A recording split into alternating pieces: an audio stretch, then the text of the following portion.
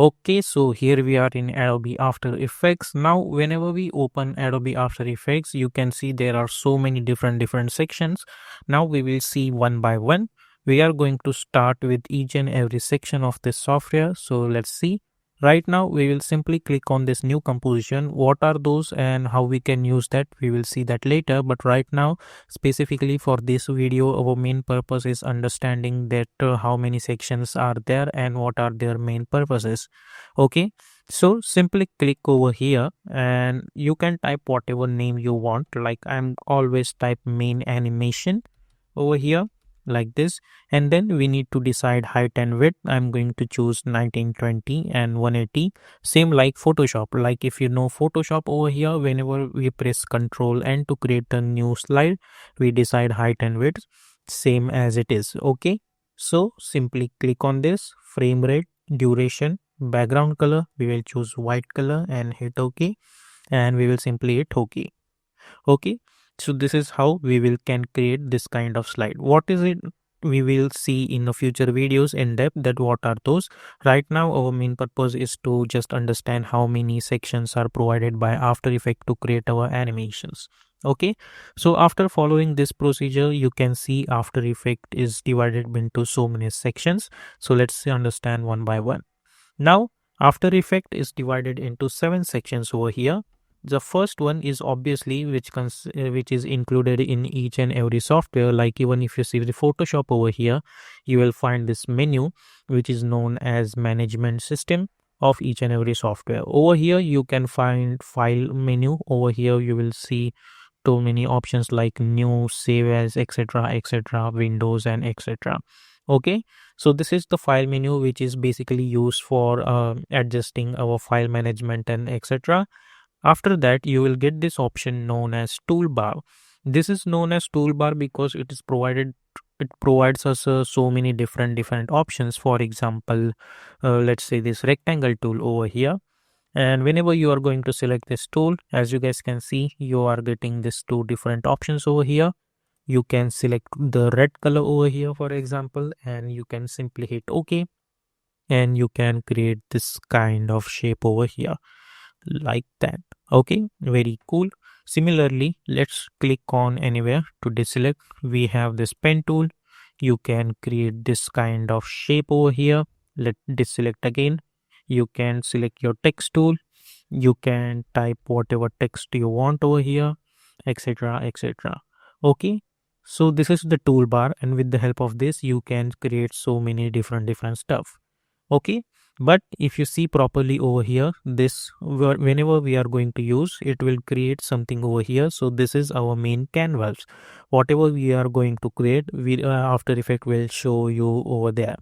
Okay, and after that you will get this option known as project window. Over here what actually happens is that whatever we are going to create, it will automatically gonna come over here. For example, we have created this main animation comp. Similarly, you can see we got this main animation comp over here like that. Okay, if tomorrow I'm going to create another composition, it will come over here. Okay, so this is my project window, this is my canvas.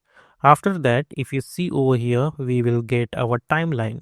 This timeline is also divided into 2 sections. Over here you will find this source name, and over here you will find this actual timeline. And over here, as you can see, we have one shape over here, and we have one text layer. Okay, and after this our last portion is our effect and presets panel. Now because I have selected the text, as you guys can see, this panel is showing me the properties related to text over here. Similarly, this panel also provides us so many different options like effect and preset, etc. Okay, so these are the sections provided by After Effects for us. We are going to talk about each and every one in depth, but right now all you need to understand that After Effects is divided into 7 sections. First one is this file management system. After that, this is toolbar. Then this is our main canvas. Whenever we are going to create, it will show over here. Then this project window, whatever we are going to create, it will automatically add over here.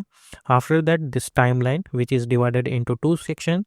One which is actual timeline, and over here it will show us all the name of the layers. Then our main portion is effect and presets panel. So this is how After Effect is divided into 7 different sections. Now we are going to talk about this new composition and new composition from footage. We are going to see this new composition from footage option at the end of this video. Right now we will talk about new composition. Now if you are using graphic designing software, as you guys can see, whenever I press Ctrl N over here to create another slide, they are providing me a basic settings for our image. For example, height, width, which we adjust, and whether it is in pixel format or in RGB mode, etc, etc. Now same procedure is followed by After Effect also, but these settings are for videos. So let's try to create that. As you guys can see, as we have discussed in the previous video, After Effects is divided into 7 sections, out of which we are going to talk about this new composition settings first. So if I click on this new composition settings, I'll get first option known as composition name. As I said that I always prefer to choose my main animation comp as main animation only. Then we got this basic settings. Over here we have presets as well. Like right now it customs, which means we can change according to our needs, but they are also providing so many different options over here. So if tomorrow you need a specific adjustment like for HDV or HDTV, even if you want for 4K and etc, you can these options. Generally right now I'm going to choose custom options only because I want to adjust it by myself. So over here you can adjust the height and width. Right now I can choose 1920 by 180. And over here you will find this option called lock aspect ratio. For example, now I want to change the width of this to 1080 and height is also 1080. Okay, so now I can adjust them two differently. But if I hit let's make this 1920. Now if I enable this lock aspect ratio, if I reduce this value, as you guys can see, the height value is also gonna reduce according to the width. Okay, so this is the use of this lock aspect ratio. I'm gonna make it 1920. Okay, then we have this pixel aspect ratio over here, which we use generally square pixels. Then we have this frame rate, which is frame per second. You can find this full form over here. Everyone choose 30 only. And if you want specific needs, like if you want to create 2D kind of look, you can choose 15 pixels or 24 pixels, not pixels, sorry, but frame rate. Similarly, if you want very smooth animation, you can choose 30 as well or 60 as well. Right now I'm going to choose 30 because generally videos are in this frame rate, so we are going to choose 30. Then you will find this resolution options, which we are going to see later to understand what is this. So make sure to choose full only. Okay, then we have duration. Now we need to understand that this two zeros at the start are not for the seconds, but they are for milliseconds. This value after that is for seconds. This two zeros are for minutes, and these are for hours. So right now I have added 30 seconds over here. If I add 1 over here, which means 10 minutes and 30 seconds. Okay, but right now we will choose 30 only. Now if I choose background color over here, I can choose whatever color I want. Okay, but these are just for the reference in After Effects. For example, if I select this and hit OK, and if I hit OK over here, as you guys can see, we will get this kind of white color background. Okay, but if I create and choose different color, for example black, I can get this kind of settings. Okay, so let's select and choose white color for the background. And one thing you need to understand, that this white background is just for After Effects.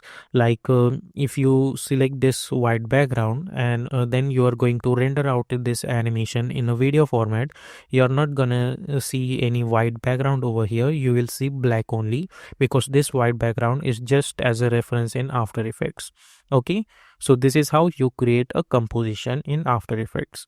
Now I want to add something in this composition like videos or something or etc. So for that, this After Effect provide this project window, and if you double click over here, After Effect allow you to choose any kind of video, illustrator, or even a 3D file you want to import in After Effects. So to import any kind of video format, all you need to do is simply double click over here, and you can right click, view an extra large icon, and you can choose your videos. Like if I choose this and if I hit import, the what we can see, the After Effect first provide this video to the project window, and then it's up to us whether you want to use this video in your canvas. Then you can simply drag and drop over here like this, and as you guys can see, we got video in composition as well as we got video in timeline.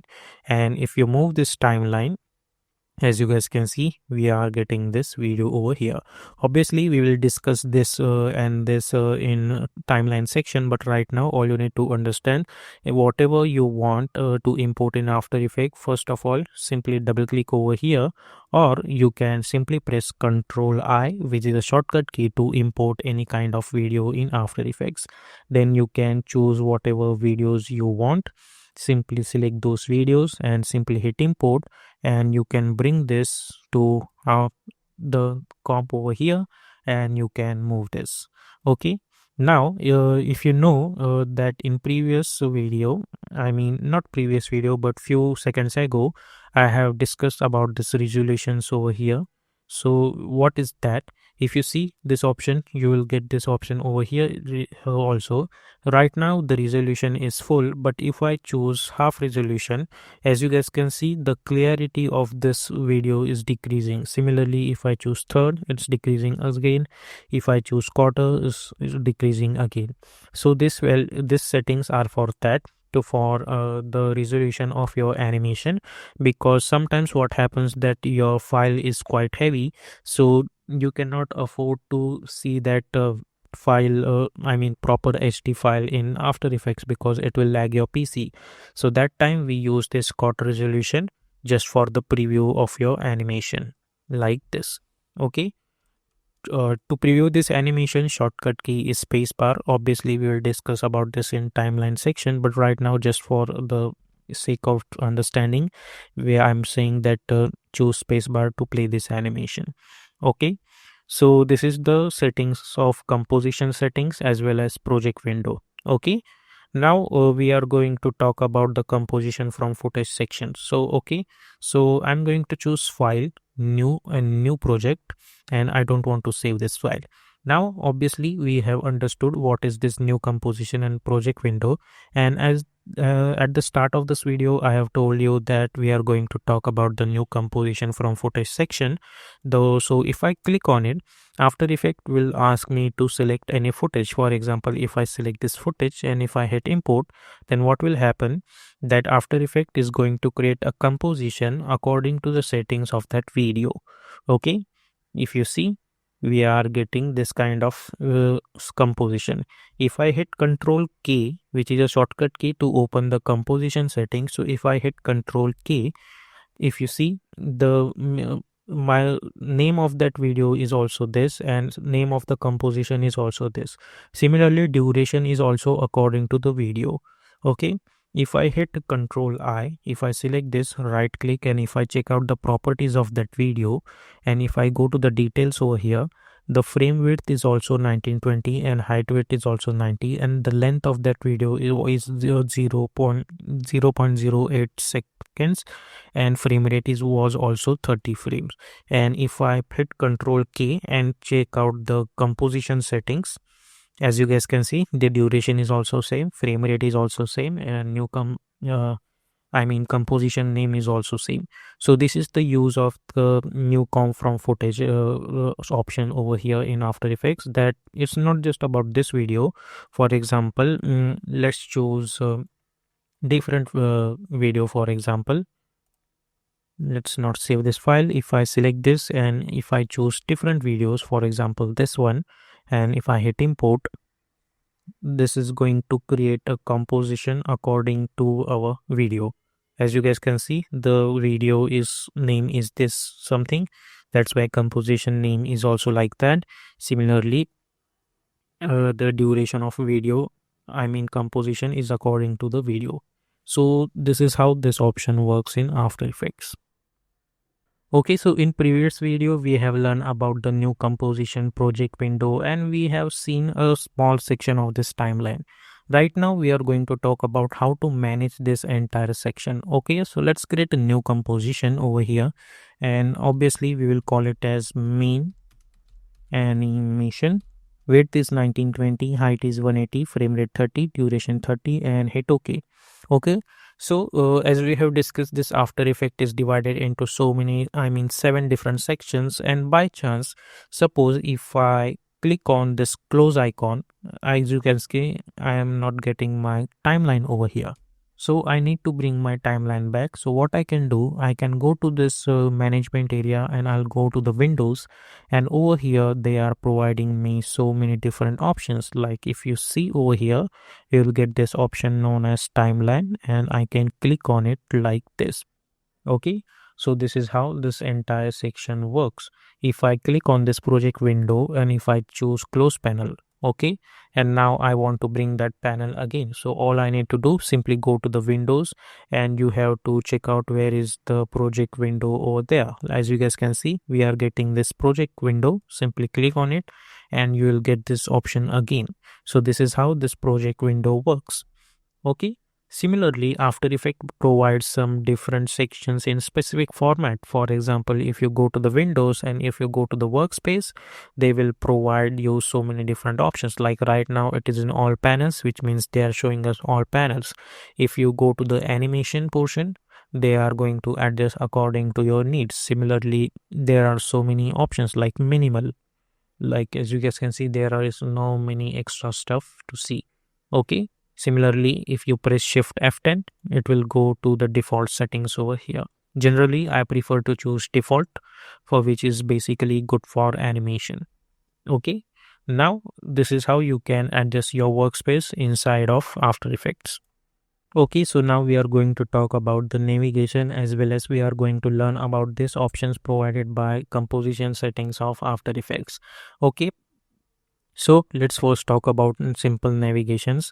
If you want to zoom in, zoom out, you can simply scroll your mouse like that. Similarly, you can press Ctrl plus as well as Ctrl minus to zoom in, zoom out. Similarly, if I hit space bar and if I click left click over here, I can pan around with this like that. Okay, so the zoom in, zoom out for scroll, I mean scroll for zoom in, zoom out. Similarly, hold spacebar and left click, you can pan around with this. Now if I zoomed out too much and I want to make it fit, then you can select this options over here, which is known as magnification ratio pop-up. Simply go over there and you can make this fit like that.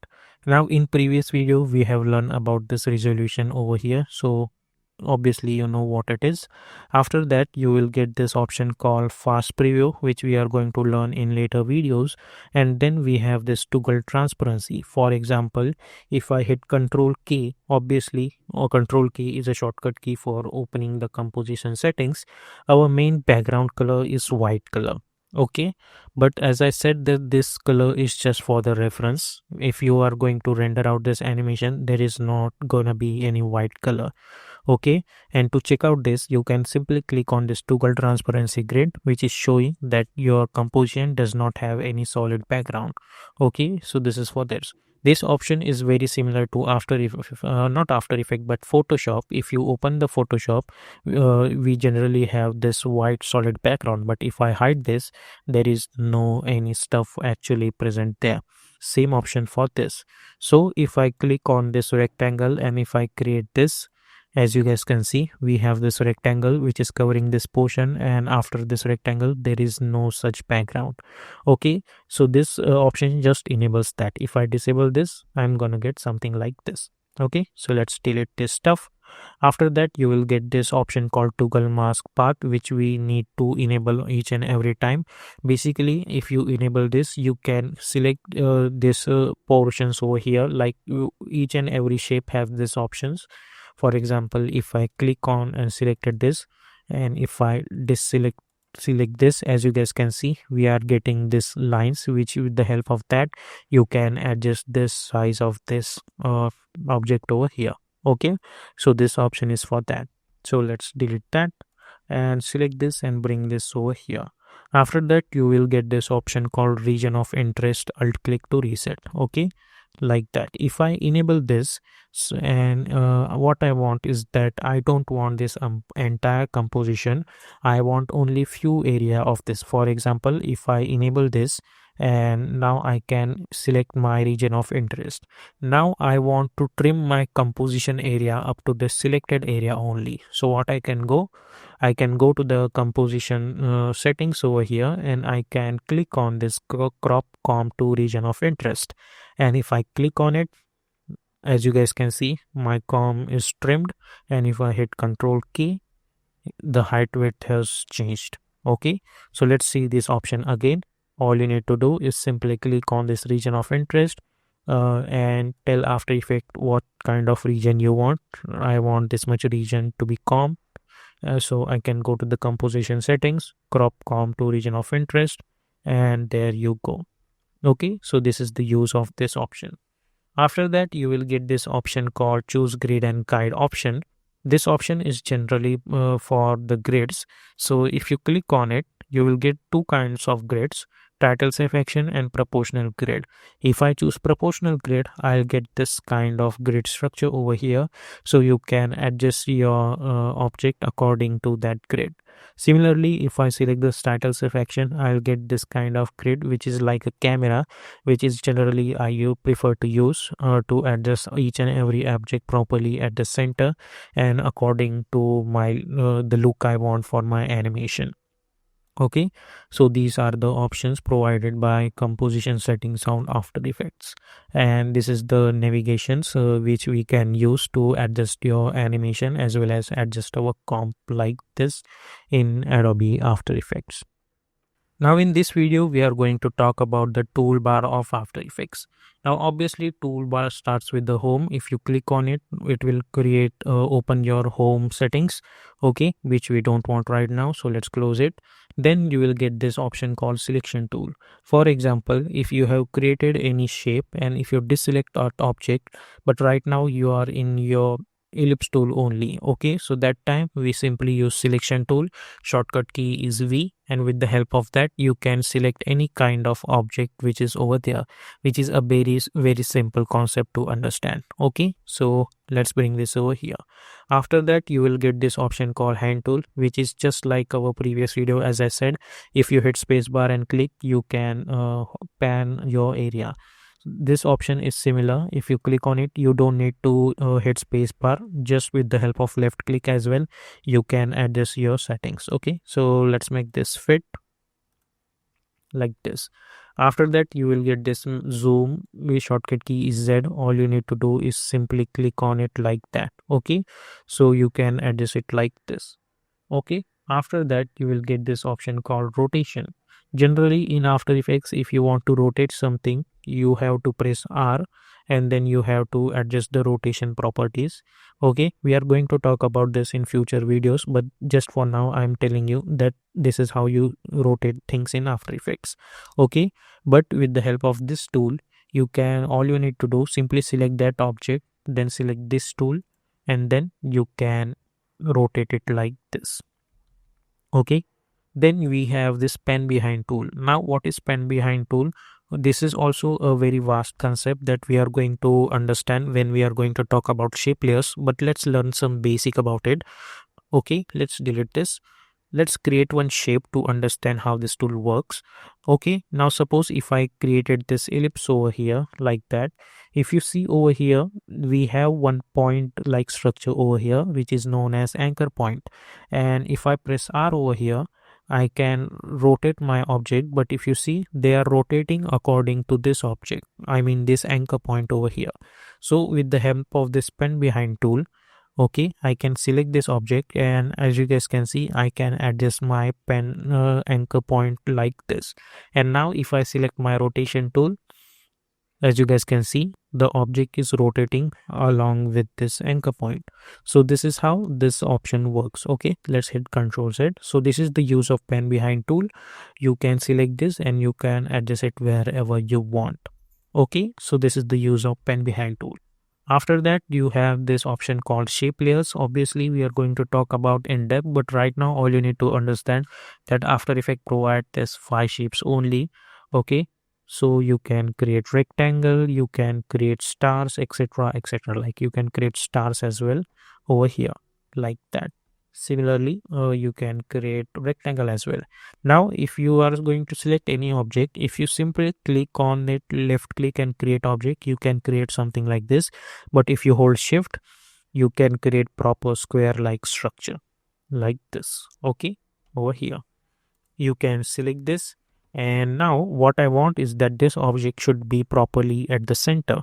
So first thing you can do is that you can select your pen behind tool and you can adjust the anchor point of this one is properly at the center. Okay, like this. But it's very hard to adjust this anchor point properly at the center.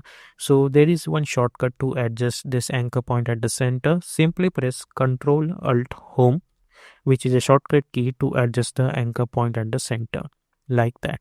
Okay, and then your selection tool should be selected to adjust it properly at the center. Now sometimes what happens is that our object is very complicated. For example, if I select my star tool and I have created this star, I have pressed Ctrl Alt Home to align that anchor point to the center. I'll press V for selection tool, then I'll select on my object and I'll try to adjust it at the center. But my object is very far away and now I want to adjust it properly at the center. At that time, over here you can go to the effect and presets panels. Over here you will get this option called align, and over here you will get this alignment option. So you can choose align horizontally. So obviously from name itself you can understand that they are going to align them horizontally. Similarly, you can choose align vertically. So with the help of this you can properly align it like this. Okay, so this is the use of this options and align options as well as this anchor point tool. Okay, so let's delete that. After that you will get this pen tool. With the help of this you can create different kind of shapes over here like this, etc., etc. And one thing I forgot to tell you, that whenever we are going to choose pen tool or shape tool, along with that you will get these two options over here. One is fill as well as one is stroke. Now if you click on this fill over here, you will get these options like whether you want gradient, linear gradient, radial gradient, or none, which means you don't want any fill, and only solid color, which means something like this, and hit OK. And you can click on this color over here and you can decide whatever color you want and simply hit OK.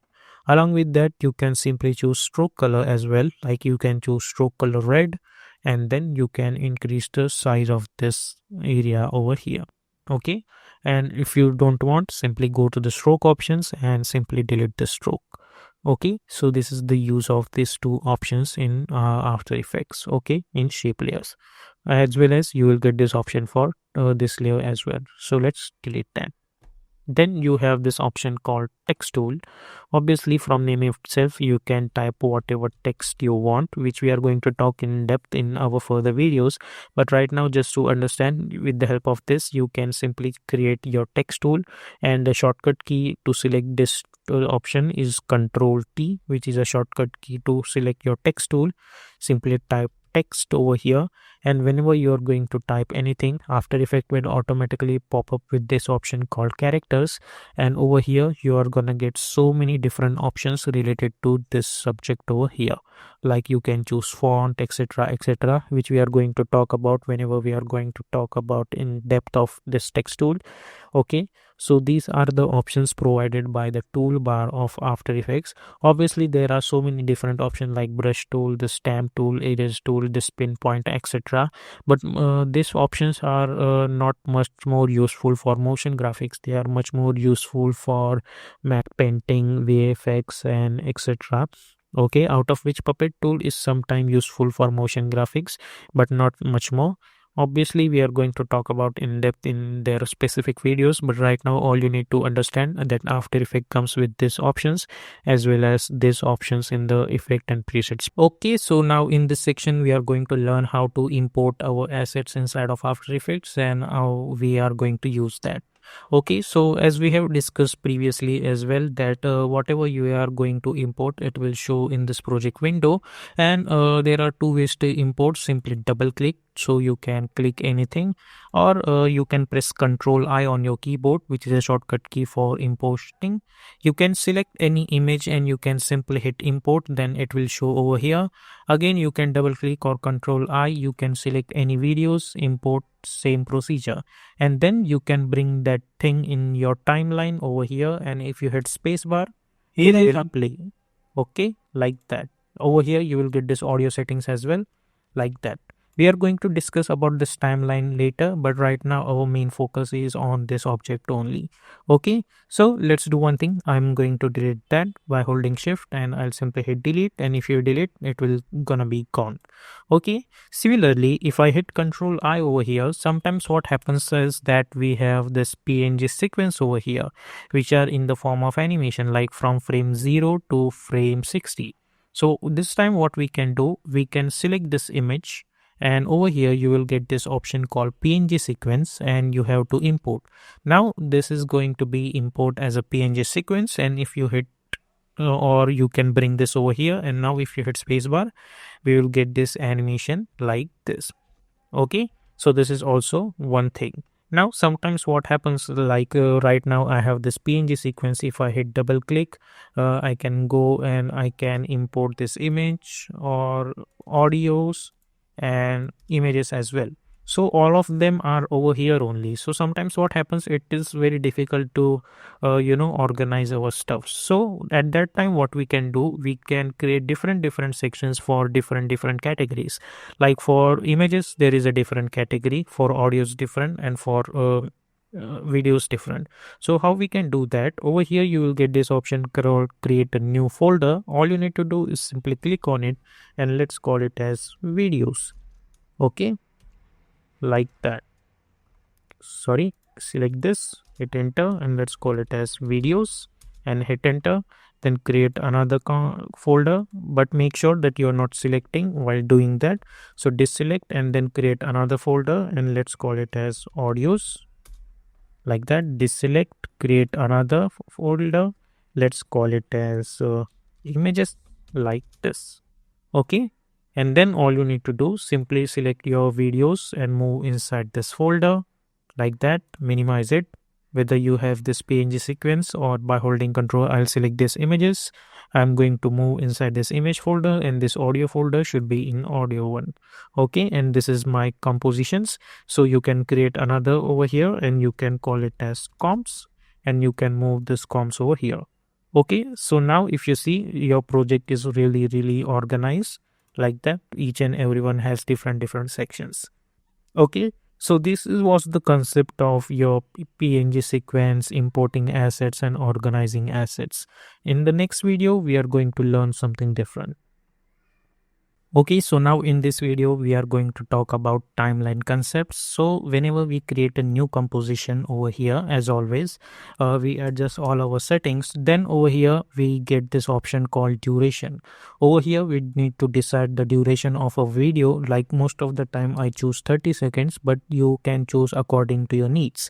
Then we choose our background and simply hit OK, like that, and then we decide whatever timeline we want and simply hit OK. Then we go to choose grid and guide option and title save action, and over here you can see we got this whole entire area which is known as timeline. Over here you will get this render queue and comp by default. You simply need to delete this render queue because we don't need to focus on that.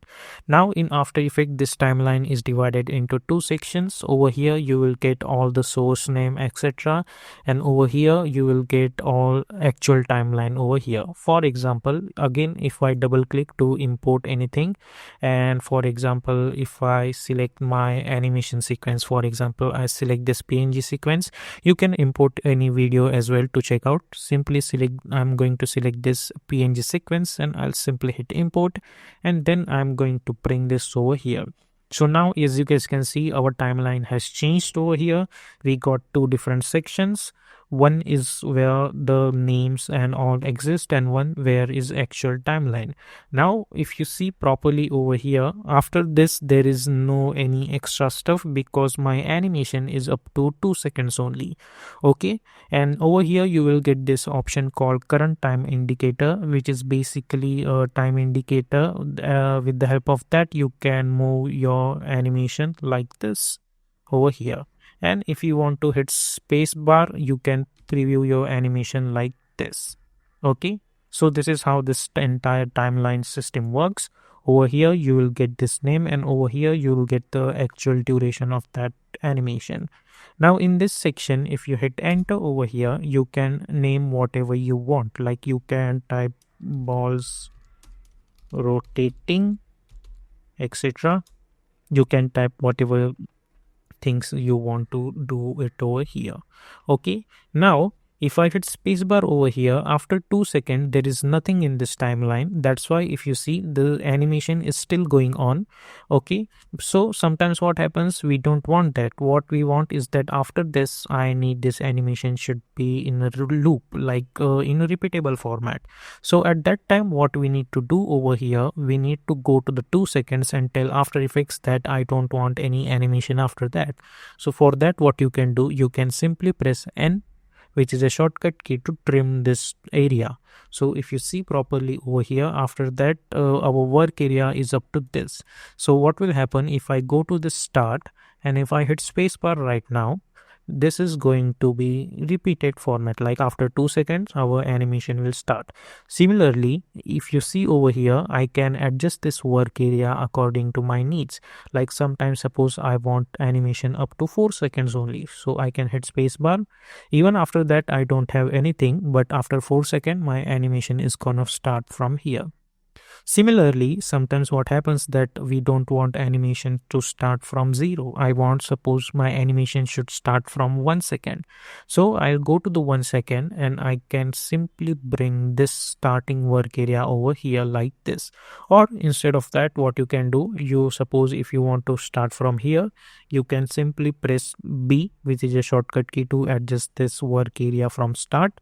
And if I want to end my animation at 2 seconds, I'll press N. Okay, so shortcut key for this from if you want to adjust it from the start, simply press B, and if you want to start from here, simply press N. Okay, so this is how this thing works. Okay, now I want this animation should end at 4 seconds, so I'll hit N over here. Now what I want is that this animation should repeat itself. So for that, what we can do, I can move this over here as well. For example, if I go to the start and I want this animation should start from 2, I can bring this like this. Okay, so if I hit spacebar, I'm not gonna get anything, and from 2 it will start. But I want this animation, I mean this area should start from 1 second. Either I can bring this manually over here, or I can hit open square bracket to bring it over here like that. For example, if I go to 6 seconds over here and I want to bring this over here, I can simply hit open square bracket over here. Suppose if I want to start from here, I can open square bracket like that. So if I go over here and if I hit open square bracket, I'll bring this over here. But I want to adjust it from the end. So for that, what we can do, if I go to 3 seconds over here and instead of open square bracket, if I choose close square bracket, I can adjust it from backwards. Okay, so if you want to adjust it from the front, simply hit open square bracket, from the end close square bracket. Okay, as simple as that. Now I want to start it from the start and I'll hit open square bracket to bring it over here. Okay, similarly, I want this animation should repeat itself after 2 seconds as well. So what I can do, I can select this layer and I can hit Ctrl D, which is a shortcut key to duplicate. And if I hit Ctrl D again and again, as you guys can see, I can create so many copies. Similarly, if you see the name over here, their name is different, like 1, 2, 3, 4, 5, 6, etc. Okay, so I'm going to select this, and by holding shift I am going to select this seventh layer and I'll simply delete it. I don't want any stuff over there. So now what we can do, I can select this and I can simply bring this up to 2 seconds over here. Or instead of that, what you can do, you can simply go somewhere around over here, and with the help of open square bracket you can bring this over here. Okay, and now my enemy, I want to control D and open square bracket. I'll bring this over here. I'll hit control D. I'll go over here, open square bracket, and move this over here. Then I'll go somewhere around over here and I'll press N because I want my animation should end from at this point. And now if I hit spacebar, this animation is going to repeat itself like this. Okay, over here, like that. So this is how this timeline concept works. Obviously, whenever we are going to do proper animation, we will learn this concept a little bit more advanced. But right now, all you need to understand this concept over here. Okay, so in previous video, we have learned about the concept of timeline over here. Now we are going to discuss about the layer properties and what kind of layers exist in After Effects, etc, etc. So one thing that we need to understand about timeline right now, if you see the timeline is 10.13 seconds. For example, if I hit Ctrl K to open the project settings, as you guys can see, the duration of its timeline is too much. So at that time, if you want to adjust your timeline or zoom in, all you need to do, if you see over here, you will get this option called zoom in like this, and over here you can move this timeline totally the way you want. Okay, similarly, if you hit plus minus, or which is the option for zoom in zoom out. Okay, so just a basic knowledge. So let's go to the start. Okay, now if you right click over here, and if you knew this kind of layers exist in After Effects. So first layer, which is a text layer, if you click on it, obviously you can type whatever text you want, as simple as that. Okay, and the shortcut key for that is Control T. Simply Control T, or you can select your text tool and you can type whatever text you want. Similarly, if you right click new and then layer is solid layer. Now if you know about our composition lecture, as I said, whenever we create a new composition by hitting Control N, we decide one background layer. Generally it's white or black, but the thing is, whenever you are going to render that animation, there is not gonna be red color or white color or any other color. Only the render output is gonna contain black color, because this color is just for the reference for this software. Okay, but suppose you want something specific color for your background, and you want that color should be also included in your video, so that time we need to add one solid layer. So simply right click new and click on this solid, then they will tell you that what kind of thing you want. Like if you see, the size is going to be according to your composition. For example, if I create a new composition over here, let's disable this lock aspect ratio, and size going to be anything like something like this or like this. And if I hit OK, as you guys can see, we are getting this weird composition. But and over here, if I right click new and solid, as you guys can see, the solid settings are gonna be according to your composition. Okay, so this is how the solid works. So shortcut key to create a solid layer, simply hit Control Y. Okay, this is a shortcut key, and then over here you can decide whatever color you want and simply hit OK. And simply hit OK. So as you guys can see, right now it's a red solid. If you hit Control Y again, you can choose different layer like this, like this. Okay, so it's totally up to you. Okay, so let's delete those layers. Simply right click new, and then over here you will get this light, camera, etc. Okay, so these are the concept light and camera we are going to learn whenever we are going to learn about 3D animation in After Effects or camera. Then these two are very useful. Like camera, you will get this camera settings. We are going to learn about this in depth whenever our camera portion is going to come in this course, but right now we will only talk about this settings. You can simply hit OK and hit OK, and you will get this camera layer over here like that. Okay, let's delete that. Same procedure. we have for this light as well. Now in light, just like any other 3D software, you will get this option. Okay, like that. Okay, then right click new, and then over here you will get this object called null object, which is basically from name itself it's nulls. There is nothing extra about it, but this is very useful whenever we start to animate our stuff. Okay, obviously we are going to talk about that as well when we are going to do practical animations. So let's click that, then right click new, and then our shape layer comes into play. If you click on it, from name itself shape layer, you can create whatever shape you want. You can give it proper shape like that. Just like this shape layer, you need to create this ellipse, simply create ellipse. Okay, nothing much more fancy about it.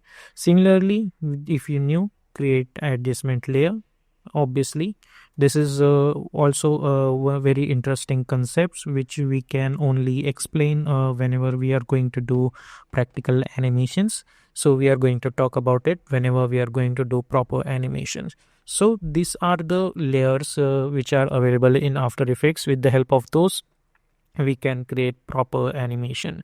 So if you right click new, and as you guys can see, these kind of layers are available in After Effects. Okay, so now in this video we are going to learn about some basic properties of layers in After Effects. If I hit Ctrl Y, I can create solid background layer. Let's hit OK like that. Similarly, I can, with the help of this ellipse, or you can say shape layer, I can create a white color layer like this, and by holding shift I can create this kind of ellipse. And if I press Ctrl Alt Home on my keyboard, I can adjust this anchor point properly at the center. I can select my selection tool. I can go to the Align tab, align it horizontally and then align it vertically, and let's deselect it. So we have two kind of layers. One is solid layer, one is shape layer. Let's try to create one text layer as well. I'm going to select Poppins font and black version, and over here I'm going to type text motion. Seizure, Control Alt Home, Align tab, align it horizontally, align it vertically. Now if you see properly over here, there are three different types of layers, and if you want to differentiate them, for example, if you want to specific color for this shape layers, for example, you can do that as well. For example, like this is solid layer, so over here if you see we have this color option. If you click over here, you can choose specific color for solid layers. Similarly, for shape layers, you can adjust different color. For text layer, you can adjust different color. It's totally up to you. Okay, so with the help of this, you can, change the color, so it is easy for you to understand. For example, if I'm going to choose yellow color over here, so each and every solid layer I'm going to give yellow color only. So what will happen because of it, that whenever I'm going to edit this timeline, I can easily understand, okay, this is yellow color, which means it is solid layer. Same for this shape layer, same for this text layer. Okay, similarly, after that you will get this option called lock. For example, if I select my selection tool and I don't want to any layer get selected. For example, whenever I'm going to animate, I don't want my this layer is gonna get selected. For example, I want to move this shape layer over here, but I don't want to move this white solid layer, neither I want to select white solid layer. So at that time what we do, we can simply select this layer and we can lock this layer. So what will happen in this preview, you cannot select that solid background, only thing you can select is this. Similarly, I can select my text layer as well and I can lock that as well, so I cannot select my text layer as well. Okay, so this is for that. Now along with that, sometime what happens that we don't want to see certain layers. So over here, if you see, you will get this option which is kind of eye kind of structure. For example, I don't want to see the text layer, but I want that text layer should be there. So what we can do, I can simply hide this temporarily, so I cannot see that, like that. And you can do this for each and every layer like that. Similarly, we have this motion blur, etc., etc. option. Similarly, parenting, we will see whenever we are going to cover the animation portion, but right now all you need to understand it this kind of thing exists. Similarly, if you press F4 on your keyboard, as you guys can see, they are getting switched. Okay, so these options also contains various purposes, for example track mat, parenting and more, etc. We will see that also in our animation portion. But if one thing you need to understand, by hitting F4 you can switch between these options. Similarly, if you see properly and if you select all of them and if you go inside all of them, you will get one common property which is known as transform. What transform property consists some basic options like position, scale, rotation and opacity, and you will find this in each and every layer over here. Like even if you right click new and create one null object, inside that as well you will get transform new, or for example create camera over here. Similarly, in that camera you will get this transform. So this basic property is available for each and every one, and this transform property contains same options: anchor point, position, scale, rotation. Okay, and shortcut key to bring them, simply press P for position, O, not O but R for rotation, T for opacity and S for scaling option. Okay, simply like that. And if you want to enable all of them one by one, you can simply select all of them, press P for position, then by holding shift you can press S, by holding shift you can press R, by holding shift you can press T. Okay, so you can bring all of them, otherwise you need to simply type P, S, T, etc. Okay, and like that. Okay, so now in this video we are going to talk about shape layers. So if you see over here, you will get this option called shapes layers over here, and if you click on it over here, there are 5 kind of shapes provided by After Effects: rectangle, rounded rectangle, ellipse, polygon and star. Okay, so let's try rectangle, and whenever you are going to select the shape layer, you will get these two options: fill and stroke. Right now I'm going to choose red color for this, and you by holding shift you can create this kind of shape, and if you are not gonna hold shift you can create this kind of shape. Okay, it's just a basic knowledge. By holding shift you can create this kind of shape. Press Ctrl Alt Home to align that anchor point to the center. Go to the align tab, align it horizontally and then align it vertically. Now whenever you are going to shape, this contains this contains two options. One is transform and one is contains. Now in contains you will find this rectangle one, and in rectangle one you will get all the properties which is related to rectangle. One thing you need to understand, that layer is different and shape is different. That's why if you see over here, this contain rectangle and the transform property is totally different. So the difference between is that this transform property is not for the shape layer, but this entire layer. So that's why if you see the rectangle, in rectangle over here you will get the different property for transform over here, and over here you will get option as well which are very different. Okay, so this transform property is for this layer and this transform property is for this shape which is over here. Now for example, this contain this rectangle, and if I hit Ctrl D over here, as you guys can see, we got another rectangle. Now if I go to this rectangle one, and if I go over here, I can change the position of this rectangle. Similarly, if I go to the rectangle 2, I can go over here and I can change this position of this. But both of this rectangle are in one layer over here, which is the shape layer. And now if I go to the transform property and if I change the position, as you guys can see, they are changing the position of this layer, and this layer consists of these two rectangles. Okay, so keep in mind that. Okay, let's delete that and we will create our another rectangle by holding shift, Ctrl Alt Home, align tab, align it horizontally, align vertically. Okay, now if you go to the rectangle over here, you will get this option called rectangle path. Now in rectangle path, generally we get two options. One is size and one is roundness. Obviously from roundness name itself, you can adjust the roundness, position option as well. make it 0, and you can adjust the size. And in size you will get this option called chain. If you uncheck this, you can adjust the size like this. Okay, so these are the basic properties. Similarly, you will get this option for stroke, and you will get this option for fill. From name itself, you can understand what is it. Right now we cannot see anything for the stroke properties because we haven't applied stroke over here. So what we can do, let's delete it, and this time I'm going to select my rectangle, and for the stroke I'm going to choose this blue color, and I can increase the stroke width to 40. And now by holding shift, if I create rectangle, I'll get something like this. Then I can go to the rectangle path, I'll get different option. If I change the roundness, I'll get something like that.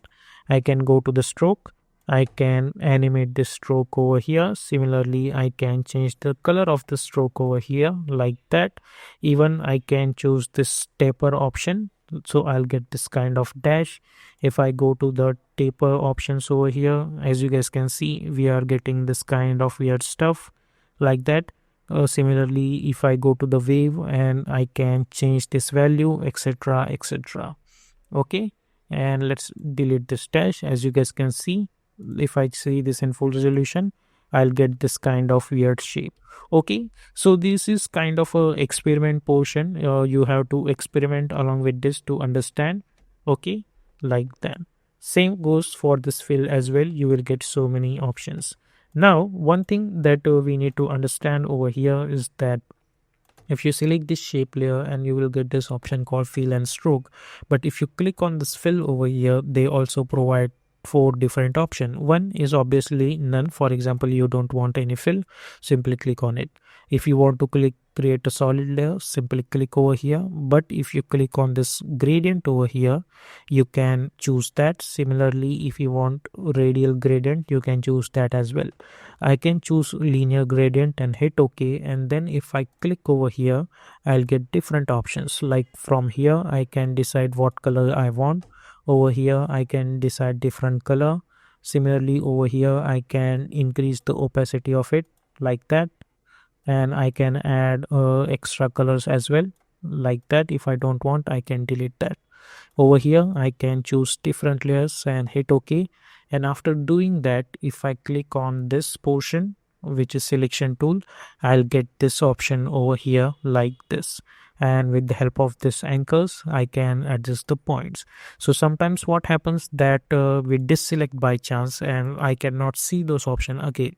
So that time what you can do, simply go inside this rectangle over here and make sure this generative fill, click on it, then you will get this handles again, and you can adjust this handles over here. Similarly, if you see, there is the point which is start angle, and this is the end angle. Okay, so these are the options of generative fill. Similarly, same procedure for this radial gradient as well. You will get these options over here, and you can adjust according to your needs. Okay, so these are the properties of shape layers like that. Okay, now according to if you see properly, according to this rule, which is a gradient, you will find the same options for this stroke as well, so you can try to do that. Okay, so now we have learned about the properties of shape layers, and over here you will get same properties for ellipse tool, similarly for polygon tool, etc. Okay, for example, if I choose polygon tool, and if I try to create this, and if I go to the poly star over here, you will get the same gradient fill, but in polypath 1 over here you will get different option, like how much polygons you want to point you want to create. Similarly, in type option you will get this star, etc. Okay, so you can play around with these options like the way you want. Similarly, you will get this extra star tool like this. Same structure, you can go to the polystar path, you can choose different options, and you can play around with this value. Okay, so these are the properties of shape layers inside of After Effects. Now we are going to talk about keyframes and timeline stuff, and how we can manipulate them. Okay, so for example, suppose if I create this star tool over here and I don't want any stroke, so I'll delete the stroke. And for the fill as well, I don't want any gradient, so I'll go to the fill and I'm going to select this solid layer. And for that, I'm going to select this blue color. And by holding shift, I'm going to create one ellipse like that. I'll press Ctrl Alt Home to align that anchor point to the center. I'll go to the Align tab, align it horizontally and then align it vertically. Now, because this is the normal star and I want to create animation for it, so what we can do, as we have discussed, that I can adjust the transform properties over here and I can change the position on y-axis as well as x-axis. So what we can do, I can press P over here, and over here if you see, you will get this option called stopwatch and you can simply create one keyframe over here. But before that, what we need to do, we need to adjust it at appropriate position. So let's hit Ctrl Z. I'm going to select my selection tool and by holding shift I'm going to adjust it initially over here, and then I'm going to create one keyframe over here. Let's zoom in a little bit with the help of plus, and somewhere around up to 4 seconds I want this should be from here to here. So I'll move my timeline to 4 seconds, or you can simply go and click on 4 seconds and you can either move it from here to here, or you can simply select this and make sure to select this layer, and by holding shift you can move this from here to here. So if you go to the start and if you hit space bar, as you guys can see, we are getting this kind of animation. And as we have discussed, I can go to the 4 second and I can press N to trim this work area up to this. And if I hit spacebar, I'll get this animation again and again. Okay, similarly, I can go to the start, and along with this position, I want rotation animation as well. So I can press R for rotation. I can create one keyframe. I can hit U, which is a shortcut key to reveal all the keyframes. If you hit U on keyboard, it will hide all the layers. If you hit, all the keyframes, and if you hit U again, it will show all the keyframes which has been applied on that layer. Then you can go to the 4 second over here and you can make this thing rotation. For example, you can either rotate it like that, or you can simply type 1 over here, which means one complete rotation. And now if you hit spacebar, I'll get this kind of animation over here like this. Now what I want is that after this 4 second, I'll go to 8 seconds over here and I'll hit N over here, which means my animation is gonna run up to 8 seconds and start again. Now after this over here, what I want, this should come at the original position.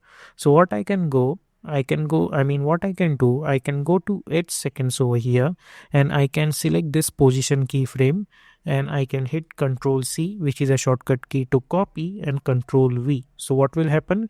It will copy this keyframe over here. And same thing for this one as well. I can hit Ctrl C and I can hit Ctrl V over here. So now what is happening over here? This keyframes is over here. They are changing their position. Hit spacebar. They are going from here to here. Then from this they are all going to backward again, because I have copied this keyframes, and after that they are again going to complete this cycle like that. Okay, so these are the concept of keyframes. Now let's go a little bit depth over here. Now suppose I have this time indicator right now on 2 seconds, but I want this time indicator should be at 4 over here, at this keyframe. So one way to do that, simply manually bring this and move this over here, or you can go over here and you can press K over here like that. So what will happen, for example, if my time indicator is over here and I want my time indicator should jump on this keyframe or this keyframe, so I can hit K again over here. Again, I want to jump on this area, which means in forward direction, I can hit K again like that. Now I want my time indicator should move backward keyframe, so I can hit J. Again, I can hit J over here. So with the help of K, I can move my time indicator in forward keyframes, and if I hit J, I can move it backwards like that. Similarly, if I select this keyframe and if I adjust it over here, I can select this and adjust it over here. I can select those keyframe and I can adjust it over here according to my preferences. And if I hit spacebar over here, I can preview this animation, and obviously we are gonna get weird stuff because keyframes are displaced. Similarly, I can hit J to go in backward direction. I can hit K to go in forward direction, like that. Okay, so these are the shortcut keys and these are the concept of keyframes. Obviously, whenever we are going to do a proper animation, we are going to talk about in depth, but right now, these are the only concepts you need to understand. Okay, so now we know all about layer properties and we know all about the properties of shape layers. We know how to adjust the timeline, how to adjust the keyframe. And now with the help of all of this knowledge, we are going to create one animations, which is going to be a very simple, but along with that, we are going to also reveal some new concepts over here. Okay, so let's try to do that. So let's start from the basic. We always we create a new composition. We call it as main animation over here. Width we are going to choose 1920 and height 180, frame rate 30 and duration we are going to choose only 10-second long duration over here, and background color is white and simply hit OK. Then we always choose grid and guide option and we will simply hit title save action. Then as we have discussed earlier as well, that this white color is only for our After Effect reference. If you want this white color in your video as well, so for that you have to press Ctrl Y to create one solid background, and you have to select the white color and simply hit OK and hit OK, and then you need to make it lock because you don't want to select those layer. Now with the help of all the our knowledge about layer properties and keyframes, we will try to create one basic star animation. Okay, so for that let's select our star, and by holding shift I'm going to create this star over here like that. Very simple. Then I can select this shape layer and I can press Ctrl Alt Home to align that anchor point to the center. I can go to the align tab, align it horizontally, and then I can align it vertically. Now I want to animate the position, scale, rotation, etc, etc for this animation. So how we can do? First we will try to animate position. So let's bring this down over here like this because I want my animation should start from here, and I'll create one keyframe. Then I'll go somewhere around at 2 seconds and I'll move this from here to here. Okay, so if you see this animation, I'll get something like this. But along with this, I need scaling animation as well. So I'll press S and I want initial scale of this should be 0, and I'll create one keyframe, and now I'll hit U. And now I want to jump on forward keyframe, which means at 2 seconds. So I'll hit K over here, and this time I want the scale should be 100. So if I go to the start and if I hit spacebar, as you guys can see, I'll get this kind of animation over here. Along with that, I need rotation animation as well. So I'll press R for rotation. I'll create one keyframe and I'll hit U. I'll press K to jump on forward direction keyframe, and I'll make this one complete rotation. Press J to jump backward, and if I hit spacebar, I'll get this kind of rotation. Now along with this, I need opacity animation as well. So I'll press T for opacity, which is a shortcut key. Initially opacity, let's say properly 100, create one keyframe, hit U, go to 2 seconds, so hit K, and at this time I want opacity should be 0. So now if I see, I'll get this kind of animation. Or I can move this a little bit forward as well up to 3 seconds because I want the opacity should end at this point. Okay, like that. Or I can go over here, I can bring this last opacity keyframe over here, and I can bring my initial keyframe over here. Okay, like that. So we will get something like this. Okay, so this is how this animation works. So as we can see, with the help of all our previous concept, we have created this kind of animation. Now if you see over here, we have created this animation, but this animation looks very rigid kind of, or very very simple, and I want a little bit smooth animation. So at this time what we can do, I can select all of my keyframes, I can simply right click, and I can go to the keyframe assistance option, and over here I can choose easy ease. The shortcut key is simply hit F9. So if you click over here, as you guys can see, the symbol of this keyframe was also changed. And now if you see over here, we will get different animation, like our animation is little bit smoother. If I hit Control Z, and if you see this animation is very rigid. But if I hit F9 and apply ease in ease out, as you guys can see, we are getting different steps. So what is ease in ease out? Let's try to understand. And now let's select those keyframe, and if you see this animation over here, and if you check out this path, you will get this kind of dots over here, like small structure. These are the basic representation of the speed of this entire animation. Okay, so what they are representing, like if you see, the distance between these dots are similar, which means the speed of this animation is constant. Okay, but as soon as you hit F9 on it, if you see over here, at this point the distance between these dots are very very less. At this point distance is very high, and at the end of this portion the distance is becoming very very less. So what this indicates, that initially the speed is gonna be slow, at this point the speed is gonna be fast, and as the animation comes to an end, the speed is gonna be slow again, which means initial speed is going to be slow, in middle speed will become fast, and at this point the speed will become slow. Okay, so basically these are the representative, that at this point your speed of your animation is gonna be slow. Similarly, along with that, there are different options as well. Like if you right click keyframe assistance, you will get ease in eases, which basically same options. Similarly over here you will get easy ease out, which are different one. Okay, like that. So these are the options that you can play around with this. Similarly, you will get this extra options which we are not going to use in this animation, but just for the knowledge you can see.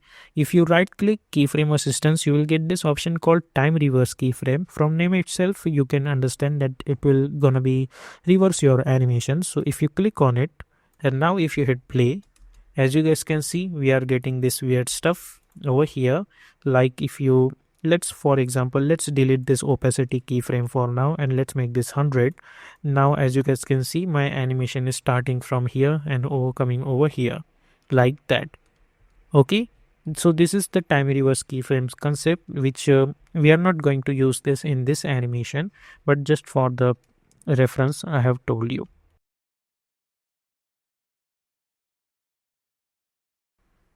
Now we need to understand the concept of pre-composition. Now whenever we want to create a new composition, what we do is simply press Ctrl N, we create another composition, we give them name, and obviously we will get new composition.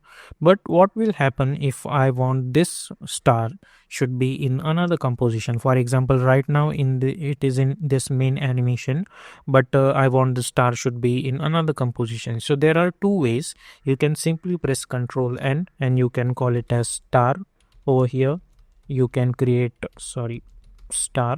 You can change the height width, and you can hit OK. You can go to the main animation, you can select this, hit Ctrl C, select this, hit Ctrl V, and automatically it will come over here. But there is another way also to do that, because sometimes what happens that we have too many layers to do copy paste stuff. So at that time what we need to do, I can simply select this layer and I can right click, and over here you will get this option called pre-compose. All you need to do is simply click on it, and over here you need to name it. For example, I can name it as star, and I have to check out with the move all attributes into the new composition, it's there or not, and simply hit OK. And now if I double click to open this, as you guys can see, we have this animation totally into the new composition. So this is the concept of pre-compose. Okay, and why it is necessary to use it, let's see. Hit Ctrl Z to get out of this comp. Now suppose I want to create duplicates of it, and let's hit Control D to duplicate it. And now I need to change the position of it. But if you see properly, if I hit P to change the position, there are already keyframes are applied. Okay, so it's very difficult to create a duplicate and change the position of each and every one. Okay, and so for that, what we need to do is I can select this layer. I can press Control Shift C, which is a shortcut key for pre-compose, and then I can call it as star, and I can hit OK. So as you guys can see, this is now another composition, and if I double click to open this composition contains this animation. If I hit U, I can get all my keyframes, and now I can select this and I can hit Control D to duplicate, and now there is no keyframe on this position, and now I can change the position of this like that, and if I hit Control D, I'll get something like this.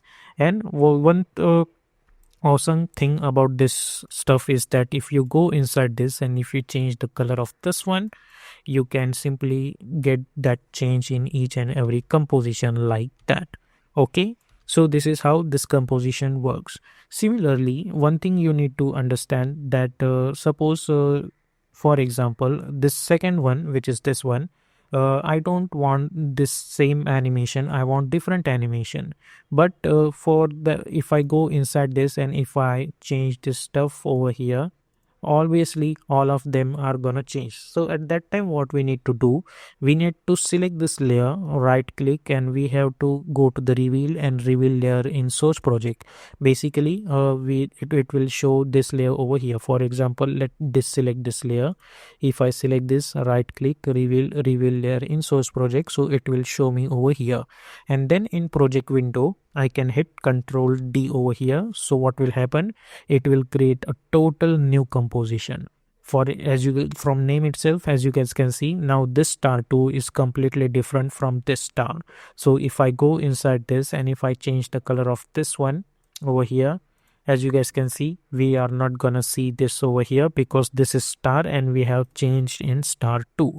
But if I go to the second layer, I'm going to select this star 2 and I'll press Alt on my keyboard and I'll simply drag and drop on this one to replace it. So as you guys can see, the layer has been replaced. Okay, so this is the use of pre-composition, and this is how you can manipulate each and every one. Okay, but for this animation we don't need to create multiple duplicates. I'm going to use this one only like that. Okay, so this is the concept of pre-compose. Obviously, whenever we are going to do practical animation, will get a chance to learn this in depth. But right now, all we need to do is this much only. Simply select your animation, press Ctrl Shift C. So what will happen? It will go into the new composition. Okay, so now we are going to understand the concept of anchor points.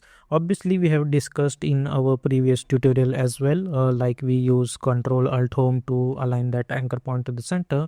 But right now, we will learn how to use it practically. For example, like in previous video, we have learned that we can create duplicates of our layers. So what we can do over here, if you see the anchor point is properly at the center. So if I select my pen behind tool and I can adjust my anchor point with the help of shift properly over here like that. Okay, and if I press R, I can rotate it like this. So now what I'm gonna do, I can select this, I can hit Control D and I can press R and I can rotate it on 30 degree. Similarly, if I hit Control D, R, I can rotate it on 60 degree. I can hit Control D, R and I can rotate it on 90 degree. So if you see this animation, we are gonna get something like this. Okay, same thing, you can select all of these three, you can hit Control D and you can bring them at the bottom, press R for rotation. You can select this, you can make this minus 30, you can make this minus 60, and you can make this minus 90 like that. Okay, so this is how with the help of anchor point we can adjust this portion like this. And I can go inside this, I can select this, press V and I can change the color of this one the way I want. Okay, like this. Okay, so now let's start to understand how this graph editor works. So if you see over here, there are three animations over here, and I have applied normal keyframe animation on x-axis. If you see, they are only animating on x-axis. Now we will try to understand how this graph editor works. Now if I select this second one, and if I select this keyframes, right click, keyframe assistance, and ease in ease out, from name itself you can understand it will apply ease in ease out over here. If I hide this one and if I compare this two animation, in first animation their speed is constant. Like if you see over here, there is, you cannot see any change in the speed over here. Even if you see the distance between this extra echoes are same. As if I enable this one, if you see, the distance between these echoes are changing. Like at this point they are very close, and at this point they are very far from each other. So what does it means? That this animation is starting very slowly, that's why the distance between these echoes are very less. But as it goes forward, you can see the distance between these echoes are very high because the speed is high. Similarly, as it goes to end, the distance between these echoes are very less because speed becomes slow. Okay, same procedure over here. In this portion, the distance between this echo is high because the speed is high, and at this last, the speed is becoming very less. So how this actually works? So for that we need to understand the graph editor. Okay, so to enable the graph editors, I need to select those keyframe, and over here you will get this option called graph editor. If you click on it, right now we are getting this two mountains like structure. This is basically a speed graph, but initially we will see what this value graph. So if I right click and choose edit value graph, I'm gonna get this kind of graph. Now obviously the x line is representative of x direction and y line is y direction. Okay, but you cannot see the key any effect on y over here because this is not animating in y direction. That's why the y line is linear and x line is something like this. Okay, if I select this graph and by holding control, if I click on it to remove ease in ease out, and now if I see this, I'll get this straight line. Okay, but if I select this and if I hit F9, and I'll get this kind of structure. So why is it that? Let's see. I'm going to select this, and by holding control I'm going to remove it. Okay, and I'll select this, right click, and I'll choose separate dimension as well, and I'll hide this extra one. Okay, so now what is there? That there are two keyframes, one is for x position and one keyframe or for y position. Okay, if I select this y position, if I go to the graph, there is no change in y position, but if I select this x, I'll get this kind of graph because in y position there is no change. That's why the graph is not editing. So if I go to the graph editor and I can select this and I can move this over here like this. So now if you see, we are still not getting anything. Okay, because there is no change in position. But if I go over here, for example, if I select this and over here if I change the value, and now if I open this graph, I'll get this kind of structure because now the graph is changing because the value of y is also changing. Okay, so that's how it works. So this is what we call value graph. If I select this x position, if I go over here, this is basically saying the value. For example, if you click over here, not click, but if you move your mouse pointer over here, you can see the text shape layer to x position, and at this timeline the x position is 294.61 pixels. As it goes forward, as you guys can see, the value is increasing like this. Okay, now if I select this and if I hit F9 over here, and now if I go to the graph editor, what is this saying? That the x position initially the value is changing slowly because, as I said, the value is changing slowly because ease in ease out has been applied, and as it goes in the middle, the value is changing linear in format, like constant change in value. That's why the line is straight. As the animation goes at ends, the value is changing a little bit slowly. That's why if you see over here, at this point the distance between these echoes are similar, but at this point the distance between these echoes are very close to each other. Similarly, if you go over here, you can see the difference between this and this. Okay, so this is how this value graph editor works. Now I can tweak this graph. For example, I can select this, and with the help of this handle I can adjust the value graph, so it will adjust the speed as well. For example, if I select this graph and if I suppose adjust it like this, so what is representing that the value of this one is going to increase it immediately. So that's why if you see this, the distance between these echoes are too much, and as it goes over here the distance between this is very less. Similarly, if I go over here, if I select this and if I select this and if I move this over here like this, we are getting this kind of structure like this. So what is this representative? The graph value goes immediately high like this, and at this point it becomes low. Similarly, from this it becomes a very slow, and as it goes over here it becomes really high. Okay, so this is how you can adjust the value graph over here. But if you know, this is just the adjustment of value. Similarly, you can adjust the speed as well. For example, let's hit Ctrl Z and we will keep it as it is.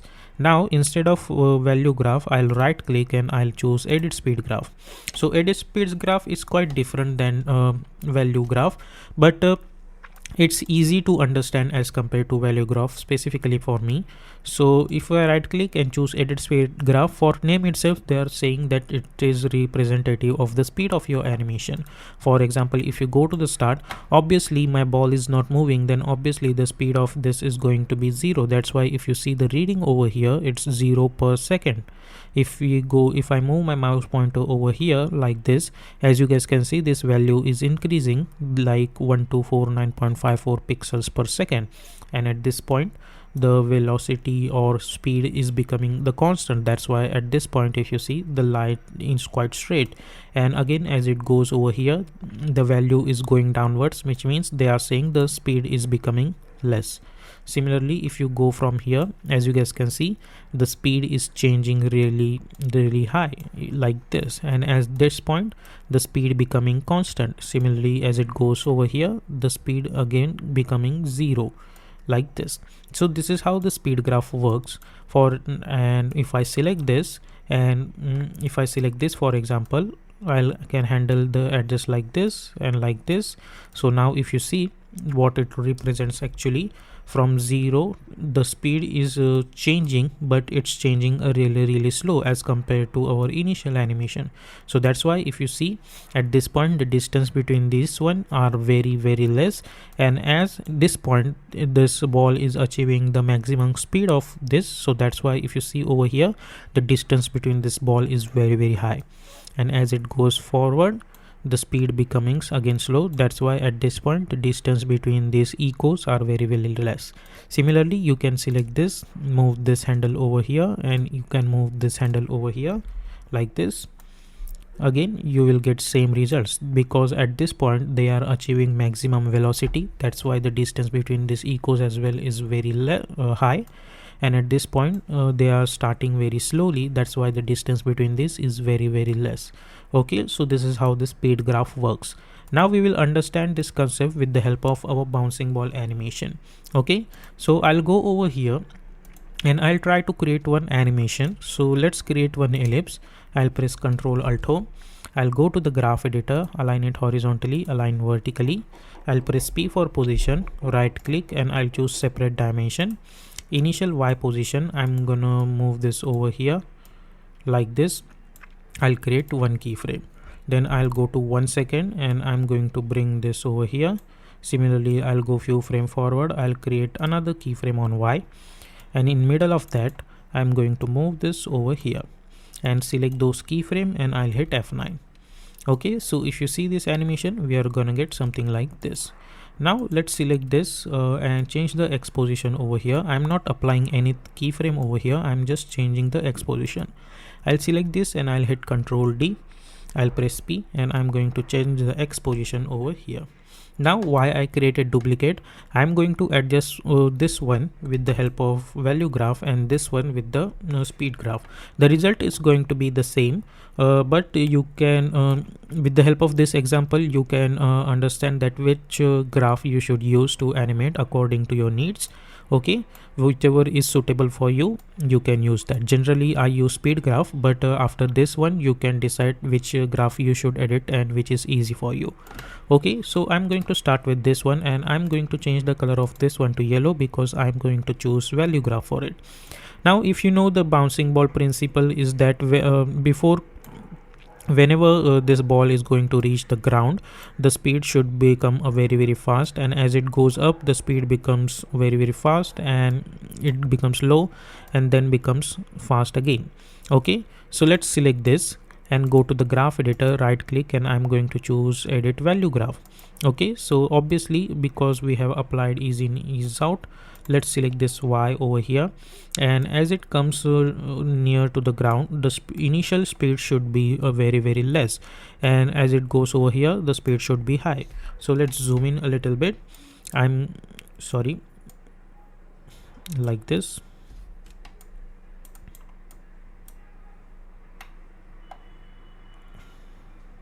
Let's adjust this a little bit like this. Okay, this much looks good to me. Now I'm going to select this handle and I'll adjust it like this.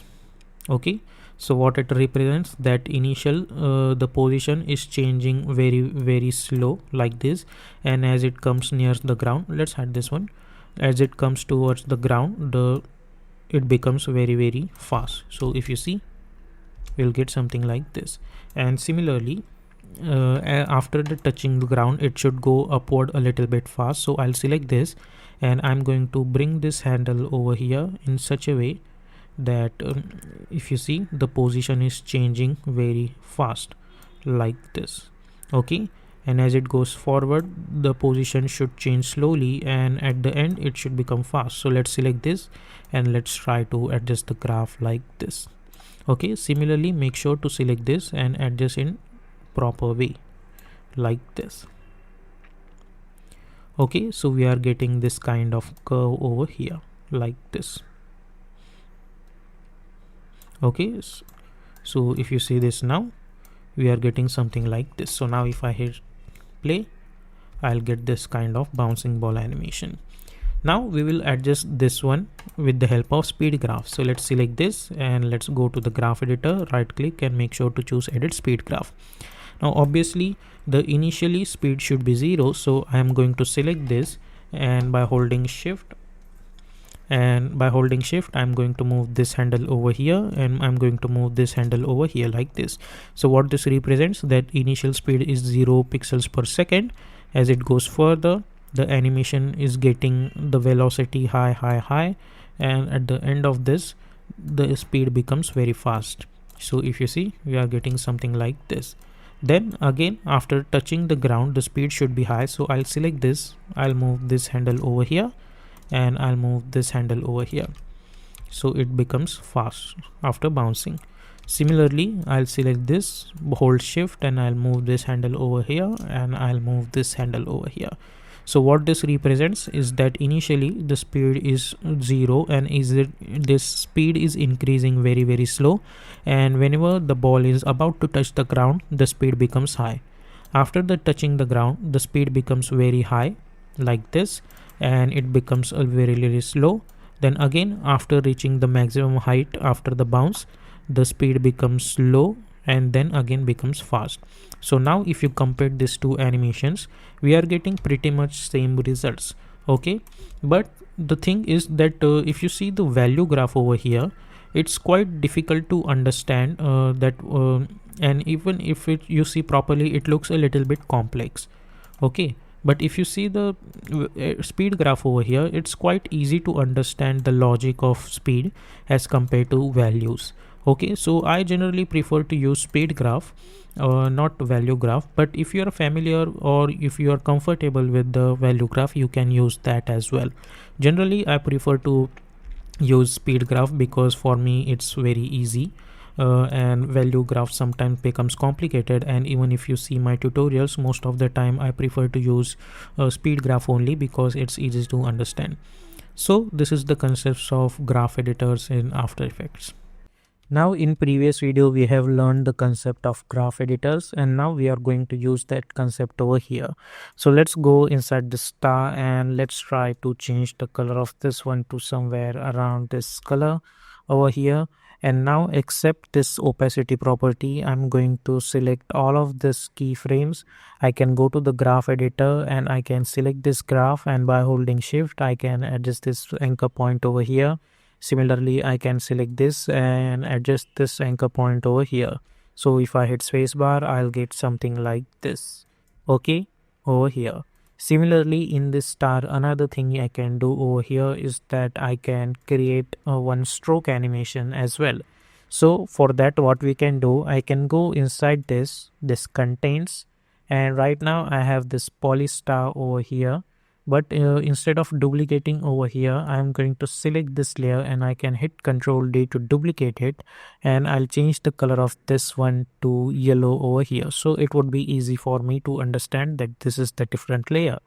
Then over here for this one, obviously because I have created duplicated this layers, obviously all the keyframes are gonna be the same.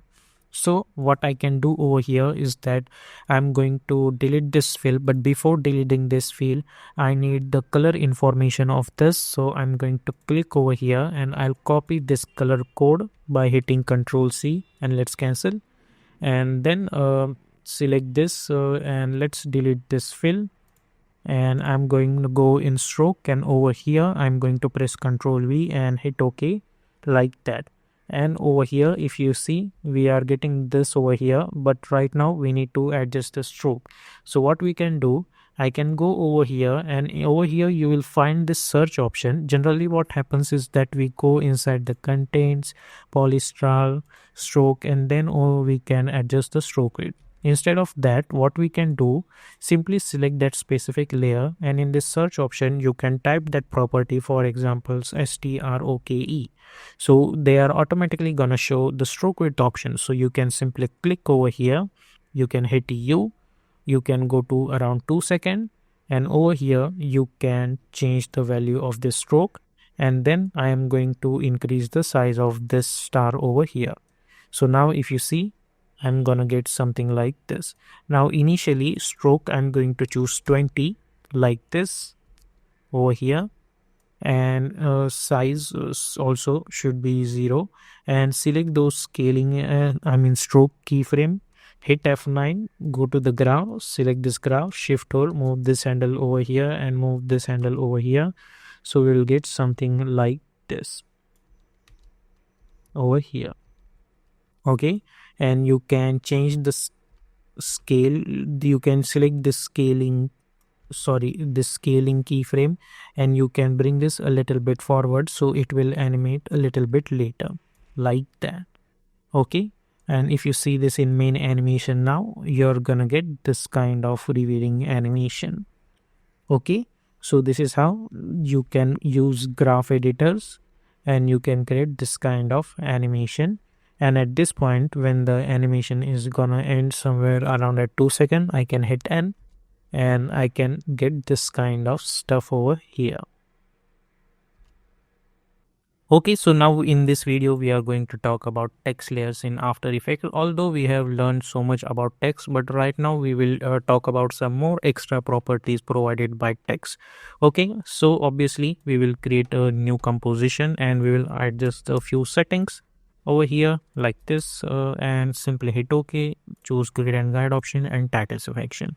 Obviously the shortcut key to create any text is Ctrl T, which is a shortcut key to select your text tool, and simply click over here. Sorry, let's delete that again, and let's type our text. Let's type motion graphics. Okay, we select this text, Ctrl Alt Home, align tab, align it horizontally and align it vertically as for scaling option, and we will scale this size. Now if you select this text layer and if you go inside this, you will get two options. Obviously, as we have discussed, one common property in every layer in After Effects is transform property, and another property is whatever that layer is. So we have text layers over here.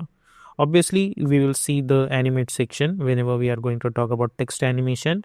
We have path properties and we have more options like that.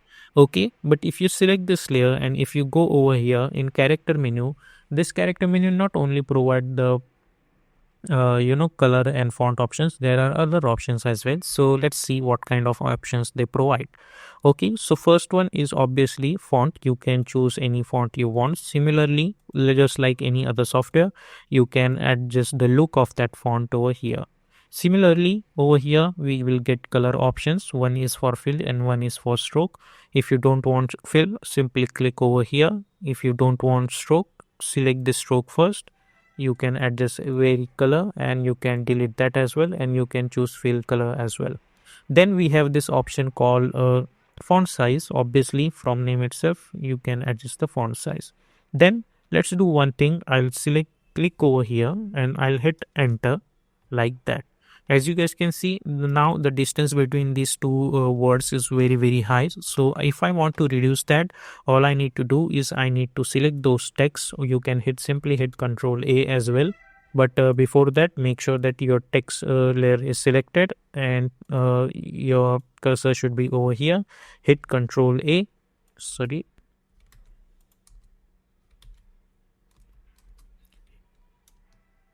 Hit Control A, and then over here you will get this option called set the leading, and you can adjust this size over here like that.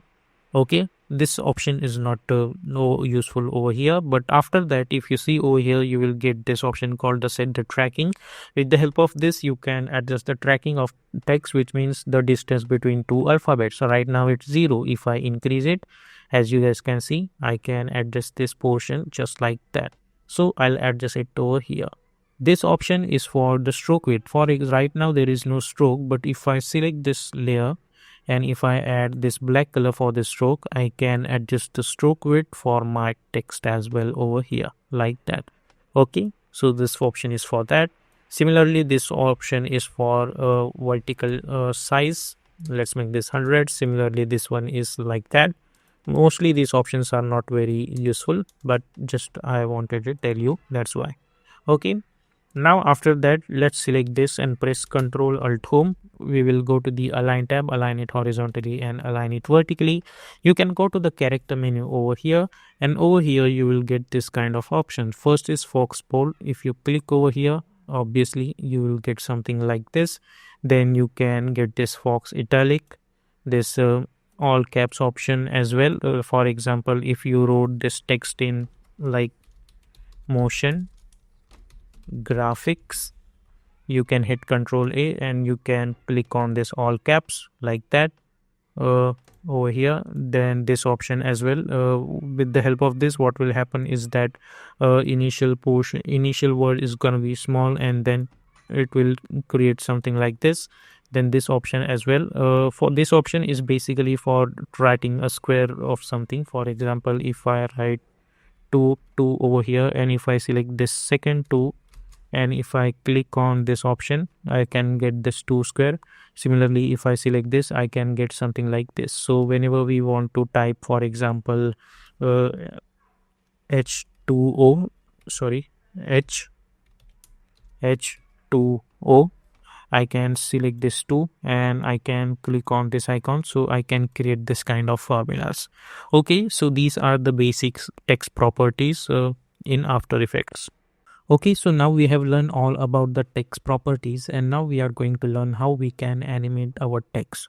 Now we know all the concept about our keyframe, how to adjust them, how to adjust the graph editors, and now with the help of that keyframe knowledge, and now with the help of this some animate properties given by text layers, we are going to animate our text. So let's try to do that.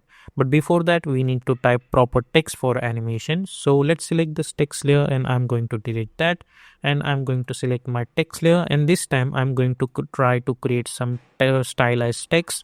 So I'll adjust font according to my needs, and also color also I'll adjust according to our needs and basic look. Okay, so let's try to do that. I'm going to type motion graphics over here like this. Okay, and for the font I'm going to choose different font like Oswald font over here. You can choose different font as well, and I'm going to choose medium version of that font. I'll also adjust the distance between these alphabets, and I'm going to hit enter like that. I'll select this text layer, Control Alt Home. I'll go to the Align tab, align it horizontally, align it vertically as for scaling option, and I'll scale the size. And for this first layer, first text, I'm going to choose this somewhere like a bluish color for this text. And for the second layer, I'm going to pick up the red color, or somewhere around like, let's say, like this color over here. I think this looks good to me. Okay, and now we will try to animate this layer. Okay, so for animate, obviously you need to go in text, and over here you will find this option called animate. Now if you click on it, they provide so many options over here like position, scaling, skew, rotation, opacity, etc, etc. Now we need to tell them that which kind of property we want to animate. So first we will start with the position over here. So if I click on it, we will get this animator option over here, and with the help of range selector. Now animator, which means we have animated we have added our animation portion, and in range selector we will animate, and in position over here, because we have added position, so it will show the reading of positions. So now basically we need to tell our After Effects that what should be the initial position of that text layer. So for example, if I bring this over here like let's say 80, so I'm telling After Effects that my initial position should be 80, and after a few times it should be at the original position. Then I can go to the range selector, and right now if you see, the value is start.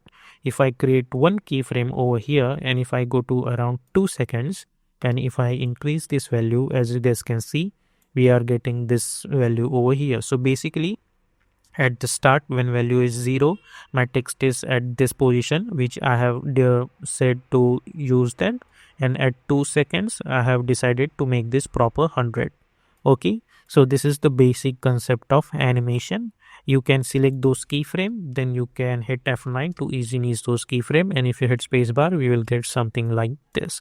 Okay, so this is the basic concept of animation in After Effects.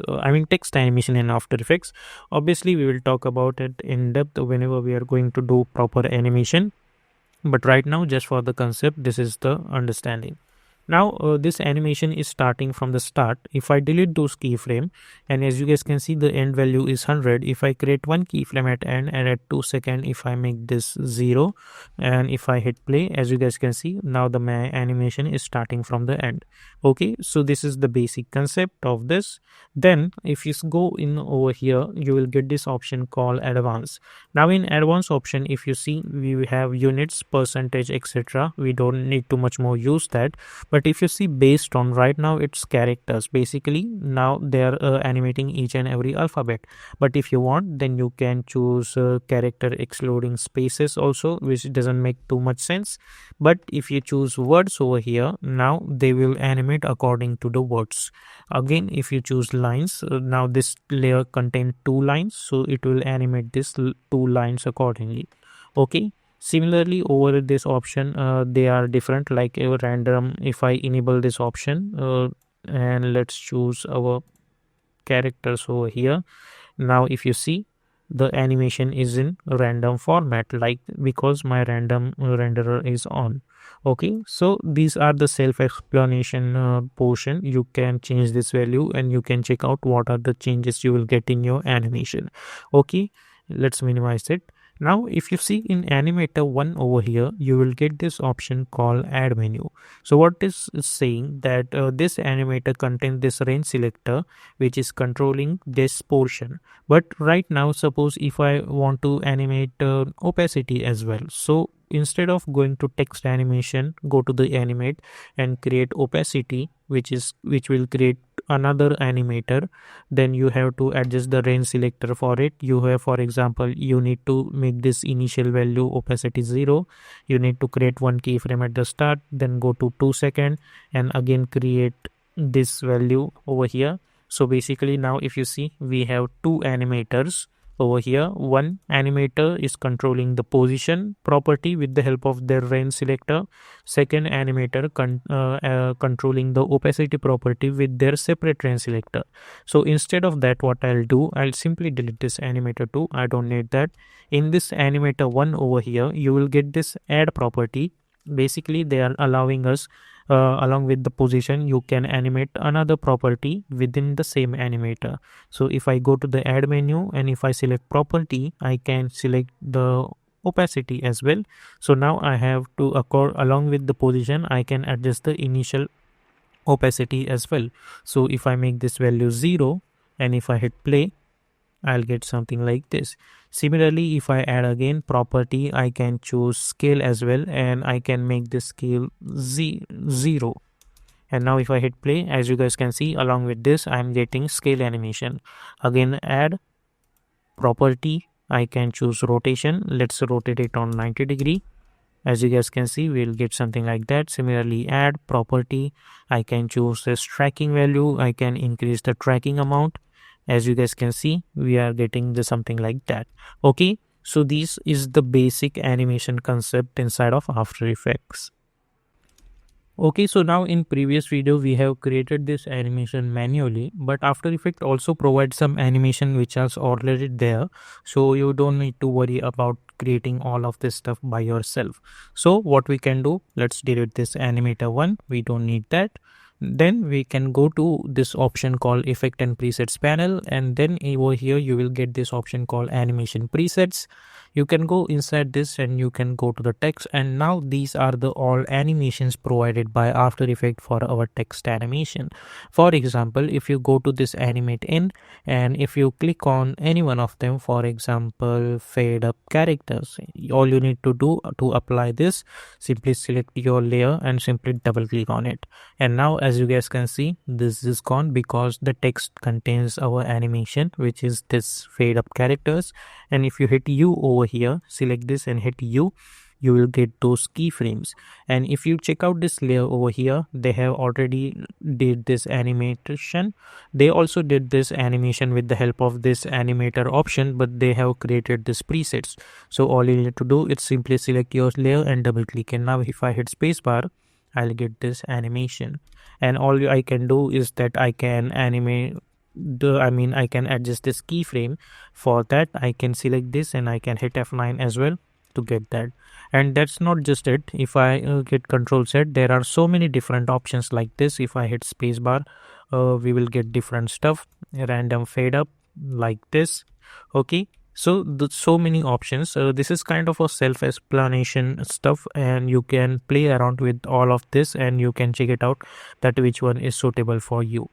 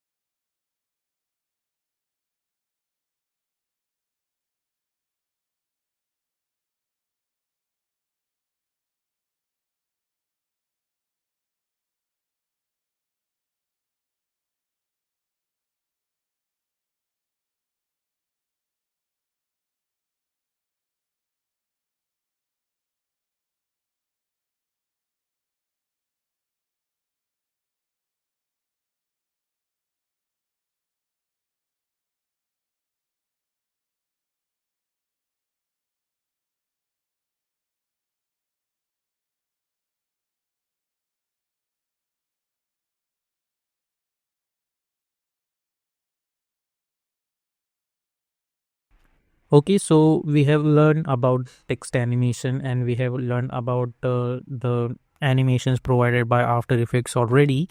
And now we are going to learn about the mask concept inside of After Effects. Okay, so let's do one thing. I'll delete this text here and I'm going to select my text over here and I'm going to type simple text like motion. I'll select this and I'll press Ctrl Alt Home to align that anchor point to the center. I'll go to the align tab, align it horizontally, align it vertically, press S for scaling option and I'll scale it like this. Then I'm going to give a normal animation to it. So I'll go to the animate menu and I'm going to choose position, and initial position I'm going to bring this somewhere around over here, and then I'll go to the range selector option and I'm going to create one keyframe at start. Then I'll go somewhere around at 2 seconds and I'm going to make this value 100. Then I'm going to select those keyframe and I'm going to hit F9 to easy ease those keyframe. Obviously, very simple, nothing much more rocket science. Then I can go to the graph editor, right click, and I'll make sure that I'm in edit speed graph. I can select this graph and by holding shift, I can move this handle over here, and by holding shift, I can move this handle over here. So if I hit play now, I'll get this kind of animation. Now, if you know that in After Effects, when you press F4, you can toggle between these options like that. Okay, so generally we see these all option motion blur 3D. Now I'll switch to this options. Now I have for mask, we need to create one reference layer. So let's go and select this rectangle, and it doesn't matter that what kind of color you choose. So let's choose any color and let's create one rectangle like this. Now let's hit enter and let's call it as mask for text. Okay, and now if I click on this text layer, as you guys can see over here, you will get this option called track matte. So this track matte is actually act like a mask, which means whatever this rectangle rectangle cover, only that much layer is going to be visible. For example, if I go to the start and if I select my track matte, and right now it's no title track, but if I choose alpha matte mask for text and if I click on it, then as you guys can see, we cannot see, but if I hit spacebar, only that portion is going to be visible, which is under this mask for text layer. Similarly, if I go over here and if I choose alpha inverted mask, then what will happen, only that layer is going to be visible, which is outside this entire area. So these are the basic concept of track matte over here. Okay, and let's do one thing right now. Let's delete no title tracks. Okay, and we will delete this layer as well, and let's hit U and hit K to go on forward direction. Now if you see over here that to create a mask, we have created separated shape layer, then we have chose this track matte. But sometimes what happens is that we need to create mask on this layer only. So at that time, what we need to do, first thing, we need to select this layer, and then we have to select our rectangle tool, and only on that layer itself we have to create this kind of mask. And now if you go and see, we are gonna get almost same results like this. But generally with this type of mask, what happens is that if I press M on my keyboard, I can reveal all this mask. If I minimize it and maximize it again, I'll get so many options like mask path. Like on mask path, from name itself, it's a path. If I create one keyframe over here, I can go to the 1 second, I can create another layer, and with the help of this selection, I can select this much selection, for example, and by holding shift I can adjust it over here. So as you guys can see, I'll get this animation of this mask as well. So this is the use of this mask part. Generally we don't use it, so let's delete it. Then we will get this mask opacity as well. For example, if I decrease the opacity from name itself, you will get similarly mask expansion, which means it will expand our mask area like this. Okay, so let's make this 0 only, and you can make this minus as well like that. Similarly, you will get this option called mask feathers. From name itself, it will add feathers to it. Okay, So these are the concept of mask. If you want to create a separate layer and mask, simply create a shape layer and choose this track matte options, and you can create mask on this layer itself with the help of simply select that layer, select your shape tool and create mask on that layer. Okay, so now we have learned all the different stuff about text animation, After Effects essential techniques and stuff. Now we will try to create a proper text animation in After Effects, and we are going to use the concept of adjustment layer and null object as well. Okay, so let's try to do it from scratch. So let's delete this text layer. I don't need that, and I'm going to press Ctrl Y to create one solid background layer. Press Ctrl Y, and this time I'm going to choose black color because I want black color, and simply hit OK and hit OK. Then I'm going to lock this layer. Then I'm going to type my text over here, and let's type our text. I'm going to type motion itself, and this time I'm going to choose white color for this text, and I'm going to select this and make sure that your paragraph is going to be the center text, and press Ctrl Alt Home. Go to the Align tab, align it horizontally, align it vertically, press S for scaling, and we will scale it like this. Okay, looks awesome to me. And now we will try to animate this text. Obviously, we are going to choose our animator.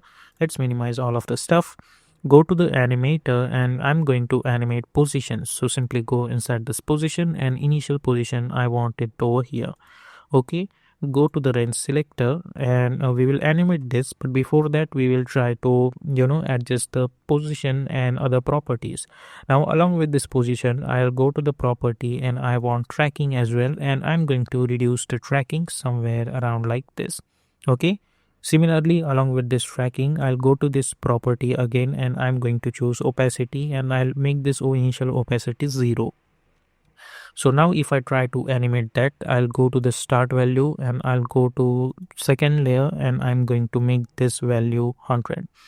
Now let's select this layer, and I'm going to hit F9, and if I hit spacebar, I'll get this kind of animation. Now this is very plain, so I'll go to the graph editor, right click, and I'll make sure that I'm going to choose edit speed graph. I'll select this graph. By holding shift, I'm going to move one handle over here, and I'm going to move one handle over here. So now if you see, we are gonna get something like this. Okay, and let's minimize it. Obviously we will get this kind of animations, and now what we need to do is that I need to create duplicates of it over here, and so I'll hit Ctrl D, and now I'm going to change the color of this one to yellow, so it would be easy for us to decide that this layer is different, and I don't want to look at this layer, so I'll hide this. And for this layer over here, I'll go to the character menu, and I want black color for this text, and for the stroke I want white color, and stroke width I'm going to choose 3, or let's say 1 pixels only, like that. And let's select this, and let's bring this downward. So what will happen, that this layer is going to be at the back of this layer, and I'm going to select this layer, press P for position, and let's bring this layer over here like this. Okay, and press S for scaling option and scale it like this. Similarly, select this layer and hit Ctrl D, select this third layer, press P for position, and let's bring this over here, press S for scaling option and scale it like this. Okay, then I'm going to select this layer over here, I'll hit Ctrl D, press P, and I'm going to bring this layer downward like this. Okay, similarly I'm going to select my selection tool, I'll select this layer and I'll hit Ctrl D, press P, and let's bring this downward over here like this. Okay, so we are gonna get something like this. Now what we need to do over here is that if you see this, we are gonna get this kind of animation. Now what I want is that I want this layer as well as this layer should be in one composition. So I'll press Ctrl Shift C to pre-compose this, and I'm going to name it as BG text, and simply hit OK, and let's hide this. Similarly, I'll select this layer as well as this layer, and if you see the distance is not normal, so let's try to bring this a little bit downward like this. Select this and let's try to adjust it over here. If you want, then you can align it horizontally and vertically, and let's try to adjust the distance like this. Okay, now this distance looks cool to me.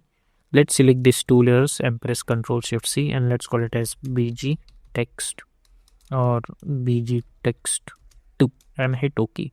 And let's hide this as well. So now we have these two layers, one with this one with this one, and one with this one. Now I need a distance between their animation, so I'll take a distance of, let's say, 10 frames. I'll select this BG text and I'll bring this over here, or you can simply hit open square bracket. Simply I'll go to over here, I'll select this third layer and I'll hit open square bracket. So what will happen, that I'll get a distance between these animations. Now over here we are going to use our masking concept. So for the second layer, which is this one, I'm going to select my mask layer and let's hide all of this. Just we will see this layer, and I'm going to select my rectangle tool, and over here I'm going to create one mask like this. Okay, but this time what I'm going to do, I'm going to click on this inverted mask. I forgot to tell you about this option. If you click on it, it will invert the mask like this. Okay, and then I can go to the mask option and I can increase the mask feathers like this. Okay, similarly I'm going to select this layer over here. Let's select this and let's create a mask like this on this layer over here, and go to the mask option, and we are going to increase the mask feathers, but before that make sure that it's inverted and increase the mask feathers like this. And now if you see this animation, we will get something like this. Okay, like that. Now what we need to do is that I need to adjust the scale of this entire stuff, but it is not easy. For example, if I select all of this, I'll press S and I can adjust the scale. But if you see, whenever I'm going to increase the scale, the proportionality is not normal. Like this is the scaling of this one is different and scaling of this one is different. So at that time what I can do is that I can right click new and I can create null object. Now in previous video we have seen this option. Right now we will see what is the use of it. Now what in After Effects there is a concept called parenting. Now whenever if you want to select that and I want to control the position of it, so what, or scaling of it or rotation of it, what I can do, if you press F4 again, as you guys can see there is a switch between this option. One option is common, which is known as parent and linking. What this does, for example, if I select all of this, and in parent and linking you will get this link option, and if you make it linked with this null object, then what will happen, that now this null object is going to control all of them. So if I select my selection tool, if I select my null object, and if I move it to wherever I want like this, and the thing about this null object is that this null object is only visible in this viewport. In final output you cannot see this null object. Okay, that's why it is known as null, but it's still there. So with the help of this null object, now I can press S and I can adjust the scale of it like that. I can make the scale 83, 85, and I can press R for rotation as well. And if I want to rotate, I can do that as well. So right now I don't want any rotation. I'm just going to adjust the scale of it like this. Similarly, now suppose I want to change the entire text color. For example, instead of this black background I want different color, and instead of this I want different color. So what I can do, I can press Ctrl Shift Y and I can choose white color over here. I need to go inside this, I need to change the color of this one to different layers over here. Like this one should be white and this one should be black. Similarly this one should be white and this one should be black. Okay, so this kind of things I need to do same over here, but I don't want to follow this procedure. So instead of that, what I can do over here is that I can create one effect over here which is known as tint.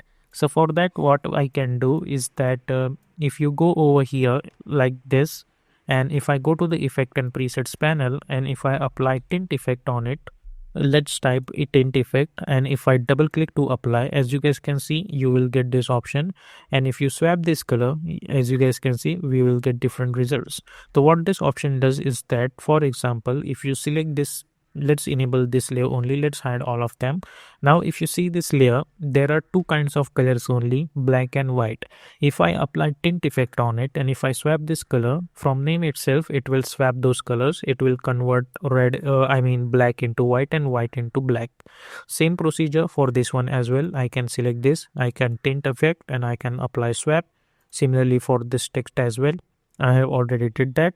Similarly for this black solid, if I apply tint effect, I can swap this color.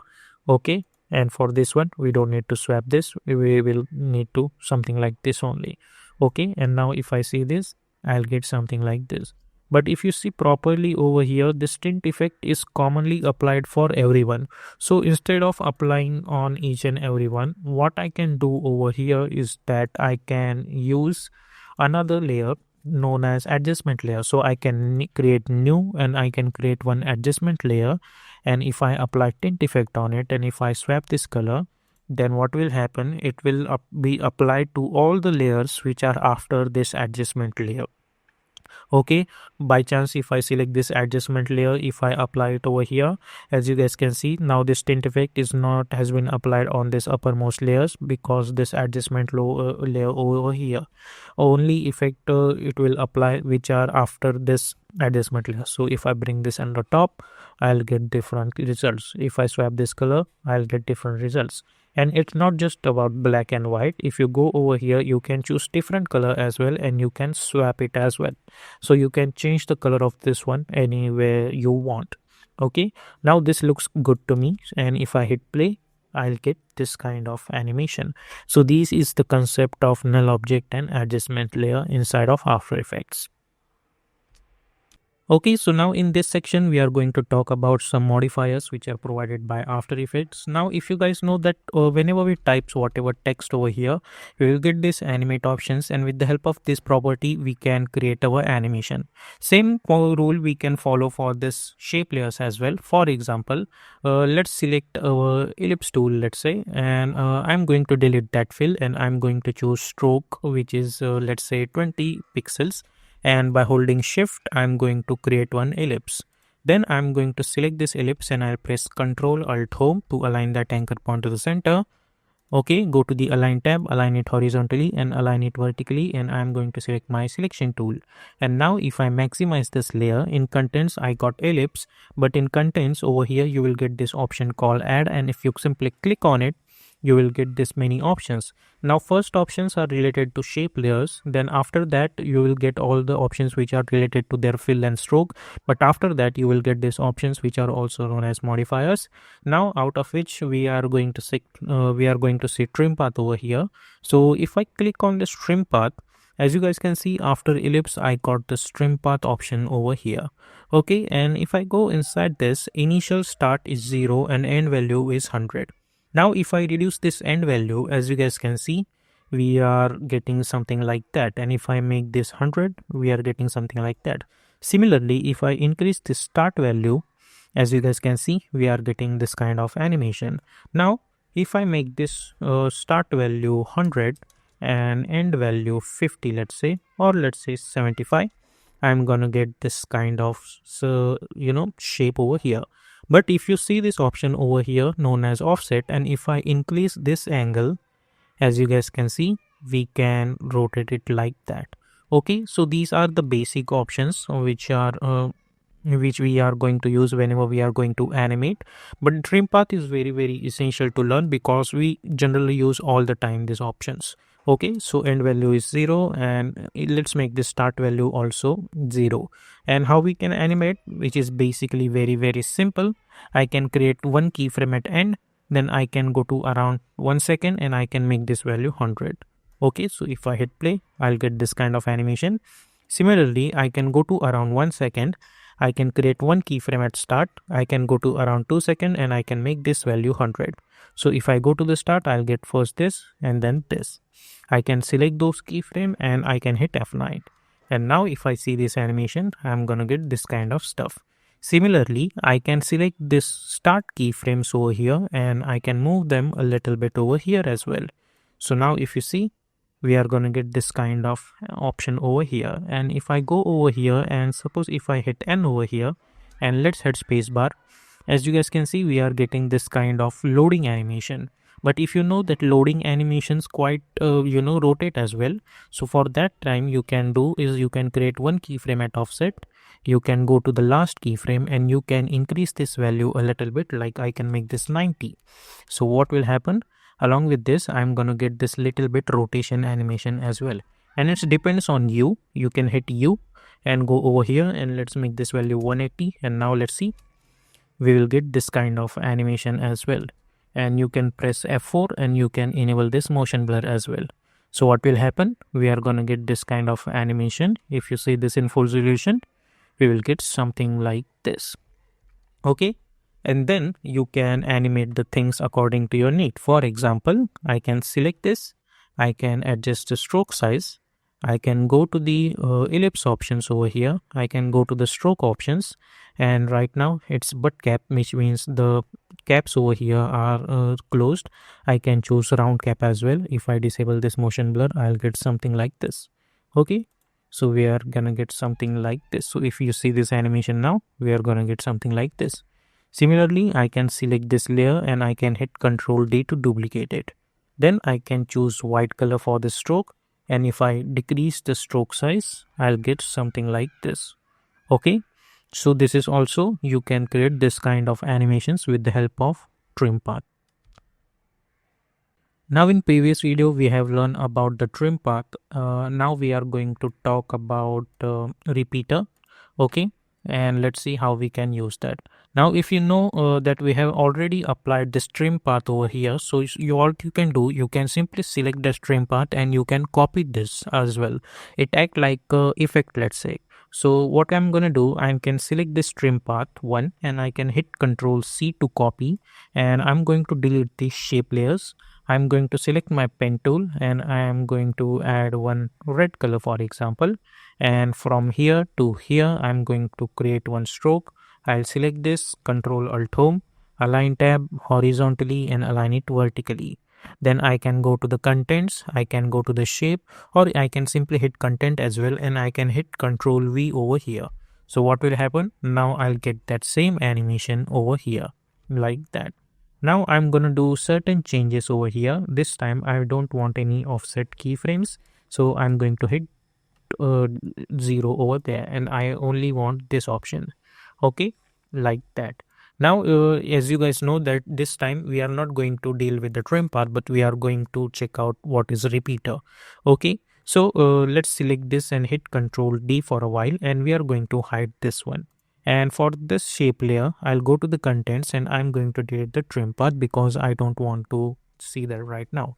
Right now we are going to learn about repeater. So if I go to the add menu and if I select this repeater option over here, from name itself it will repeat it. So if you go inside this, first we will get this number of copies and then we will get this offset. Okay, offset is same options, like it will change the starting position like that. If it's 0, it will start from here. If I add certain value, it will start from somewhere else. Okay, simple as it's, just like a trim path. So if I increase the number of copies to 5, as you guys can see, now they are creating copies in horizontally.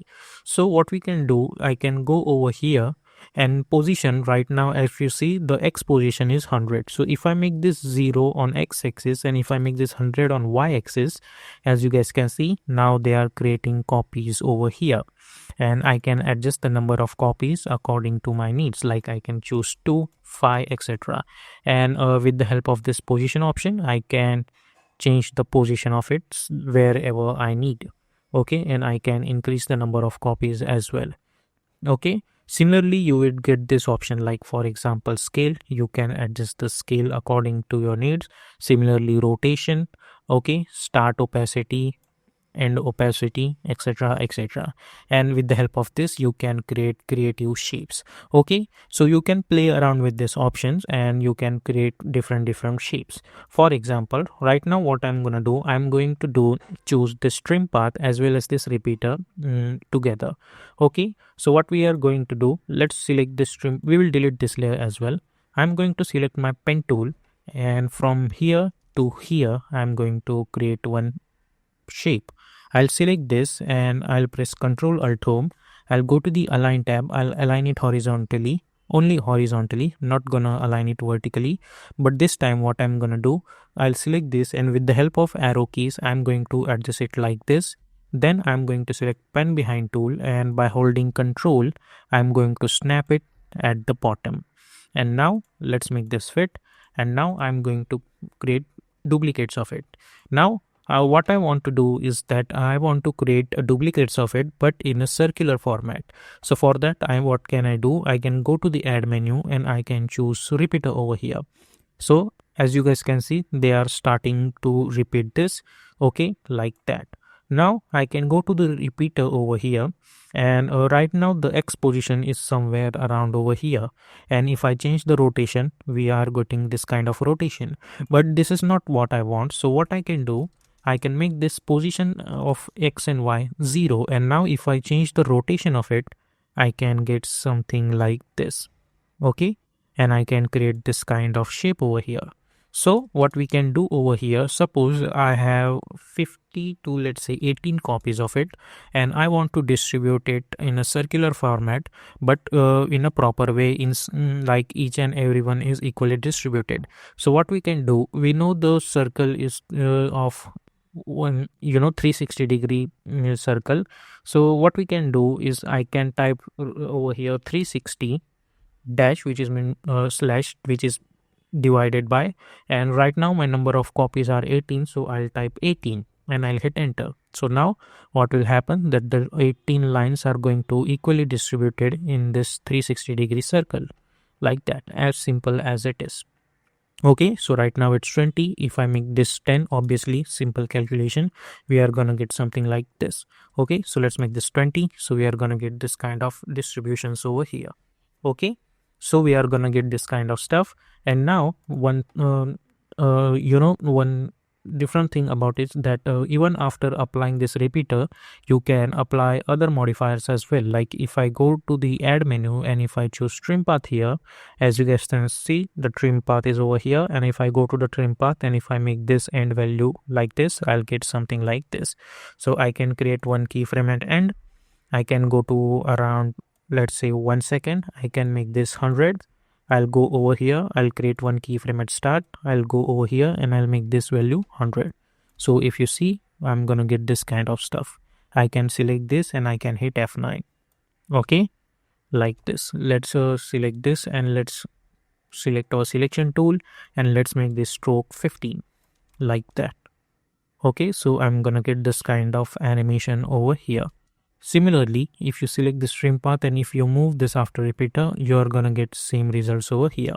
Okay, so we will get something like this. So this is how you can use repeater, and this is how you can create multiple modifiers as well. Now we are going to learn about twist modifier. So let's hide this one for now, and I'm going to create one stroke from here to here, like that.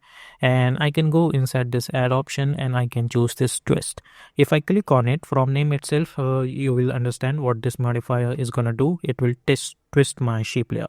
So if I go inside this and if I increase this angle, I can get this kind of twist effect over here. Similarly, I can change the center angle according to my needs, like that. And let's make this value 0. Okay, so let's select this shape layer and we will delete that. And as you guys know that previously I have created this shape over here. Now I can add that twist over here as well. For example, if I go inside this shape layer already contains this trim path as well as this repeater. If I go to the contents option and if I go to the add and if I choose twist over here, you will see that this twist is after this trim path. That's why if you are gonna run this animation, we will get this kind of stuff. For example, let's make this value a little bit more, let's say around 50. Okay, and now if you play this animation, as you guys can see, we are getting this weird animation because this twist is after this trim path. But if I move this twist up to the trim path, and now if I see this animation, I'm gonna get this proper animation like a firecracker. Okay, like that. So if I hit spacebar, I'm gonna get this kind of animation. So this is the use of this option known as twist. If you increase this value, obviously you're gonna get this kind of beautiful shapes as well. Okay, so you can play around with this as well and try to create different shapes. Okay, so now we are going to talk about our four deformer, or let's say modifier. Let's delete this layer over here. I'm going to select my pen tool, and from here to here I'm going to create one stroke. Let's select this and press Ctrl Alt Home. Go to the Align tab, align it horizontally, align it vertically, and then you can go to the Add menu and you can add zigzag over here, like that. From name itself, it will create this zigzag pattern, and if you go inside this, you can adjust the size. Similarly, number per segments. Similarly, you can add corner to smooth. And same procedure, you can go to the add menu, you can choose trim path, and you can do this trim path animation over here as well. Okay, but if you bring this trim path on top of it and then you will try to animate, you will get different results. Okay, so it's totally up to you where you want to apply the trim path. It will create a different animation based on that position. Okay, so yeah, this is just a basic zigzag pattern. You can use it according to your needs. Okay, so now we are going to talk about a wiggle path, which is basically very simple. It's just a extra version of zigzag. So all you need to do is simply select pen tool, create one stroke, and you can go to the add menu and you can choose wiggle path. So if you click on it, you will get this options, and then you can adjust the size according to your needs, which will create this kind of stuff. And if you hit spacebar, you will get this kind of animation. Then right now points are corner, I can choose smooth, and I can adjust the speed with the help of this wiggle per second. Like I can choose 10 and hit spacebar, so I'll get different results. Okay, so let's make this 2, and with the help of this coloration, temporal phase, spatial phase, and random seeds, you can create different results and looks of this animation. So this kind of option is very useful when you want to create some monitor animations or etc. Similarly, with the help of this detail options, you can increase the number of details. Okay, so whenever tomorrow you go want to create some cardiogram animation, this option is very useful. Now let's talk about offset path. If I select this pen tool and from here to here, if I create one stroke and stroke rate is 20 pixels, I can go to the add modifiers options and I can choose this option called offset path. And if I click on it, as you guys can see, the size is increased. And if I go inside this offset path and if I increase the amount, I'll get this kind of structure over here. And right now it's meter joint, and I can choose round joint as well. And I can adjust the bow option according to my stroke as well as according to this meter joint. Okay, so we will get this kind of shape, and then you can again add trim path over here and you can adjust this option over here. But if you see over here, after adding the trim path, if I make this animation, I'll get something like this. But if I move this trim path upwards and now if I animate it, I'll get this kind of animations. Okay, so the position of this trim path really matters whenever it's related to other modifiers. Okay, so yeah, we need to use that accordingly. So this is the option which is very useful to create this kind of stroke and stylized stroke, you can say. Then you can create multiple copies of it like this. Similarly, you can change the copy offset like that. Okay, so you can animate that as well according to your needs. So yep, this is how you can choose this kind of options. Okay, so in this video, we are going to talk about our fractal noise effects. So let's create a new composition and let's make this height and width 1920 by 180. Frame rate is 30, duration is also 30, and background color is white color, and simply hit OK. Choose gradient and guide option and simply hit on title safe action. Now to apply fractal noise effect, we need one background layer. So press Ctrl Y to create one solid background layer, and you can name it as fractal noise over here like that. Okay, so you can go to the effect and presets panel and simply search for fractal noise effect.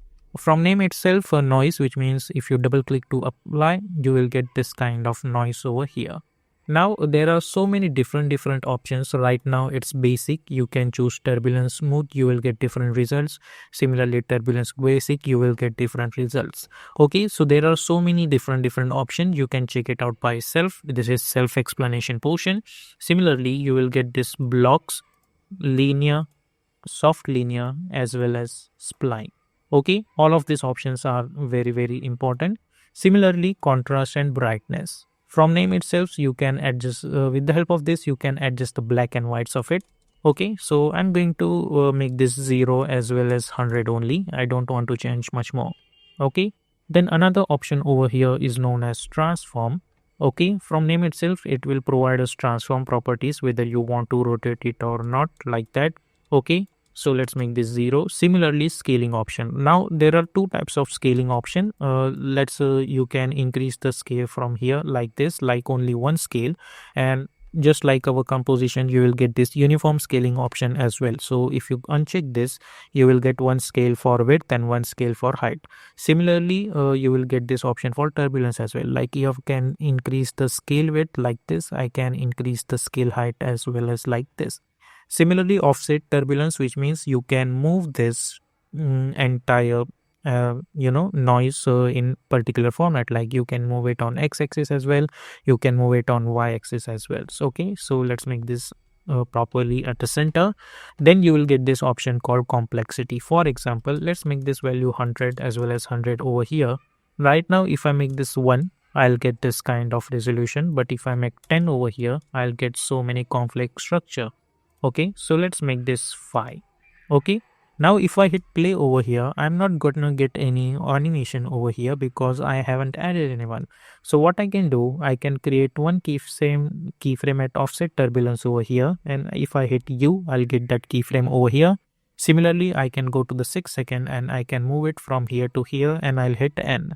So if I hit spacebar, I'll get this kind of animation.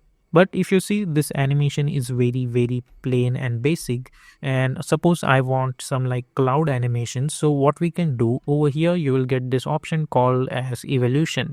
So if you increase this value, as you guys can see, we are getting this kind of clouds over here. So what I'm gonna do, I can create one keyframe over here and I can hit U. Then I can go to around 6 second and I can make this value complete one rotation. So now if I hit spacebar, I'll get that animation. Along with that, I'll get that evolution animation as well. Instead of 1, if I make this, for example, 5, obviously it's going to increase the speed of this animation. And then you can change this value the way you want. Similarly, you can change this value to block as well. So you're gonna get this kind of effects. Okay, so this is the basic settings of fractal noise. Obviously we are going to use in our animation whenever it's needed, but these are some basic settings that you need to understand about this effect. Okay, so now we are going to talk about a tint effect over here, and we have already discussed about it in our previous video. Okay, so to apply that effect, you can apply it over here as well, or you can simply create another adjustment layer as well, and you can apply over there as well. So to create adjustment layer, simply right click, new, and create one adjustment layer. You can go to the effect and presets panel and you can search for tint effect, and you can simply double click to apply. Now tint effect is basically whenever your any settings are in a black and white format, with the help of tint effect, either you can swap those colors like that, or you can convert black color into another color, similarly white color into different color, and then you can use that color according to your needs. Okay, so this is just a basic use of tint effect, and it is very useful whenever we want to switch the colors between these layers over here. Okay, now let's talk about lens flare. Simply right click, new, and create one adjustment layer, or if you want, then you can apply on that any video as well, just like I have selected this video over here like this. I can select that video and adjust it wherever I want. But if you see over here, if I zoom out this, right now the size of this video is too much, okay, as compared to this. So I can simply press S and I can adjust the scale. But suppose if I want to make it fit according to my composition, so what I can do, I can simply select this video, right click, I can go to the transform properties and I can choose fit to comb, shortcut key is Control Alt F. Okay, so if I click on it, you will get this results. Okay, so let's go back to our effect. So we are going to talk about CC lens effect. You all you need to do is simply create one adjustment layer, go to the effect and presets panel and search for CC lens, and if you double click on it, you will get this kind of stuff, okay, which will create lens kind of structure, and you can choose quarter resolution, and now if you hit play, your video is gonna play like that. Okay, so this is the use of CC lens. So you can change the size of this one over here, you can move it according to this. Okay, similarly you can adjust the size of it. Okay, so what we are going to do, I'm going to increase the size somewhere around like this. So now if you hit play, as you guys can see, we are getting this curvature over here. If I hide this adjustment layer, our normal video looks like this. If I enable this, I'll get something like this. Similarly, this converge option over here will provide some options like this. If you change this in negative value, we will get something like this. If you change it 100, you will get something like this. If you adjust the size according to your needs, we are gonna get something like this. So this effect is very useful to create this kind of lens effect over here. Okay, so along with that, there is another effect which is quite similar in name. So don't get confused about it. So you can create another adjustment layer to apply that, or you can apply it over here as well. But I would prefer to create another adjustment layer, and you can search over here called lens flare effect over here, and if you double click to apply, we are gonna get this kind of lens flare, which is create a kind of flare like illusion. I can check out this in full resolution, and I can move this over here. Now over here you will get this option like flare center, brightness, etc, etc. I'm going to make this 100 only, and with the help of this option flare center, you can click on it and you can adjust where you want to bring this effect. So you can move this over here, and you can create one keyframe at flare center. You can hit U, you can go to somewhere around 6 seconds, and you can move this from here to here as well. So now if you hit play, we are gonna get this kind of effect. Okay, so this is the use of lens flare. Okay, so now we are going to talk about light sweep effect. You can apply this effect on composition videos as well as on layers, but I would not recommend to apply it on any adjustment layer or any other layer because it will not give you a proper results. Okay, so all you need to do, select that specific layer and go to the effect and presets panel and search for light sweep effect, CC light sweep effect. If you double click on it, and as you guys can see, we are getting this kind of light. And just like our lens flare effect, this effect also comes with the flare center. So with the help of this option, you can adjust where you want your settings. For example, suppose if you want here, let's hide this adjustment layer just for now so we can see this effect properly. Initially I can move it somewhere around over here. I can go to the start, I can create one keyframe at the center, I can go to around 6 seconds, and I can move this from here to here. And if I hit U, I can see those keyframes over here. And then the same settings, I can change the direction according to my needs. Similarly, I can adjust the width, I can adjust the intensity of it according to my needs. Okay, so I'm going to change the width to somewhere around 200. Similarly, over here you can change the color as well. Okay, and now let's say enable all of these effects, and now if I hit play, I'm gonna get this kind of effect for my video. Yeah, it will take a little bit time to load, but our final output is gonna look something like this. Okay, so our next effect is CC Sphere, and you can apply this effect on any video as well as composition. Right now in this tutorial, I'm going to apply it on this compositions only. So what I'm going to do, I'm going to select all of these layers, and I can right click pre-compose, or I can select all of this. I can press Ctrl Shift C, which is a shortcut key to create a pre-compose, and I'm going to call it as video. Okay, and hit enter, which means okay. And if you double click to open this, all of them are into the total new composition. Oh, and I'm going to select that video, and I'll go to the effect and presets panel, and I'll search for CC Sphere effect. And if I double click, I can create this animation in the form of sphere, this layer. And if I hit spacebar, let's choose quarter resolution. All the animations are going to be inside this only. Okay, as you guys can see.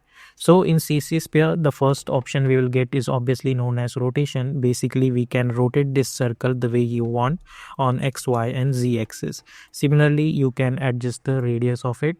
Then you can adjust the offset. Similarly, render whether you want to render full, which means basic full, circle, or you want to render only outside. And if you choose inside, it will show how the circle is gonna look from inside. Okay, so I'm going to choose full. But if you see over here, if I see this in full resolution, and let's press Ctrl K to open the project settings, and I'm going to choose black color for this. Okay, as you guys can see, the one portion is dark and one portion is white. So for that, you need to go to the shading options. In light options, obviously from name itself, you can adjust the color settings, light, height, width, etc. You can adjust the direction as well, so that from where you want to light to come over here. Let's make this 0, so it will come from the top. And you can adjust the light height as well. It's totally up to you. I'm going to make it by default, which is 50. And light intensity, let's make this 100. Now, if suppose I don't want any of this white and black, what I can do, I can decrease the diffuse amount totally up to 0. And if I increase this ambient value, I'm not gonna get that 3D structure over here. You can make this 100 as well. Okay, it depends upon you. Let's make this 100. And now if you hit spacebar, I'm gonna get this kind of structure. But if I increase this diffuse value, and if I increase this ambient value, I can get this kind of a little bit 3D structure over here, and I can adjust it. Same, you have to play around with this other options to check out what other thing you can achieve with the help of these options. Right now only these many options are very important for this effect.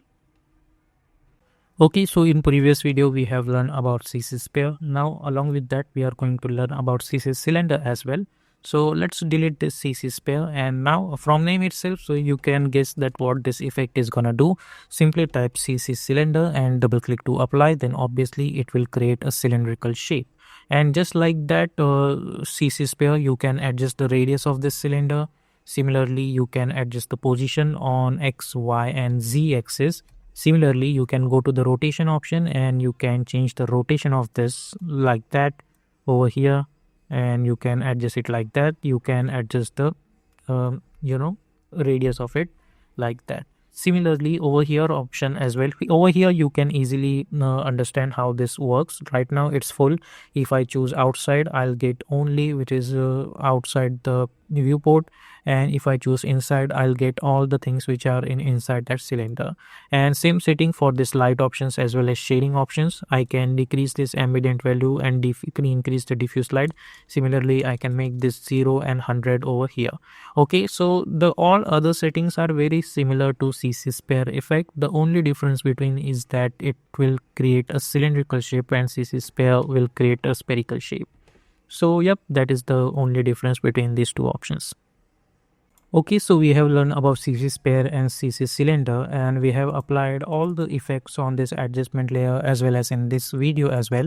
I'm going to delete those effects because we have already learned about it, and I'll go to my composition where I have this video which is inside this comp video over here. Okay, and now so there is another effect that we are going to learn over here, which is known as mesh warp effect. Okay, which is basically to create a warping animation. For example, if I apply that mesh warp effect, for example like this, I'll get this kind of grids, but they are not actually grids, they are actually the coordinates. For example, after applying that, if you select your selection tool and if you deselect it, you are not gonna see that. But if you select that video and then you will select that mesh warp, you are gonna get this grid over here. And if you click on this any point over here, and you can move it somewhere around like this, so as you guys can see, they are creating this kind of warp effect over here like this. Okay, over here. And now if you hit space, hit play, we are gonna get this kind of warp effect. Okay, so let's hit Control Z. So this is the use of this mesh warp effect. You can create so many creative things with the help of this effect. We are also gonna see in our next videos where we are going to do practical motion graphic animations. But right now, all you need to understand that with the help of this effect, you can create this distorted structure. Similarly, over here you will get this option called rows as well as column. Like with obviously from name itself, you can adjust the rows and columns like that. Similarly, with the help of quality options, you can adjust the quality of it. Like for example, if I choose one and if I move this over here, and if you see the quality, you will get different. And if I increase the quality, you will get different. For example, let's zoom in over here and let's make this quality 1 over here. Okay, as you guys can see, we are getting this weird stuff. If I make this 100, we are getting this proper quality. Okay, so this is also the use of this one. And over here we will get another option called distort mesh. For example, let's make this quality 2. For now I'm going to create one keyframe, and if I hit U and if I go to around 4 seconds, I'm going to create another keyframe, and this time on this one I'm going to select this and I'll move this from here to here. And now if I hit play, as you guys can see, I'm gonna get that animation over here. As you guys can see, this is moving. Okay, so this is the use of this distort mesh. Okay, so this is how we can use this mesh warp effect to distort our animation. Now we are going to learn about twill effect. This effect is very much similar to the twist deformer that we have learned in our shape layer series. Now I have this one animated video over here.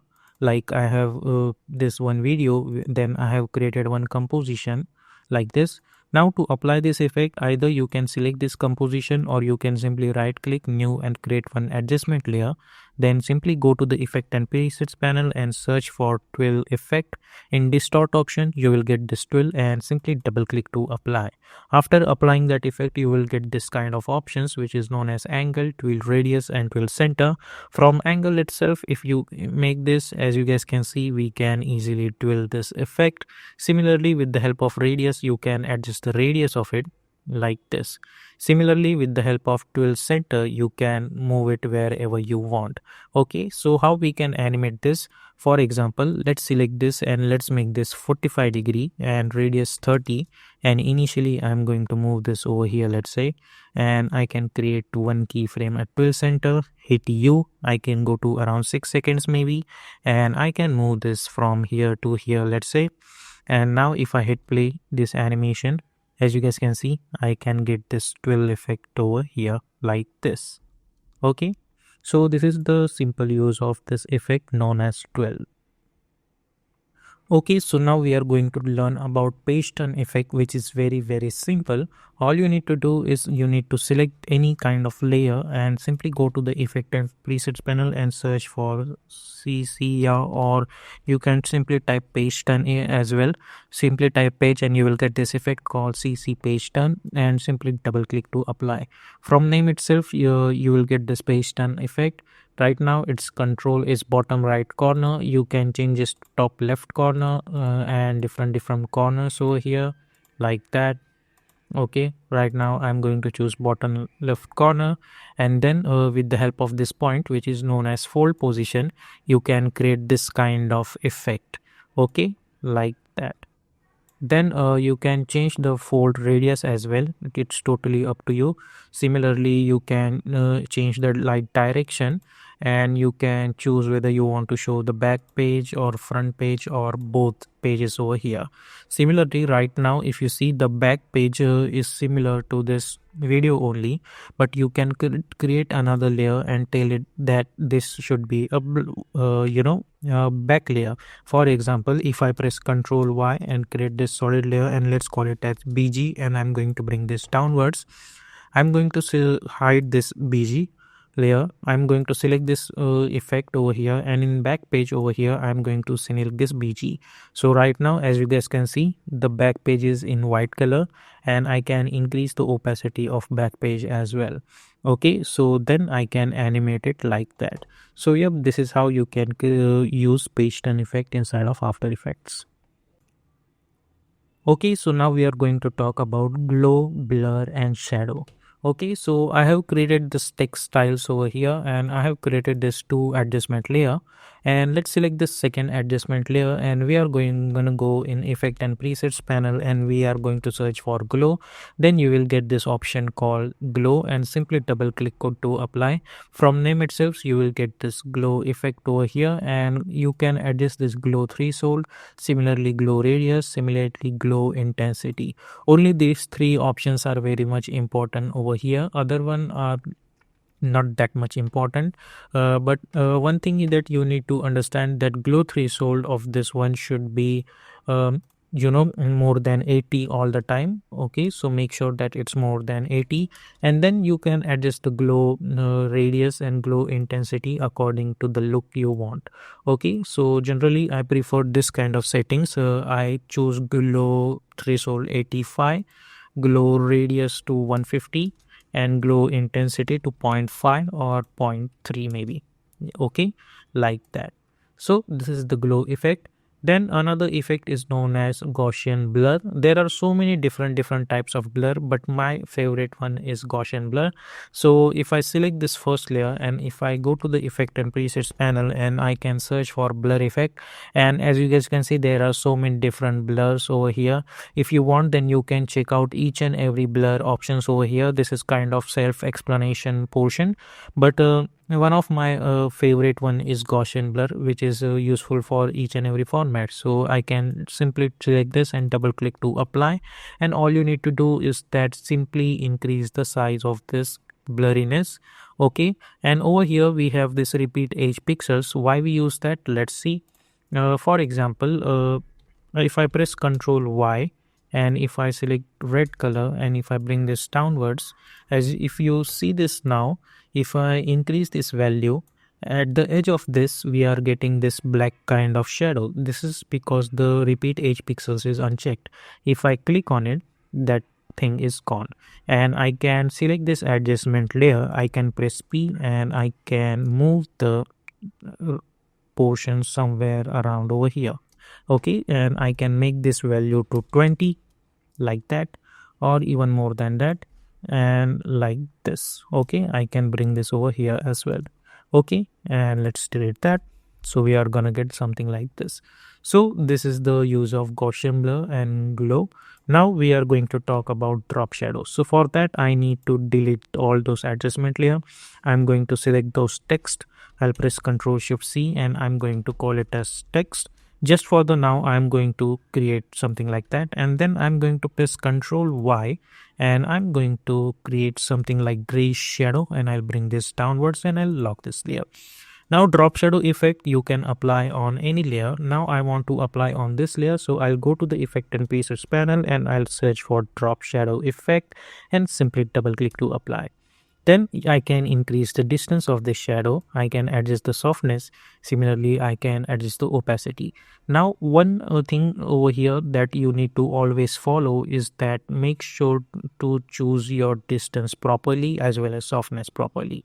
Okay, and if you enable this shadow only, they will obviously, from name itself, they will only show the shadow. Okay, now let's talk about how much settings that you need to change. Okay, so whatever I'm going to show you now, these are my preferable settings. Instead of choosing complete black color, what I generally prefer to do is I create this blue color first, and then I try to choose something which is in the middle of this blue color and this black color, which is somewhere around like this, and simply hit OK. So now if you see, we will get this shadow. Along with that, we will get a little bit of glowing effect as well. Okay, then you can adjust to opacity. I am going to choose around somewhere around 25. Softness I choose 150, and distance it's totally depends on you completely. Like you can adjust the according to your needs. Okay, so we will get this proper smooth shadow like this. Okay, so now in this video we are going to learn about time displacement effect. For that we need to create a certain amount of animation. So let's try to do that. I'm going to select my text tool, and I'm going to type one text like this motion over here. I'm going to select this text, Control Alt Home. I'll go to the align tab, align it horizontally, align it vertically as for scaling option, and I'll scale the size. Then I'm going to select my rectangle tool and I'm going to create one rectangle. I'll hit enter and I'll call it as mask over here. Sorry, I'll select this, hit enter, and let's call it as mask. Go to the align tab, align it horizontally, align it vertically. Then I'm going to select this text. I'm going to press F4 and I'm going to choose alpha mask. And now we will try to animate that. So press P for position. I'll create one keyframe. I'll go to around 2 seconds. I'm going to create another keyframe. Then I'll go to the start and I'm going to bring this downwards. And now if I hit play, I'm going to get this kind of animation. Then I'm going to select this and I'll hit F9. Okay, so if you see, we are getting this kind of animation. Now I'm going to select this motion and this mask and I'll right click and I'll choose pre-compose and I'm going to call it as text animation and I'm going to hit OK. Okay, so now over here what I have is that text animation and inside that we have certain amount of animation over here. Now to apply time displacement effect, if I need to create another layer, so press Ctrl Y to create one solid background and I'm going to right click, pre-compose this and I'm going to choose move all attributes into the new composition and over here we are going to call it as let's say map. Okay, and simply hit OK. Then I'm gonna go inside this and over here I'm going to apply, let's say, our fractal noise effect.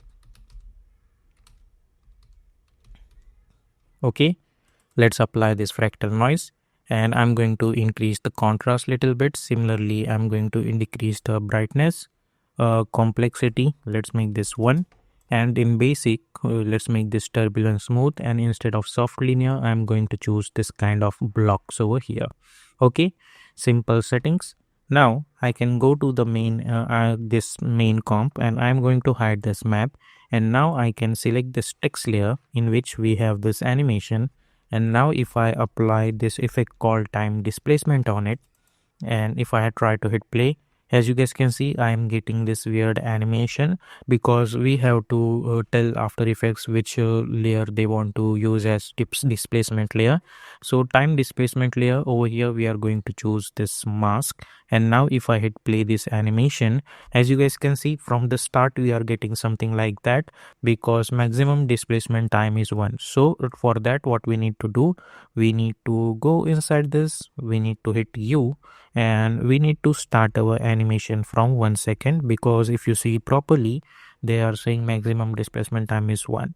So let's go inside this, select this and let's move this to 1 seconds.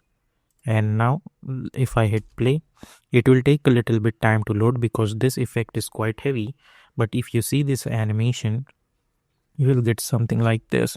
So let's make this quarter resolution so now we can see our animation a little bit faster like this.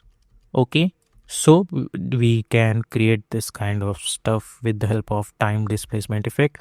Obviously there are much more unique ways to use that which we are going to see when we are going to do practical animation, but this is just you know basic tutorial to tell you how this time displacement effect works. Basically the time displacement effect with the help of this map layer, inside that whatever we need to create one structure in a black and white format. It's not necessary that you should use always a fractal noise only. For example, if I delete this fractal noise, right now I have white color. Suppose if I choose ellipse tool and with the help of black color I'm going to create this kind of ellipse. Okay, then I'll go to the align tab, align it horizontally, align vertically. I'll adjust the scale little bit. I'll go to the effect and presets panel and I'll search for blur effect and I'll apply Gaussian blur and let's increase the blurriness. Okay, let's disable this repeat agent pixels. So now in this map we have one white color and one black color and it will work over here differently. If you see this animation, we are getting this kind of stuff. So basically in map your structure should be like this. Okay, let's try to choose red color over here and as you guys can see we are getting that is as well. Okay, so basically you have to create certain kind of texture over here in any format. Like if I hit Ctrl D for example and let's see how does it looks now. As you guys can see we are getting this weird text reveal. Okay, so yep, this is the use of time displacement layer. Okay, so now we are going to talk about 3D layers inside of After Effects. Now, let's select this our ellipse tool, for example, and by holding Shift, I'm going to create an ellipse. I'll press Control Alt Home. I can go to the Align tab, align it horizontally, and align it vertically. Now, if I press R over here, I can only rotate in two-dimensional space.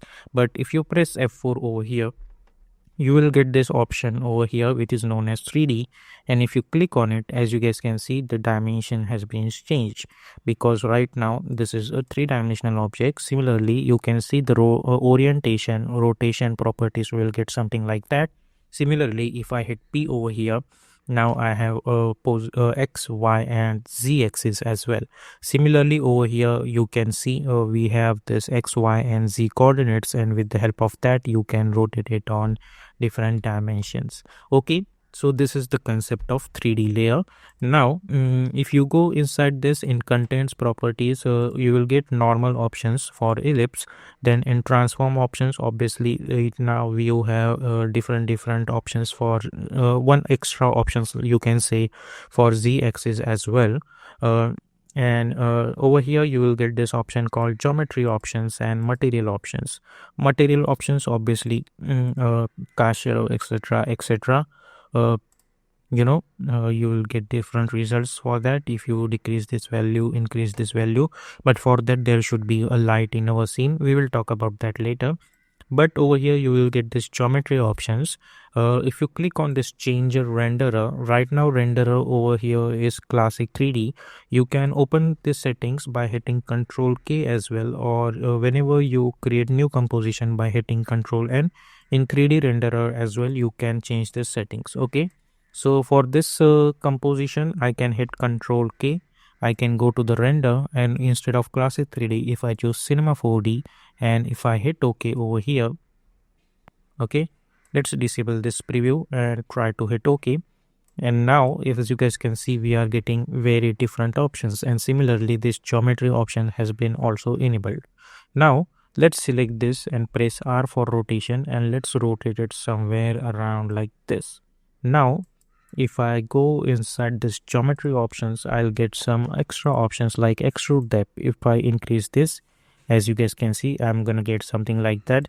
Similarly, bevel options as well as whole bevel depth, etc. Okay, for that we need to include light. Obviously we are going to talk about light in depth, but to just for this portion I'm going to add new, and let's type light and let's choose point light and hit OK. Okay, and I'm going to bring this point light over here, and let's try to bring this over here. Similarly, go inside this and let's make this intensity 150. So as you guys can see, we are getting this light over here and this one over here. We will talk about this in depth in next video, but right now just for our basic understanding I'm going to use that. So if you select this object, if you increase this bevel value, let's see what kind of changes we are gonna get. We will, if you see, the edges are getting a little bit better, and etc etc. Okay, so let's make this choose. Let's try to increase this value. As you guys can see, if I choose angular, I'm gonna get different results like that over here. But this kind of things are gonna make your file heavy, so I would prefer not to use that. So let's make this none. Okay, similarly in material options, you can adjust this ambient value, etc, diffuse value, etc. All of these are self-explanatory portion. You can try to play around with this, but to do that you need this kind of lights over here, so don't forget to add that, and then you can play around with this. Okay, so most of the time this section, specifically geometry options, we don't use it properly because there are not much more options provided by After Effects. For that we generally prefer to use 3D software or plugins like Element 3D. But if you want to create some basic or very basic 3D kind of structure, you can use this option as well. Okay, so let's press Ctrl K and I'll go to the 3D renderer, and I'm going to choose classic 3D only because I don't want any of this object. I'll delete this line as well, and I'll delete this as well. So Now with the help of this 3D options over here, we are going to create one cube with the help of that. So let's try to do that. I'm going to select my rectangle tool and I'm going to press Ctrl K and I'll change the background into white, and by holding shift I'm going to create one ellipse, not ellipse but rectangle. Let's select this and press Ctrl Alt Home to align that anchor point to the center. I can go to the Align tab, align it horizontally and then align it vertically.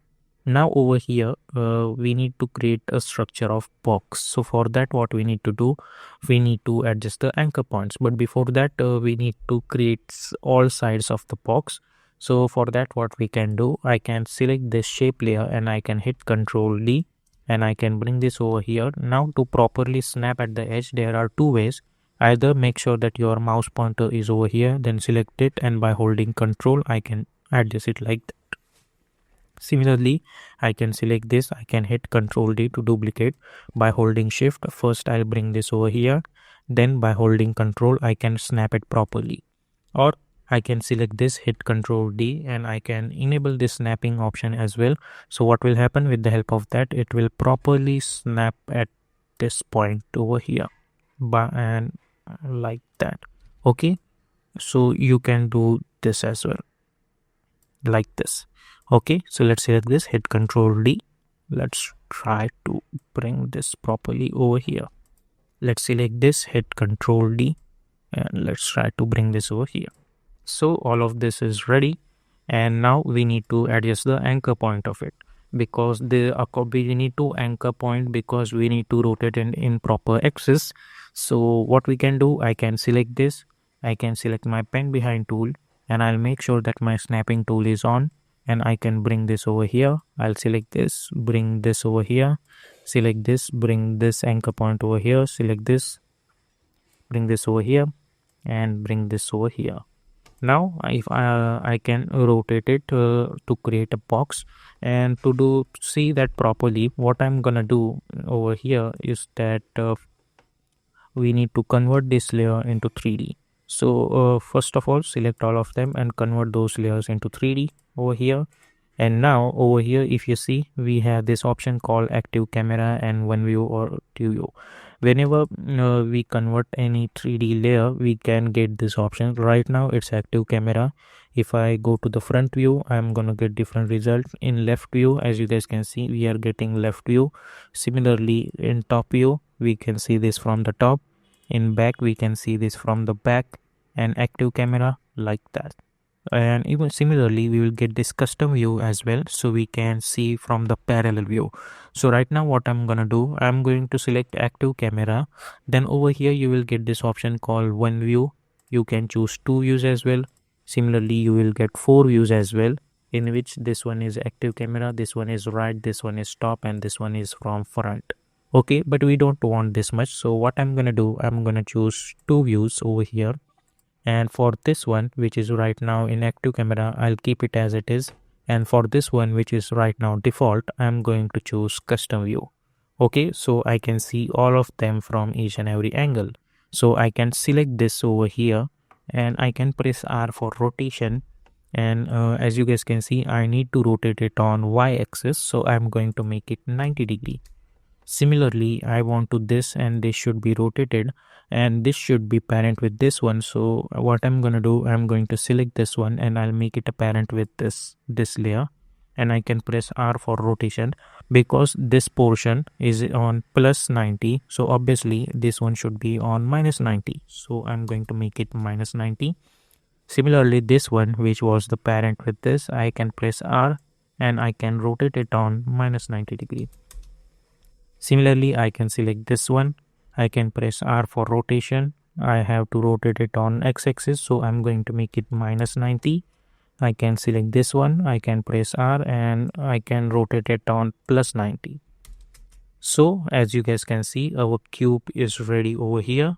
And right now my cube is ready, so I don't need any of this. So I'll choose one view and I'll make sure that I'm in active camera. Okay, and I can press Ctrl K to open the project settings, and I can choose black color now. I can right click new and I can add light over here like this. Okay, but we are not going to get any of those structure because this is not our renderer is classic 3D. If I choose cinema 4D and I add bevel, I'll get different results.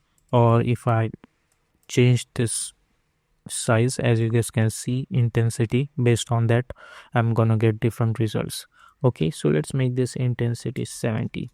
Okay, now let's disable this parenting. We don't need any of that. If I go to the custom view, I can see my cube is like that because of our light. If I disable this, I'll get something like that.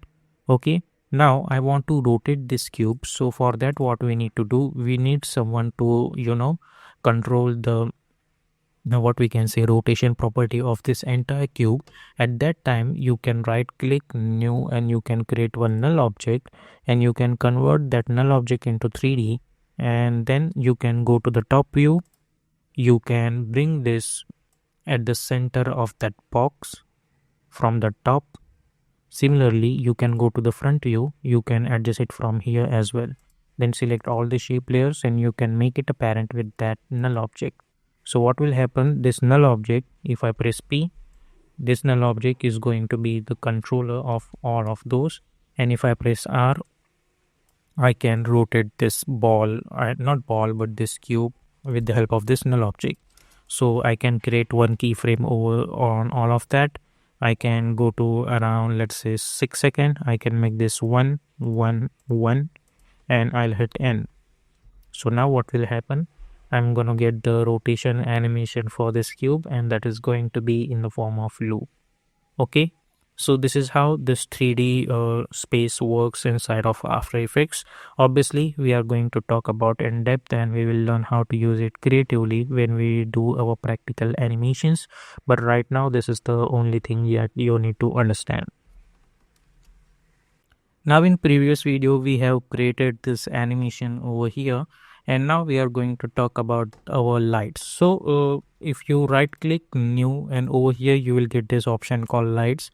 Now there are different lights. Obviously first one is parallel light, spotlight, point light, and ambient light. Let's talk about parallel light. If I make this intensity 50 and if I hit OK, as you guys can see we are getting this kind of light, and you can adjust this point over here. Let's disable the snapping, we don't need that. Sorry, let's lock all of these layers so we can only focus on this light. You can adjust that where that light want to project, and then you can adjust the position of that light as well. You can go to the top view as well, and with the help of that you can adjust the position of that light similarly where it want to project itself. Okay, so you can do that as well, and then you can choose active camera. You can double click and you can adjust the intensity of that light as well. Okay, so this is about a parallel light. If you right click new light over here, the second light is spotlight, you can hit OK, and over here you will get this different options. Let's make this initial intensity 100, and let's talk about what is this cone angle and cone feather. So as you guys can see we are getting this kind of light, just like our parallel light. You can adjust the where it want to project. Similarly, this entire spherical structure, with if you double click on it and if you go to the cone angle, you can adjust that as well.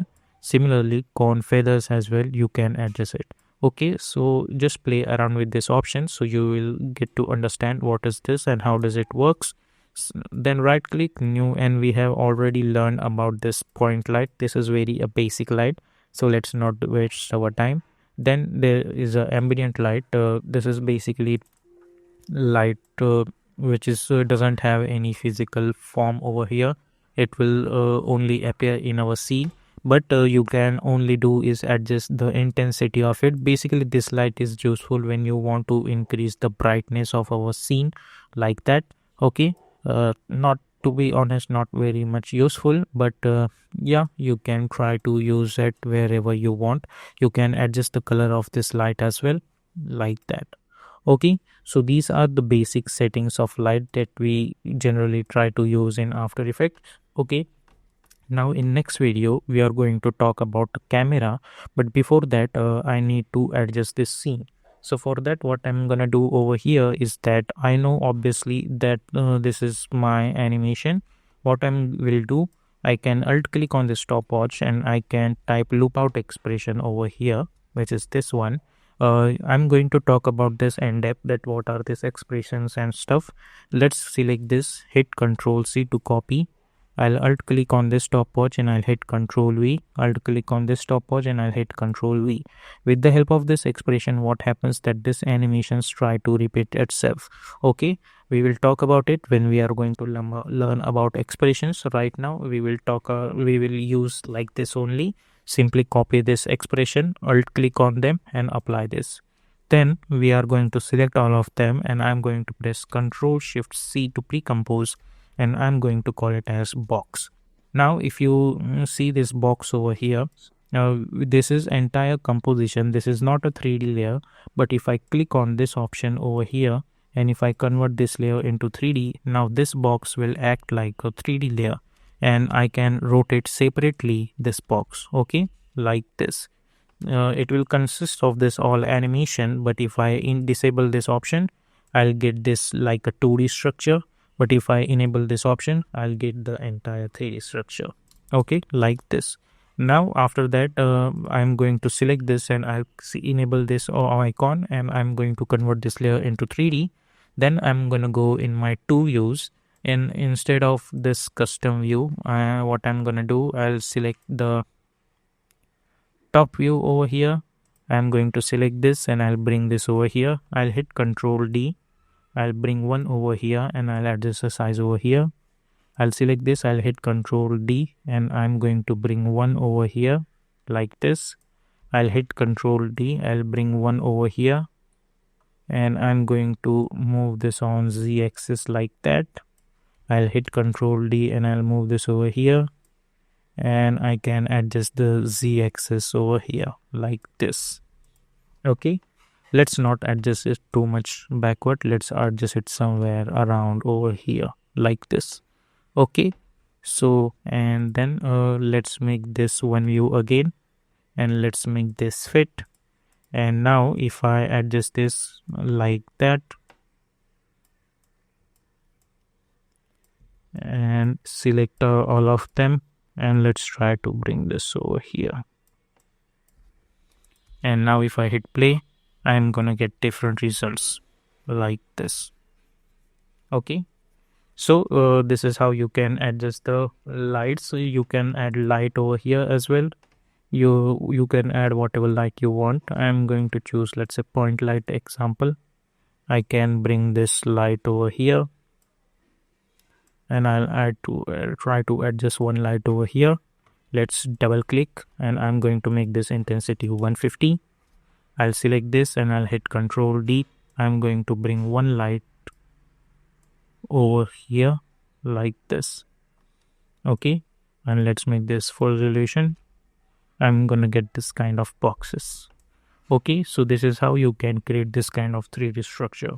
Now in next video we are going to learn about our camera. Okay, so now we are going to talk about camera. So right now we have created all our 3D assets, but to to do zoom in zoom out we need a camera. So you can simply right click new and you can create camera, and over here you will get so many different settings which we are going to learn how to use it. Just like our composition settings, they also provide some customs. So let's try to choose this 50 mm, or let's hit Control Z and let's try to choose this 20 mm.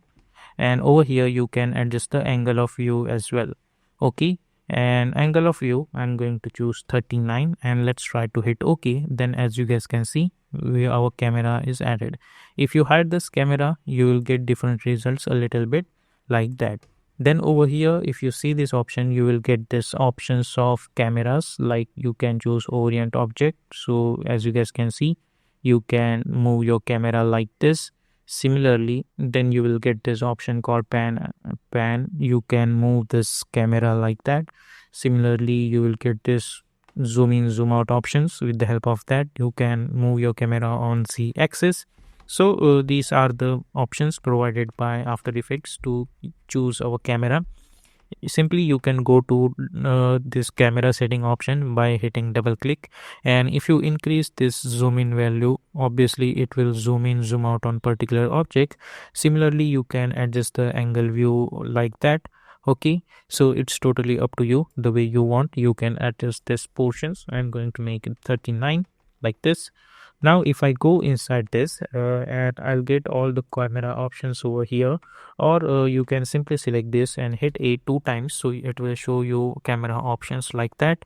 And to understand this option, let's try to go to our, let's say, two views, and I'm gonna go over for this or let's go to the top view over here like this. As you guys can see, we will get something like this. This is my camera and this is where this camera is focusing on.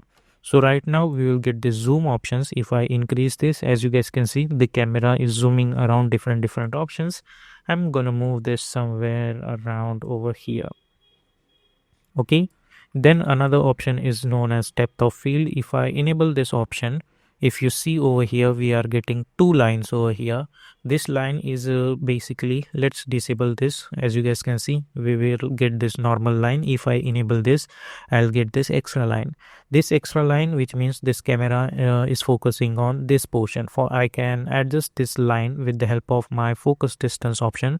Suppose my line is over here, so as you guys can see, this camera is focusing on this option.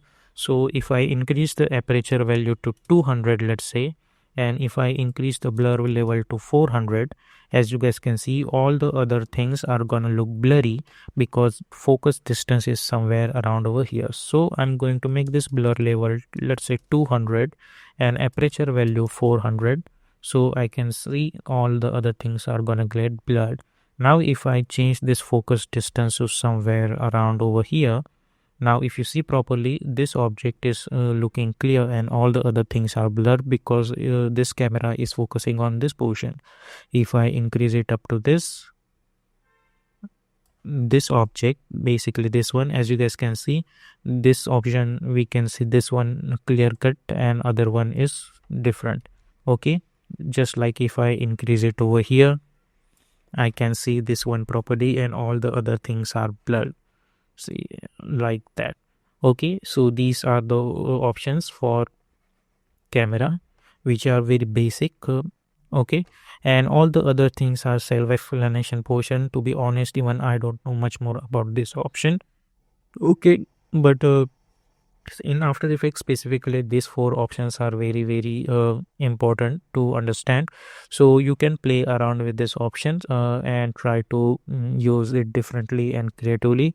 Obviously, when we do practical animations, we are gonna talk about it, but right now only these options that we need to understand.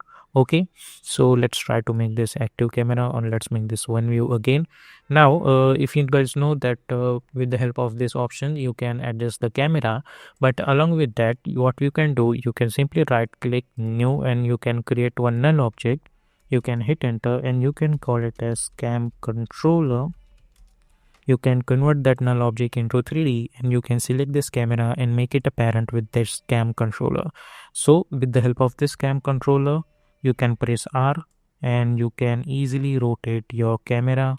Similarly, you can press P and you can adjust the position where you want to. For example, let's initially I want my camera should be at this point. I'll create one keyframe. I'll go to somewhere around 6 seconds. I'm going to make it 0, or let's make this 500 and I can hit end. So what will happen along with this, I can get this camera position animation as well. Okay, similarly you can select this camera, hit double A.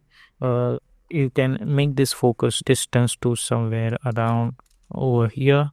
You can adjust it somewhere around like this camera is initially focused on this object. You can create one keyframe and then at this point you can move this somewhere around over here as well. Okay, so along with this animation you can get this camera animation as well. So this is the use of camera in After Effects. Okay, so now we are going to talk about logic of expressions. Now, whenever we create animations in After Effects, we cannot completely rely on keyframes only. Sometimes we need to add certain expression to perform certain duties. For example, let's choose this ellipse over here, and I'm going to choose red color, and by holding shift I'll create one ellipse. I'll press Ctrl Alt Home. I'll adjust it like that. Then I'll press P for position and I'll create one keyframe over here. I'll go to around 2 seconds and I'm going to move them from here to here. So now if you see this, we are getting this common animation. But over here, what I want is that this should start in the form of loop. Like after this last keyframe, it should repeat this entire animation again. So how we can do that? Simply go over here and hit N. And now if I hit play, I'm gonna get this animation continuously in the form of loop. But this is just for 2 seconds. Now suppose I want this animation in the form of loop up to 6 seconds. Maybe I'll hit N over here. So there are other way is that I need to select those keyframe. I'll hit Ctrl C to copy. I'll go to 2 seconds. With the help of page down button, I can press Ctrl V. I can select those keyframe. I can hit Ctrl C and I can hit Ctrl V. So what will happen? It will repeat the keyframe. Again, I'll go one frame forward and I'll press Ctrl V again. So I'll get this animation in the form of loop.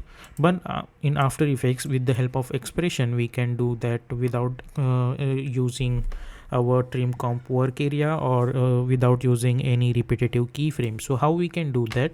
Over here you will get this stopwatch. If you alt click on this stopwatch, you will get this expression. Now what this expression does is that it will provide the data in a text format. For example, if you see inside this, what this text saying is that transform dot position, which means in transform property you are at the position property over here.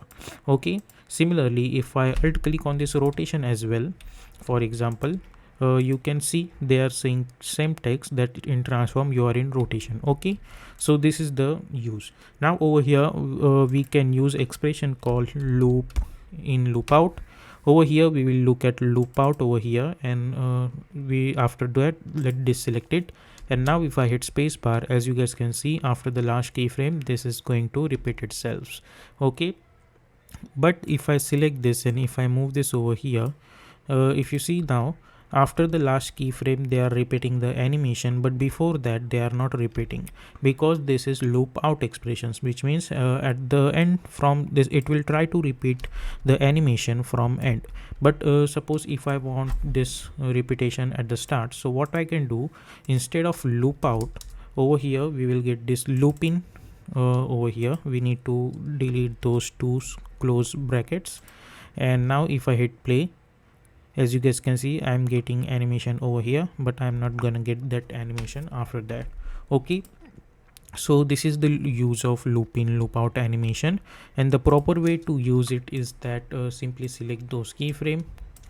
Okay, select those, press Ctrl Alt O, go to the align tab, align it like that, press P for position, create one keyframe. You can go to around 2 seconds. Let's move this over here, go to 2 seconds, select this, Ctrl C Ctrl V, select those keyframe, hit F9, alt click on the stopwatch and simply type loop out expression on it. Okay, so, and now if you see this animation, we are gonna get this animation continuously. Okay, so this is the use of loop in loop out expression. Now in loop in loop out as well, there are so many different things you can do. If you see over here, after loop out text we have open and close bracket. If I type this over here, and over here you will get this so many options like continuous, cycle, etc. If I click on this continue and let deselect it and let's hit play, as you guys can see we are not getting any much more even at the start and even at the end. Okay, so there is not much more use of it. But over here let's close this, and then if I click on the cycles over here, as you guys can see we are getting this same just like a looping loop out over here. And we are not gonna get this at the start, but we are getting the same animation just like without this text over here. Okay, so this is the use of cycles. So this first two options are not very useful, but if you click on this offset over here, and now if you hit play, it's gonna go totally upward over here. Okay, like this. Basically they are repeating this keyframes, but they are repeating in forward direction like that. Okay, that's why even if you say, we will get something like this. Okay, then we will try to choose ping pong. As you guys can see, we will get this keyframe but in a reversible manner. Okay, so these are the basically these two options are very important to understand this offset and ping pong. Otherwise these two are not very much useful like that. Okay, so now we are going to learn about time expression. Time expression is generally useful to apply certain amount of speed to our animation without using keyframes. Okay, so to explain that, I have this one stroke, and if you see, the anchor point is at the start. And one thing you need to understand, that time expression only works on the properties which has only one dimensions. For example, in anchor point, they have two properties, one is for x and one x for y. Then it's not gonna work. Same for position, one for x, one for y. It's not gonna work. Scale, two dimensions, but in rotation we have only one dimension over here. Similarly for opacity, so these two properties can take that time expression. Now what time expression is gonna do, for example, suppose if I want to change the rotation of it, I can create one keyframe over here. I can go to around 6 seconds and I can make it one complete rotation, and if I hit spacebar, I'll get this kind of stuff. Okay, but with the help of time expression, what we can do, I can alt click on this stopwatch and I'll search for time. I can type star and then I can type 1 on 10 maybe. And now if I hit spacebar, as you guys can see, with the help of this 10, they are providing our speed unit, which is 10, and time applying the speed. If I make this 100 over here, and now if I hit spacebar, as you guys can see, we are getting certain amount of speed. If I make this 100 to 1000, I'll get this kind of speed. Okay, so this kind of expressions are used to apply speed. Okay, and right now it's positive 100. If I make this minus 100 over here, then let's see what we can get. Let's get that we are getting this in opposite direction. Same procedure we can apply for this opacity. If I alt click on this stopwatch, I can apply time star 100. Then as you guys can see, they are going to increase the opacity like this. I can make this 50 as well. Yeah, so we will get this kind of thing. So this is the use of time expression, which is basically useful to apply certain amount of speed to your animation without using any keyframes. Now we are going to talk about wiggle expression. So wiggle expression is very simple. You can simply select your ellipse and you can create one ellipse, control alt home, align to over here. Wiggle expression is generally useful to create some wiggle amount over here. For example, simply press P, alt click on the stopwatch, and you can apply wiggle, open close square bracket, and inside that you can type 2,2 over here. So now if I hit space bar over here, as you guys can see, we are getting certain amount of animation over here. It's very small, so let's make this 6,6. and now if you hit play, as you guys can see, we are getting certain amount of value over here. If I make this 116, we'll get something like this. With this 20, I'll get certain kind of things. Okay, so this kind of thing, expressions are very useful when you want to create some jittery animations, etc. Okay, very simple but very useful as well. Okay, so now let's talk about how we can export our animation. For example, suppose I have this animation file over here, and there are two ways to export your animation in After Effects. Either you can do it in After Effects itself, or you can use media encoder. So how we can export this in After Effects? After doing that, simply press Ctrl M on your keyboard, then it will open the render queue, and over here you will get this so many settings, out of which we are not going to talk about much more complex. But over here in output settings over here, in format you can choose whatever format you want, like you can choose png sequence, photoshop sequence, quicktime, etc, etc.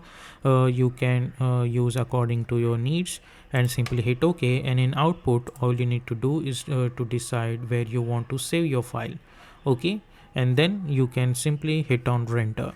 Okay, so this is the way to import your animation in After Effects. But if you want proper mp4 format, then we have to use media encoder. The proper way to use media encoder is simply go to the file options, go to the export and export to media encoder queue, and simply click on it. Then it will open the media encoder file, and as you guys can see, my last file over here is this file over here. Previously this is the file which I have used to render out my other videos, which you are seeing in this course as well. All of them I have rendered. I can select them and I can right click and remove them as well. Okay, and same settings over here, but a little bit extra settings in this options over here. You can decide whatever format you want. If you want mp4 format, you have to choose this h.264. This is going to we need. And if you want to adjust much more settings, then simply click on this icon, and over here you will get this so many options like height, width as well. You can simply uncheck this and you can adjust according to your needs. Okay, I'm going to make it keep it as it is. Okay, then there are so many options over here.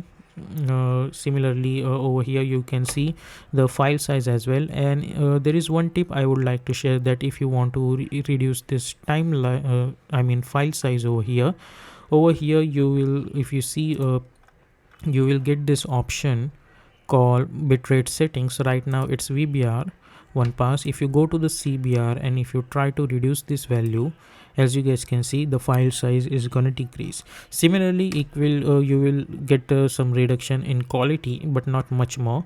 Okay, but generally whatever file size is gonna be over here, I'll keep it as it is. I don't want to change anything. Okay, I'll cancel it because I don't want to change anything. And then over here simply click and you can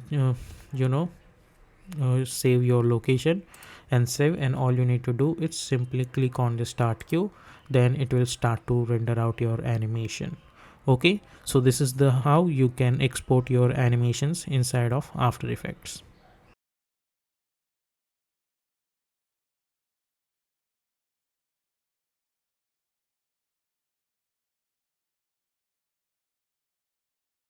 Okay, so now we are going to start from here, how to animate practically inside of After Effects certain kind of animations. And we are going to start with our logo animation series. Now to animate any logo, we need first that logo PNG, JPG, or maximum is Photoshop and Illustrator file. But we are going to look at some advanced techniques to animate logo, so we need to use Photoshop, or sometimes we need to use Illustrator as well. Right now I'm going to use Photoshop over here. Okay, so now I have this Intel logo file over here. I'll also provide this Photoshop file so you can use that to animate as well in After Effects. Okay, and now I need to properly create a logo out of it to animate. So let's try to do that. Now I want this portion should be on a different layer, and all the other alphabet should be on different layer as well. So for that, what we need to do is that I need to select my rectangles tool over here, which is rectangle mark tool. I'm going to select this much area. I'm going to hit Ctrl X to cut it out. I'll create a new layer from here and I'll press Ctrl Shift V to paste in place. I'll double click on it and I'll call it as box, like this. Okay, so we will get something like this. And if I hide this, this is on separated layer. And same procedure I'm going to follow for all of these alphabets. So let's select this, hit Ctrl X, new layer, Ctrl Shift V, hide this. Same procedure over here, Ctrl X, new layer, Ctrl Shift V, hide this, Ctrl X, new layer, Ctrl Shift V, Ctrl X, new layer, Ctrl Shift V, select this, Ctrl X, new layer, Ctrl Shift V, and we have this R on separated layer. And now we will just name it, like I'll call it as E, I'll call it as T, I'll call it as N, and I'll call it as I. Okay, and now I'm going to save this file at appropriate position. I'm going to save it as Intel logo and hit OK and hit OK. So our Photoshop file is ready. I'll provide this file as well. Now we will go to the Adobe After Effects. I'm going to create a new composition. I'm going to call it as main animation. Width I'm going to choose over here is 1920 and height is 180, frame rate is 30 and duration is as well 30 seconds, and background color is white color, and simply hit OK. Then we will go to choose grid and guide option and we will simply hit on title selection. Now in project window, first we need to import our logo, so simply double click and I'm going to select my Intel logo Photoshop file.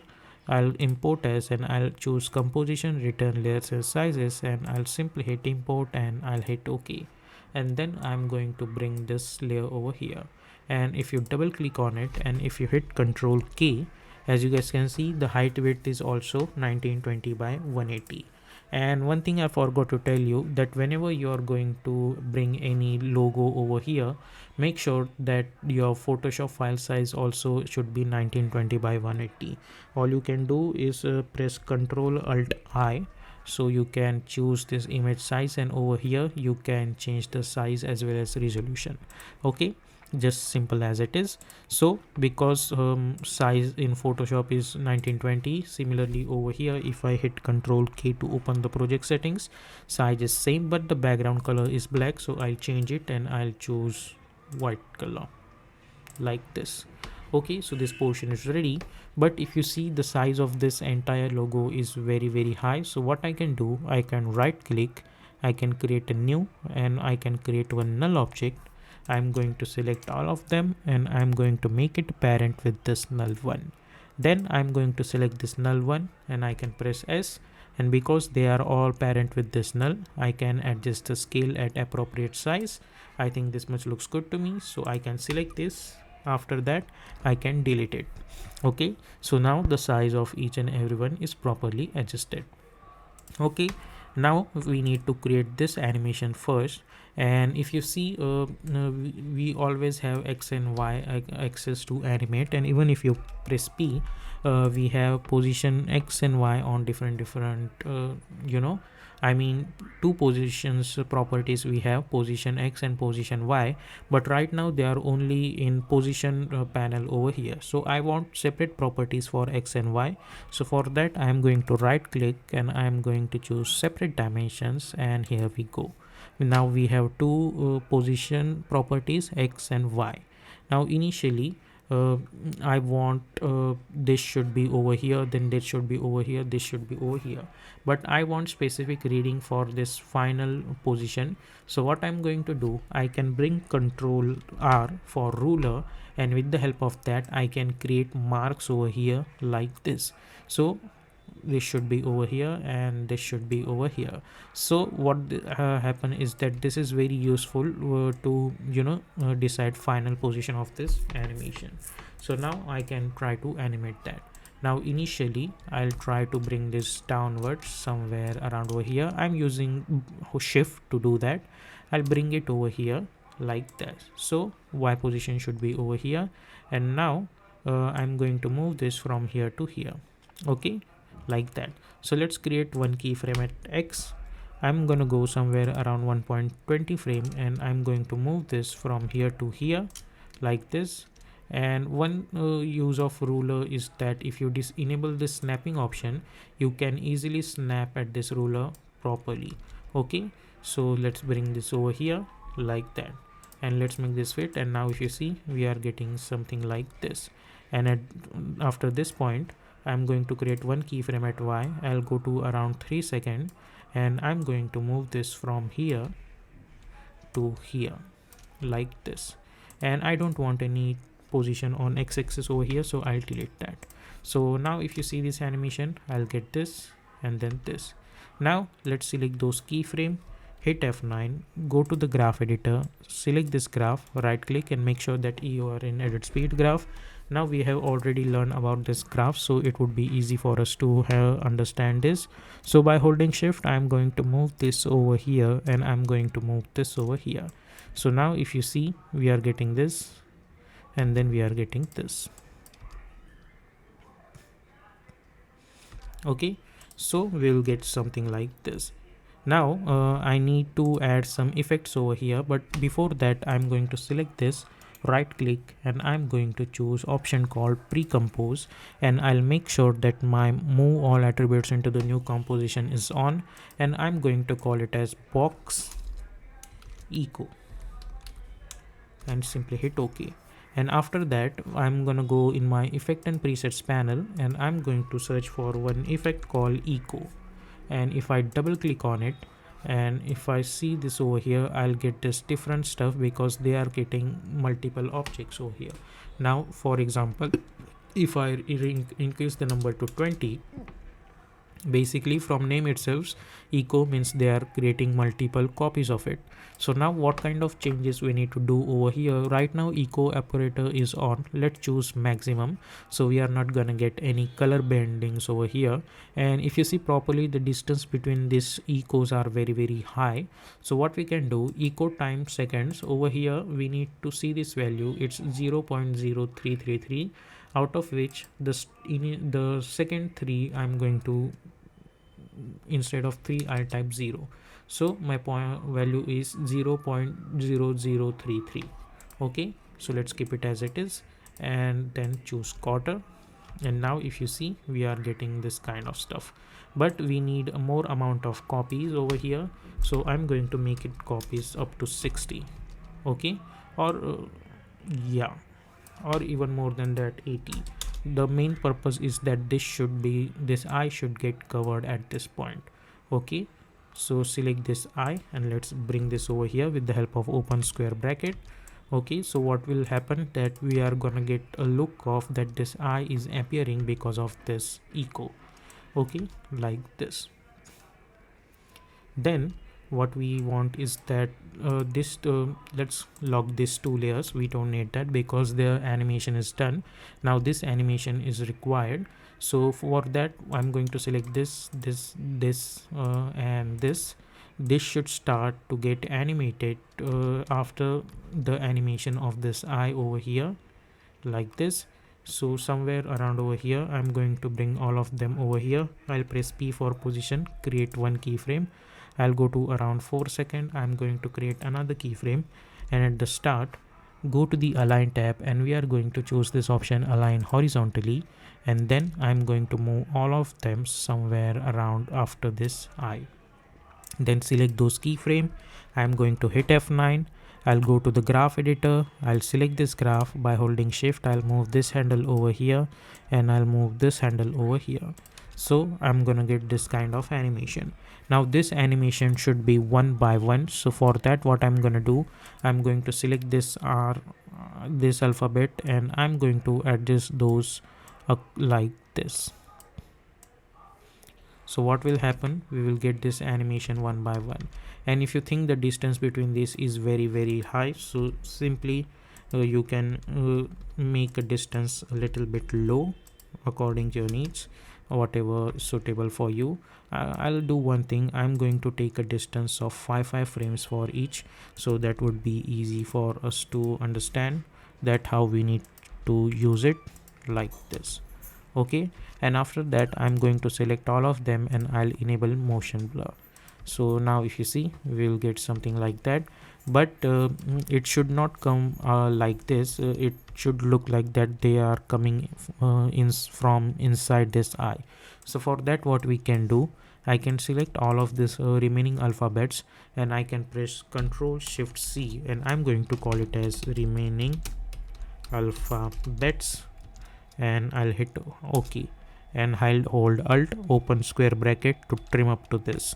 okay, still it looks something like this, but I can select this composition and then I can select my rectangle tool and then I can create a mask like this on this one.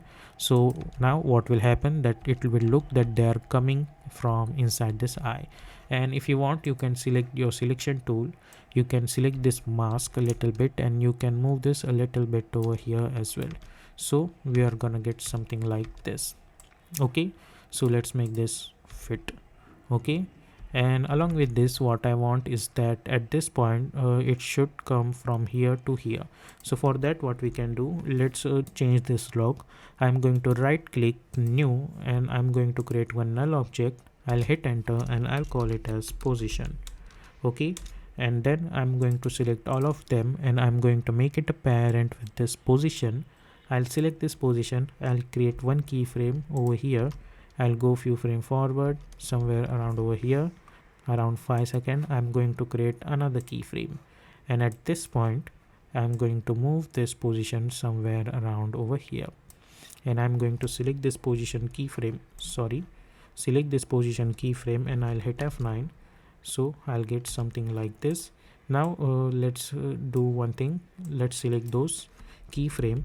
Let's go to the graph editor, select this graph. By holding shift, move this handle over here and move this handle over here. So if you see, you will get something like this. Now by holding alt or let's simply select this last keyframe and move this to 4 seconds like this, and this thing should start to happen. Let's go and try to adjust in such a way that it should look good.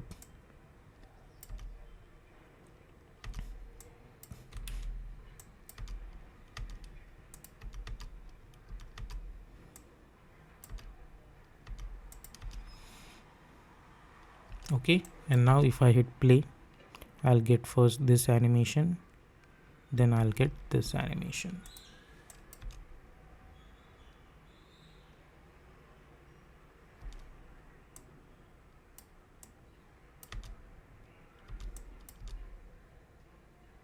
Okay, like this. So this is how you can create this kind of animation. Then you can go to the main animation comp. You can press Ctrl Y to create one solid background. You can go to the start, select this Intel logo comp, press S, and let's make this 115 initially. Create one keyframe, and somewhere around, let's say 6 seconds maybe, let's make this 100. And now if you hit play, let's choose quad resolution. Along with this animation, you will get a little bit of scaling animation as well. Okay, and at 6 seconds I'm going to hit N. So now we will get this kind of logo animation.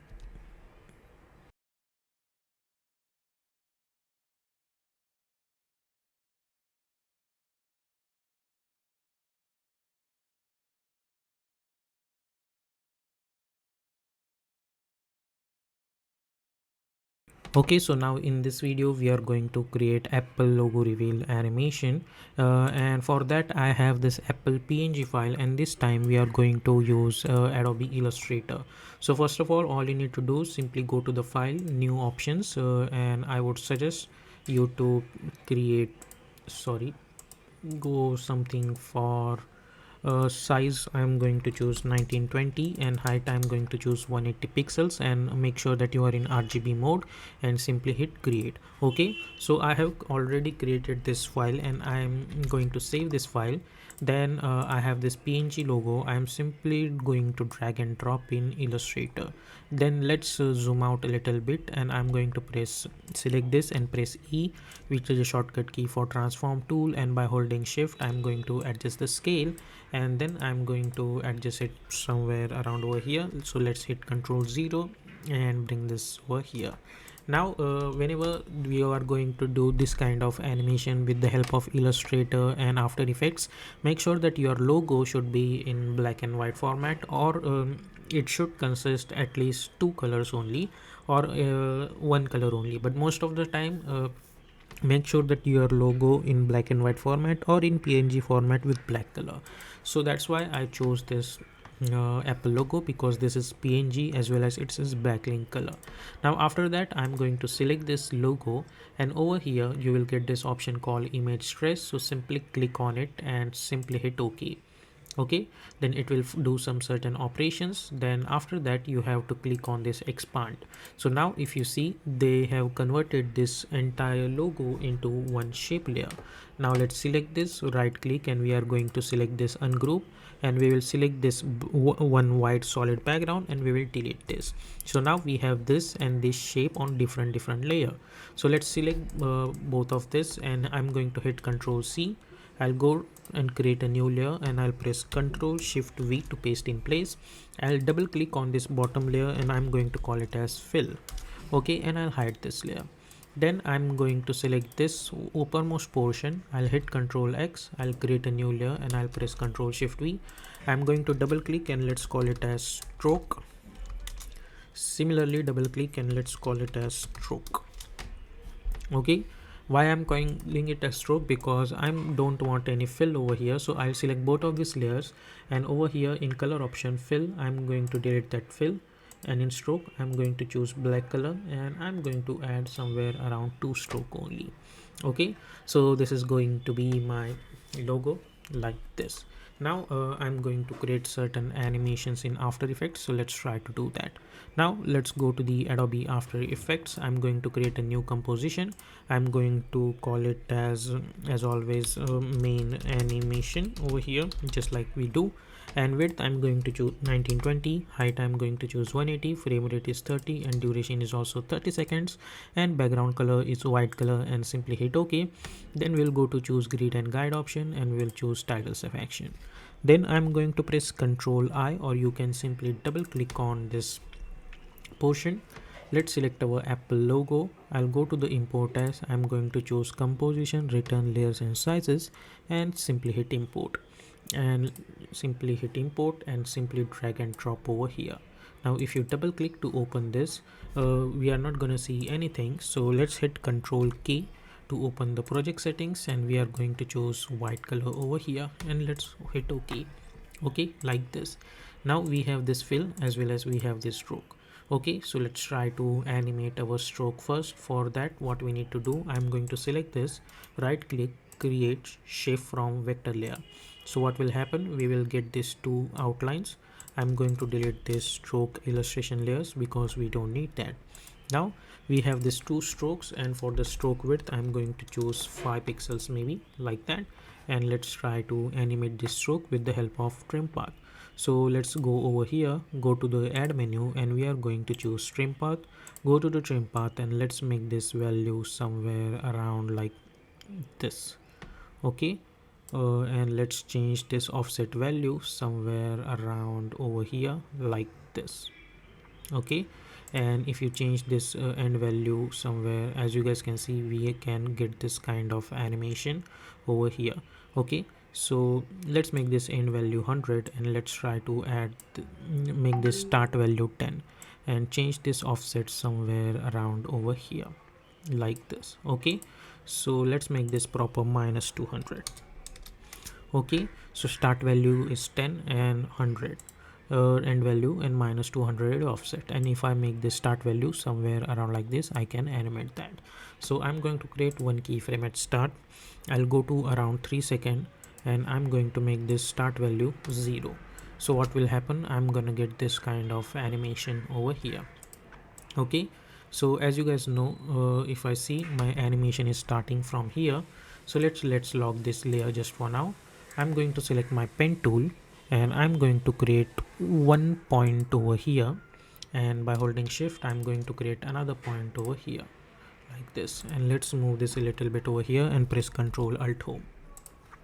Okay, let's try to bring properly. Okay, so it looks like they are connecting each other. So after that, let's select this and change the color of this one to yellow, so it would be easy for us to understand that this one is different. I'm going to go in add menu, trim path. I'll go to the trim path, and let's make this end value, or let's say start value 100. Create one keyframe. I'll go somewhere around 1 second, and I'm going to make this value 0. Okay, so it looks like it's coming from here, and then this animation should start to run from here. So if you see, we are gonna get something like this. And as this animation is about to end, I'm going to create one keyframe at end of this one, and when this animation is gonna complete itself somewhere around 4 seconds, I'm going to make this end value 0. So now if you see this animation, we are gonna get this kind of look. Okay, so our this animation is ready. Now we need to create animation for this stroke over here as well, which is this one. So let's bring this at the top and let's hide this. Okay, so let's try to animate this. For animating this, what I'm gonna do, I'm gonna right click, I'm going to create new, and I'm going to call it as one null object. I'll hit enter and I'll call it as rotation. Okay, I'm going to select this stroke and I'll press P for position. I'll create one keyframe. I'll go to around 4 seconds and I'm going to create another keyframe, and I'll go to the start and I'm going to move this from here to here. Then I'm going to select this stroke and I'm going to make it a parent with this rotation. Then I'm going to select this rotation. I'll press R. I'll create one keyframe. I'll go to around 4 seconds. I'm going to create another keyframe, and initially I'm going to rotate it somewhere around like this. So now if you see this animation, we will get something like this. And select those keyframe and hit F9. Similarly, select this, press R for rotation, create one keyframe, go over here, and let's make this one complete rotation. So what will happen along with this, we are gonna get this rotation for this option as well. Then hit select both of them and hit U, select those keyframe, and we will hit F9, and we will go to the graph editor. We will select this graph over here, and by holding shift I'm going to move this handle like this. So if you hit play, we are gonna get something like this.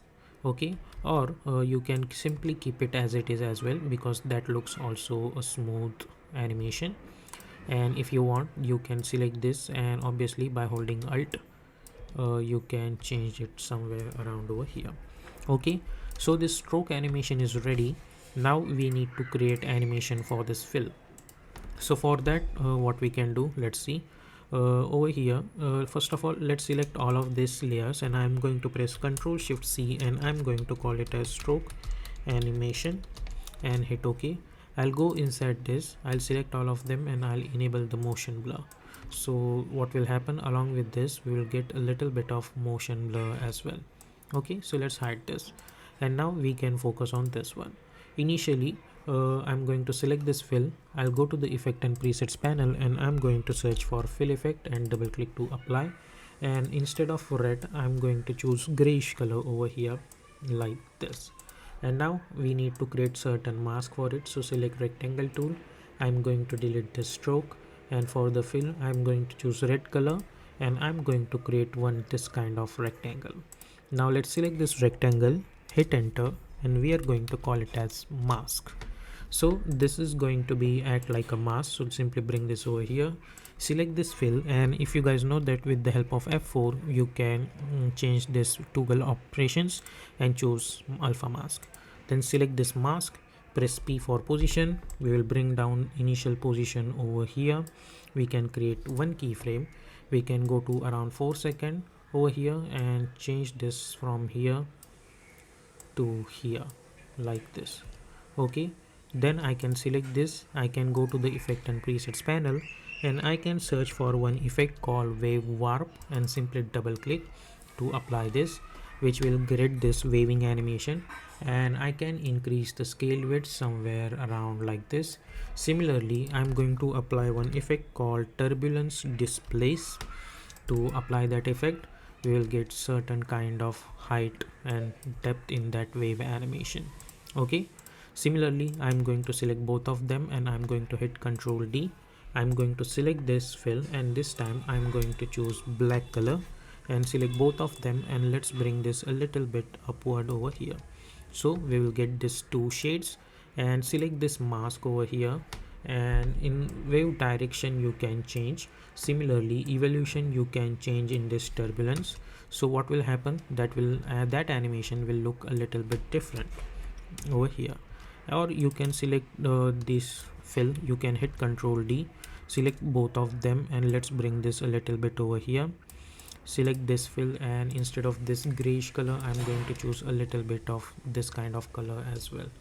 Okay, so first animation should be this stroke animation, and then somewhere around at this point, maybe after the stroke animation is gonna complete, I want this animation should start to appear. Okay, like this.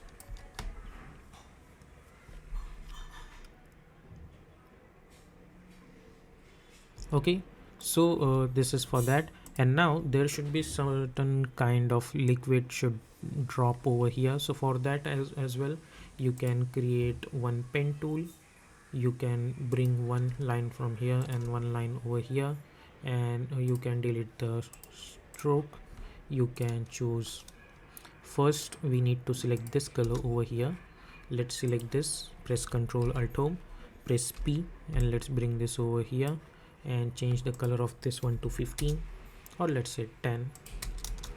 Then select this, hit Ctrl D, press P, and let's bring this over here.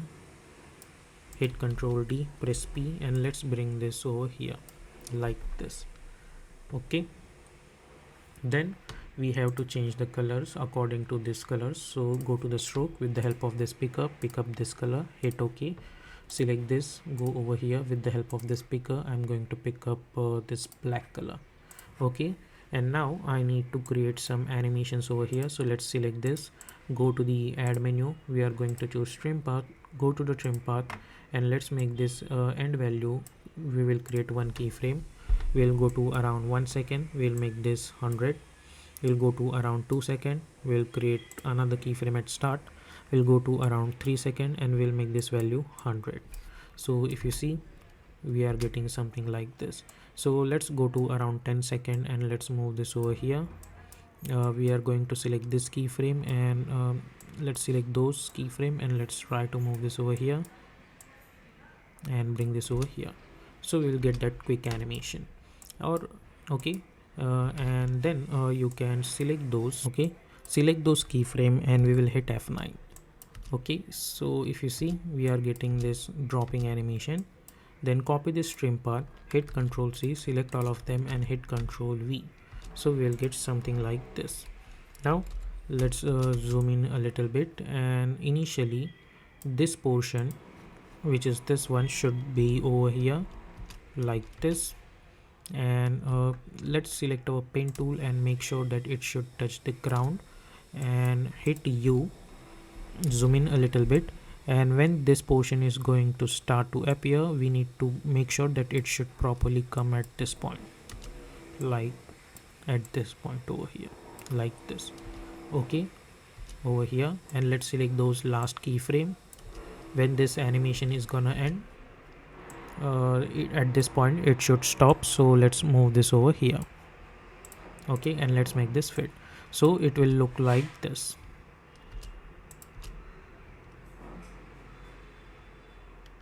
Okay, like that. Same procedure for all of them.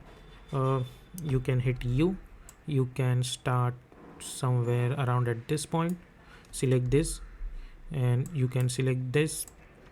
You can move them a little bit over here and make sure that this point should touch this edge. Okay, same procedure for this. Select this, move this over here, hit U, zoom in, select this, and let's move this over here like this and bring this downwards. Okay, and let's make this fit. Okay, now we need to adjust the position. So select this and bring this over here, select this, bring in middle of that, select this and bring in middle of that. So now if I see this animation, first I'll get this.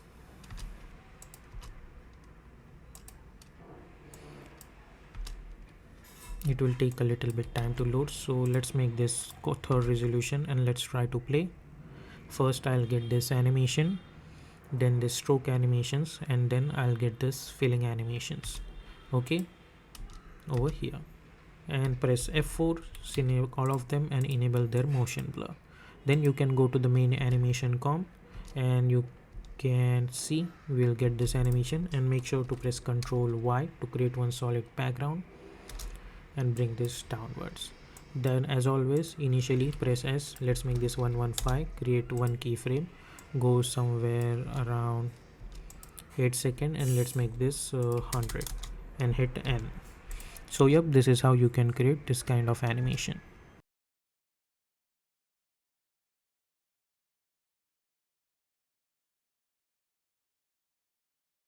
So here we are in Adobe for After Effects. Let's create a new composition. We are going to name it as main animation. Width I'm going to choose, let's say 1920. Height I'm going to choose 180. Frame rate is 30. Duration is 1.30 second, and background color is black color, and simply hit OK.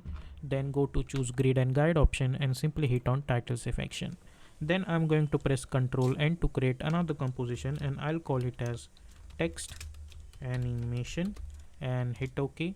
Press Ctrl K to open the project settings again, and width over here I'm going to choose 1080 pixels and hit OK. Then let's make this fit. Then press Ctrl Y to create one solid background, and we will lock this layer. Then I'm going to press Ctrl N to create another composition, and height over here I'm going to choose, let's type slash and divide it by 6, which means we will get something like this. Okay, press Ctrl K again to open the project settings, and let's call it as strip. Okay, and color, background color I'm going to choose white color over here so we can see the text, or let's say black color is okay because we have already added the white color over here. So press Ctrl Y over here to select one solid background and lock this layer. Now I'm going to type my text over here, and let's type our text. I'm going to type motion, and for the color I'm going to choose black color. Go to the align tab, align it horizontally and then align it vertically. Press Ctrl Alt Home, go to the character menu, and for the font I'm going to choose Oswald font and Oswald minimum. Go to the align tab, align it horizontally and then align it vertically. Ctrl Alt Home, press S and increase the size of this text somewhere around like this. Go to the character menu, and let's decrease the alphabetical distance between these two text. After that, hit spacebar, type dash again, type motion, then go to the align tab, align it horizontally, align it vertically, press Ctrl Alt Home, press S, and this time let's decrease the size so our text is going to be inside this composition like this. Okay, and if you want, then you can increase the alphabetical distance again so you can adjust it properly like this. Okay, so our text strip is ready. Now go to the text animation, and we will bring our strip over here. Then we will go to the effect and presets panel, and we will search for one effect called CC reptile effect and simply double click to apply. Expand down, let's type 500 and let's see. Expand up, let's type 500 and let's see. Okay, now select this strip and hit Ctrl D. Select this second one, go to the effect and presets panel and search for fill effect and double click to apply, and we will lock this layer.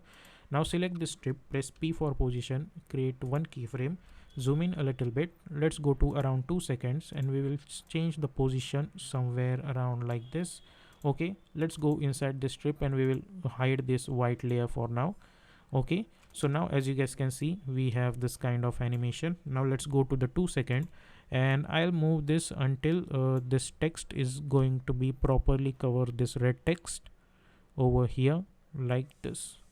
Okay, now as you guys can see, we are getting this halfway through, so we need to increase the expand down option over here. Okay, so as you guys can see, we are getting this animation. Now alt click on the stopwatch and type loop out expression on it like this, and let's delete this reference layer. So now if you see this animation, this is going to be continuously in the form of loop. Okay, you can go inside the strip and you can delete this white solid background. We don't need that anymore. Now let's go to the main animation, hit Ctrl 0 to open the project settings. We will bring our text animation comp and we will move this over here, and let's make this fit. Now select this text animation and hit Ctrl D. Go to the effect and presets panel and search for CC sphere effect and simply double click to apply. And let's go to the light options or shading options. Let's say increase the ambient value to 40 and decrease the diffuse value to 10, and let's increase the ambient somewhere around like this and increase the diffuse to 20. So let's make this ambient 90 and diffuse 20. Okay, then we will go to the rotation options and we will rotate it on somewhere around like this axis. So as you guys can see, we are getting this kind of animation. Now I want this thing should be rotate on y-axis also, so I'll create one keyframe at y rotation and hit U. And as you guys can see, my animation is in the form of loop at 2 seconds. So let's 2 plus 2 4, 2 plus 2 6, and then again 8. So I'm gonna go somewhere around 8 second. So what will happen after 8 second also, this is going to be in the form of loop. So I'll go somewhere around 8 second maybe, and I'll change this complete rotation to 1. So what will happen, along with this animation we will get this rotation animation also.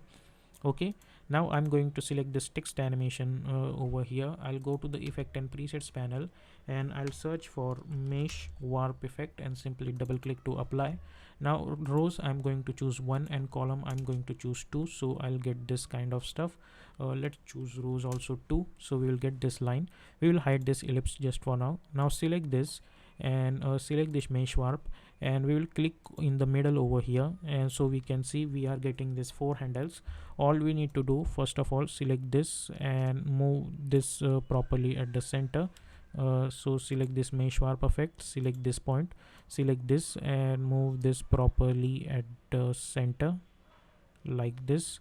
Zoom in a little bit and make sure this is going to be in the proper line like this. Okay, if I select this and see this again, make sure to adjust it properly. Same thing I'll follow for this one also. Let's select this line and move this properly towards this center. Then I'm going to pick up this line. Let's move this properly towards the center.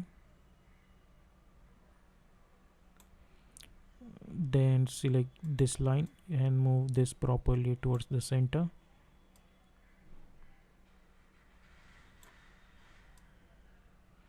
Okay, now after that, select this line, select this one and move this properly towards the center.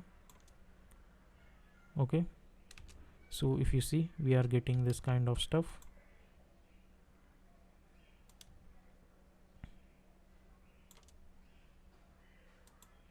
Similarly, select this line and move this towards the center.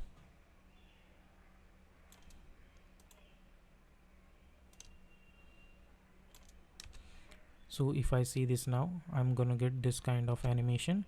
Select this, go to the quality and increase the quality to 10, and let's then enable this circle over here like this. Okay,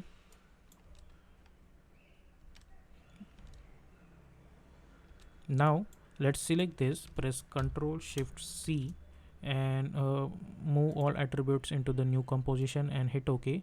Double click to open this comp, press Ctrl K over here, and width I'm going to choose 1080 again.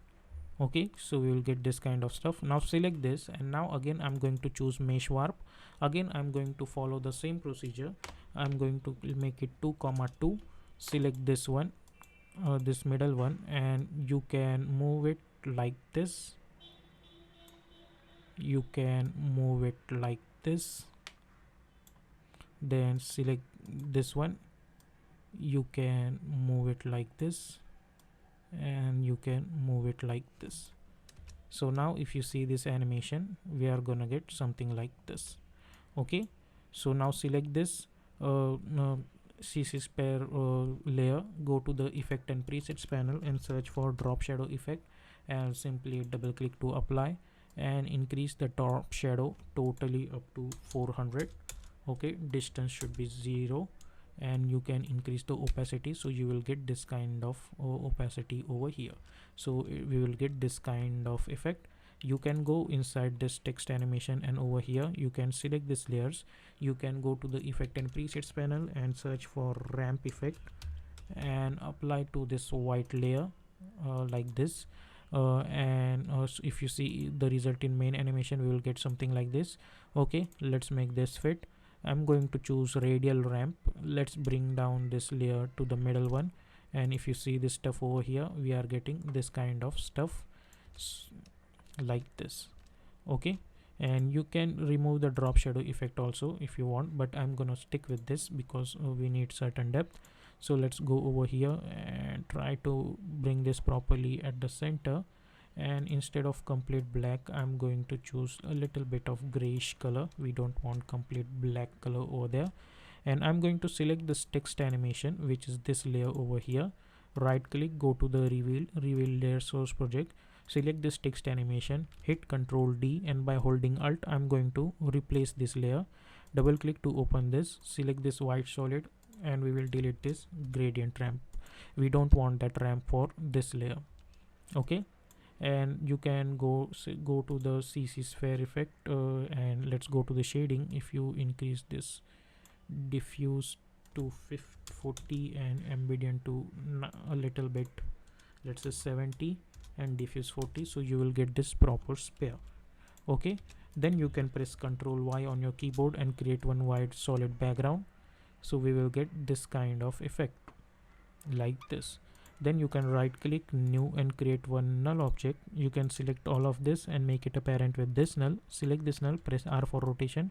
You can rotate it like this, and you can increase a scale up to this, so you will get this kind of effect. Okay, like this. And all of this animation is going to be in the form of loop. Okay, then you can do another thing over here, which I also do for my most of the animations.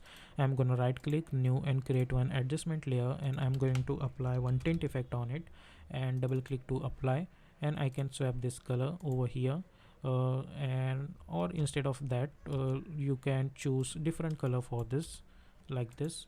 So what I'm gonna do, I'm gonna create one ellipse. By holding shift, I'm going to create one ellipse. Press Ctrl Alt Home, go to the align tab, align it horizontally and then align it vertically. Go to the start, select this adjustment layer and make it apparent with this one. Select this, press S. Initially let's make it the scale 0. Okay, then I'm gonna go somewhere around 4 seconds, and I'm going to increase the size of this layer somewhere around like this. Okay, so if I see this animation, I'll get something like this. Okay, and instead of red, I'm going to choose black color only, and I'm going to just swap this color, so I'll get different results. Over here, I'm going to want this should cover the entire composition. I'm going to select this adjustment layer, hit Ctrl D, and let's move this over here.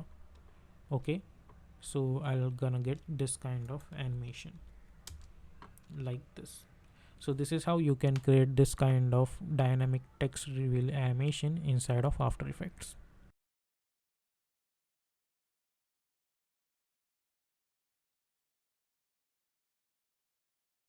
So as always, here we are in Adobe After Effects. Let's create a new composition, and we are going to call it as main animation. Width is 1920, height is 180, frame rate is 30, duration is 30 seconds long, and background color I'm going to choose white color and simply hit OK and hit OK. Then go to choose grid and guide option and simply hit on title selection. Then press Ctrl N to create another composition, and we will call it as strip. And height for this one I'm going to choose 150 and simply hit OK. Then press Ctrl Y to create one solid background, and we will lock this layer.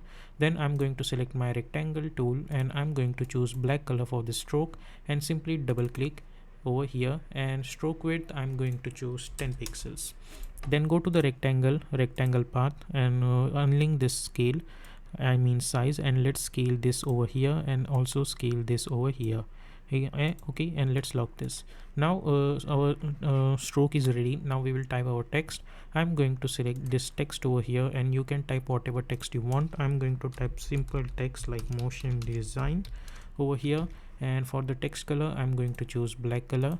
I'll hit spacebar 2 times, dash, and again I'm going to type motion design. Now select this text and press Ctrl Alt Home to align that anchor point to the center. Go to the align tab, align it horizontally and then align it vertically. Now press S for scaling option, and let's scale this text somewhere around like this. Now select this layer and hit Ctrl D, and let's change the color of this one to yellow. Now select this first layer and press P for position, create one keyframe, go somewhere around let's say 4 seconds maybe, and let's press V, and let's move this text from here to here totally out of this composition over here. Then go to around 8 seconds and we will copy the first keyframe. So hit Ctrl C, Ctrl V. Now select those keyframe and hit F9. Go to the graph editor, right click and make sure that you are in edit speed graph. Select this graph and by holding shift I'm going to move one handle over here and then move one handle over here. So if you see this animation, you will get something like this. Okay, now after that let's go in middle of this keyframe, which means at 4 seconds I'm going to select this text over here and I'll make it apparent with this second one. Okay, and alt click on this position tab and let's type loop out expression over here like this. Okay, so we will get this animation continuously in the form of loop like this. Okay, select all the layers and enable the motion blur. Then go to the main animation and hit Ctrl 0 over here and we will bring this strip over here like this. Then press R for rotation, rotate it on 90 degree like this. Then press S for scaling option and we will scale it somewhere around like this. Then press Ctrl K to open the project settings and let's change the color of this one to black. Zoom in a little bit over here, hit Ctrl K again and instead of black let's choose red color and let's increase the scale somewhere around like this. Okay, so let's try to adjust it like 57.5 maybe, or let's make this 56 or 56.2 or let's say 0.3. Okay, our main motto that it should touch the edge of this comp. Okay, so it's properly touching the edge of this comp. Now I'm going to select this strip and I'll press Ctrl Shift C and let's call it as cylinder over here and hit OK. Now select this, go to the effect and presets panel, search for CC cylinder effect and double click to apply. But if you see over here we are getting this weird stuff, so let's go inside this and instead of this I'll hit Ctrl D. Let's hide this second one. I'll select this, press R for rotation and let's make this 0 and press S and let's make the scale 100 again. Okay, so as you guys can see we are getting this kind of cylinder over here. Okay, let's select this layer and we will delete this one. Okay, let's go to the shading options over here and we will increase the ambient a little bit up to 70% or let's say 80% like this. Okay, now let's increase the radius of this somewhere around like this. So if you see over here, let's make this quad resolution. We are getting this kind of animation over here. If you want, then you can decrease this to 120 as well. Okay, now select this, go to the rotation options and as you guys can see we can rotate it on x-axis like this. So let's create one keyframe at x rotation. Select this and hit U. Let's select this, hit Ctrl D, hit U and let's make this 30. Okay, so we'll get this kind of stuff, but I don't want anything at the back. So for that what I can do is I can choose only outside render. Similarly over here in render, choose outside over here like this. Now select this cylinder over here and instead of 120 I'm going to make it 122. So we will increase the scale a little bit over here. Similarly select this, hit Ctrl D again and press R for or simply hit U because we have already created rotation X. So let's make this 60 over here like this and let's make the scale 124 like this. Okay, if you see this in quad resolution we are getting this kind of stuff and I think we will make this 120 again. For all the radius should be same, otherwise it will get confusing like this. Similarly I'll select this one over here, hit Ctrl D, select this fourth one and hit U and let's make this -30 like this. Then select this, hit Ctrl D, select this fifth one and let's make this -60 over here like this. Okay, then hit U. Let's select all of this and press Ctrl Shift C and let's call it as front over here. Now let's make this fit and hit Ctrl 0. Select this front in the project window and hit Ctrl D and double enter and let's call it as back over here and let's bring this back comp over here and go inside this back comp over here and let go inside this back comp. Let's select this, go over here and choose inside and we will select all the stuff for inside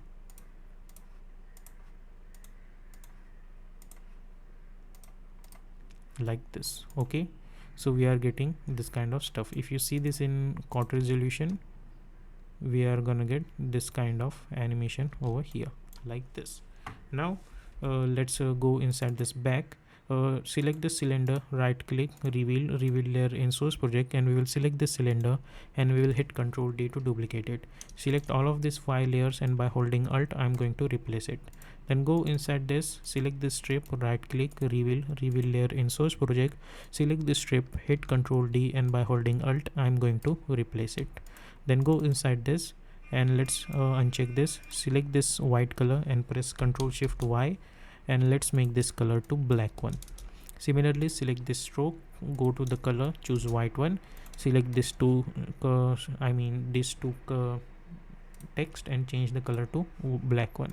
So if you see, those background animations are in black color. Now let's go inside this front, and I'm going to take a distance of 5 frames to adjust them like this. Okay, one by one. Similarly, go to the back, zoom in a little bit, again take a distance of 5 frames and adjust them one by one. Okay, and go to the 20 frame, select all of them, hold Alt, open square bracket to trim up to this, go to the start and move this over here like this. So as you guys can see, we are getting this kind of alternations in our animation. And because our animation is in the form of loop at 8 seconds, I'll go to the 8 seconds and I'll hit N over here up to this. So after 8 seconds I'm gonna get this animation continuously in the form of loop. So our sphere is ready. So select this, press Ctrl Shift C, and let's call it as sphere like this. Okay, then select this and press S for scaling option and scale it like this. Then select this, hit Ctrl D to duplicate it, move this over here, hit Ctrl D to duplicate it, move this over here, hit Ctrl D, move this over here, hit Ctrl D and move this over here like this. And you can adjust the scale somewhere around like this. Okay, you can play around with the scaling properties of each and every one like this, and let's adjust it over here like this. Okay, so you will get this kind of stuff.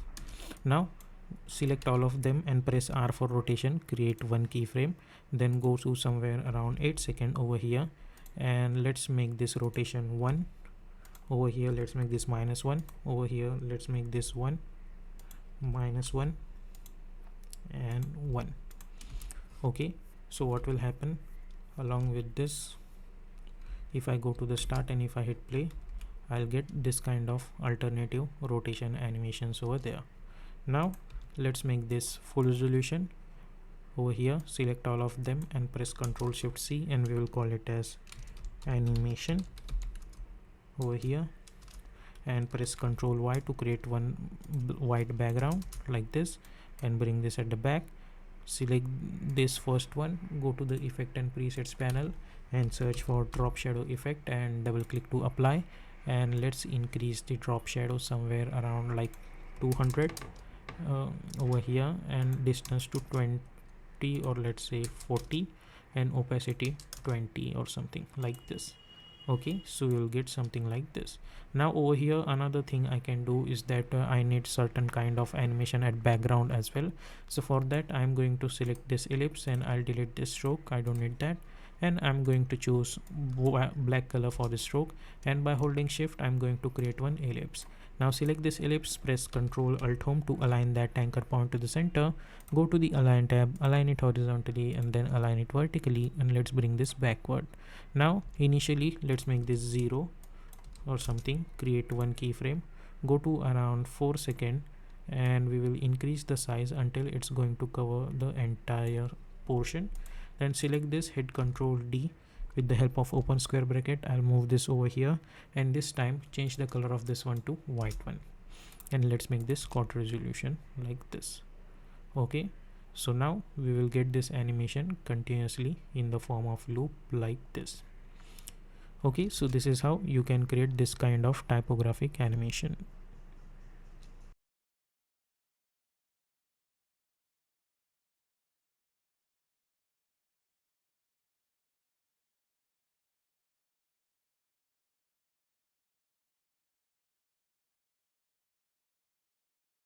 So here we are in Adobe After Effects.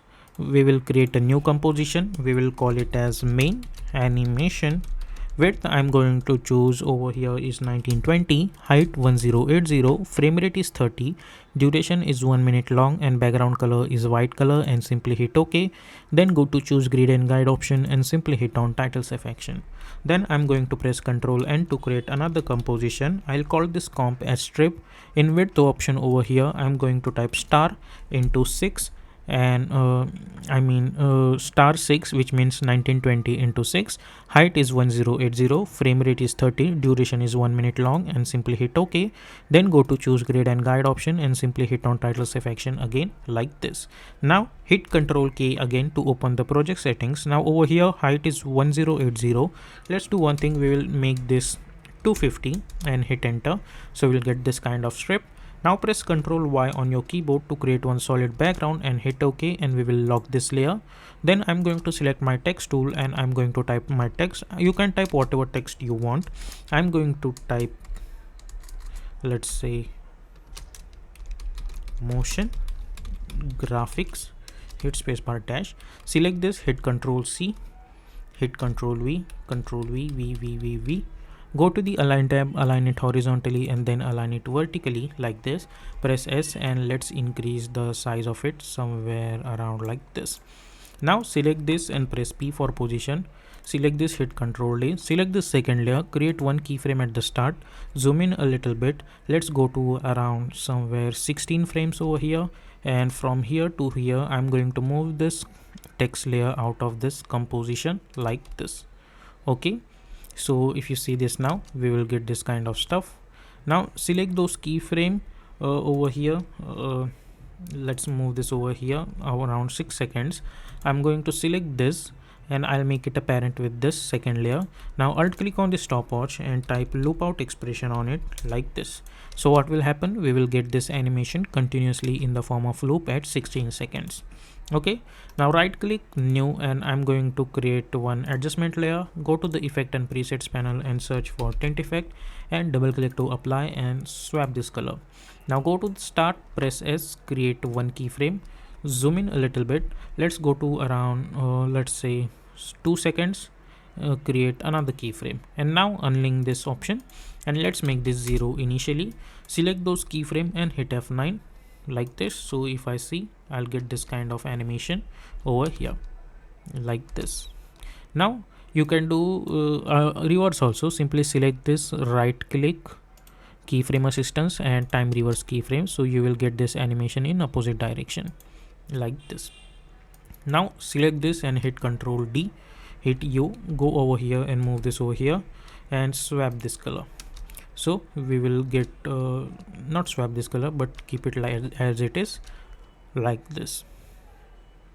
Okay, go to the 4 second, hit Ctrl D, select this adjustment layer, Ctrl D, move this over here, Ctrl D, move this over here, Ctrl D, move this over here, go over here, select all of them, hit Ctrl D, let's bring them at the top and let's move this over here.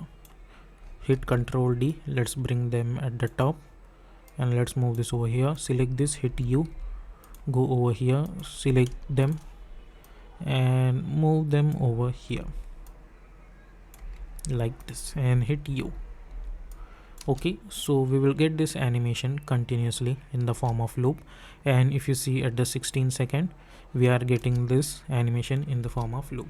Now hit Ctrl 0 to open the project setting, select this strip and hit Ctrl D to duplicate, and we have the strip 2. Double click to open this, hit U, select this last keyframe, right click, go to the keyframe assistance and time reverse keyframe, so we will get this animation in opposite direction like this. Then right click right click new and create one adjustment layer again and apply tint effect and we will swap this color.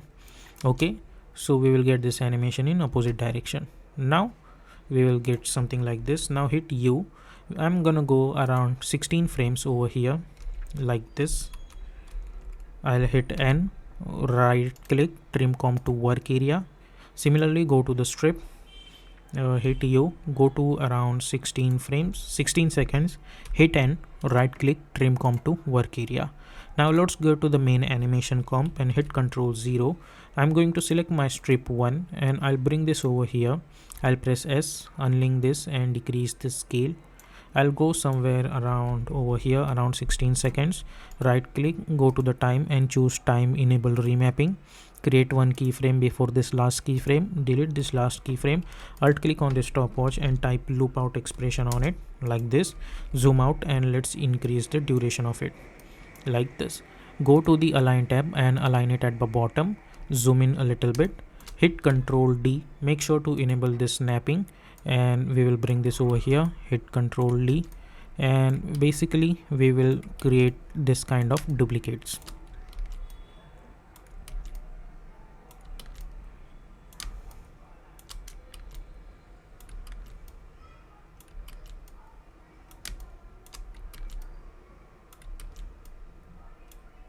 Okay, now select the strip 2 and by holding Ctrl I'm going to select the alternate layers. By holding Ctrl I'll select this alternate layers and by holding Alt I'm going to replace this, so we will get this kind of stuff. Let's make this fit.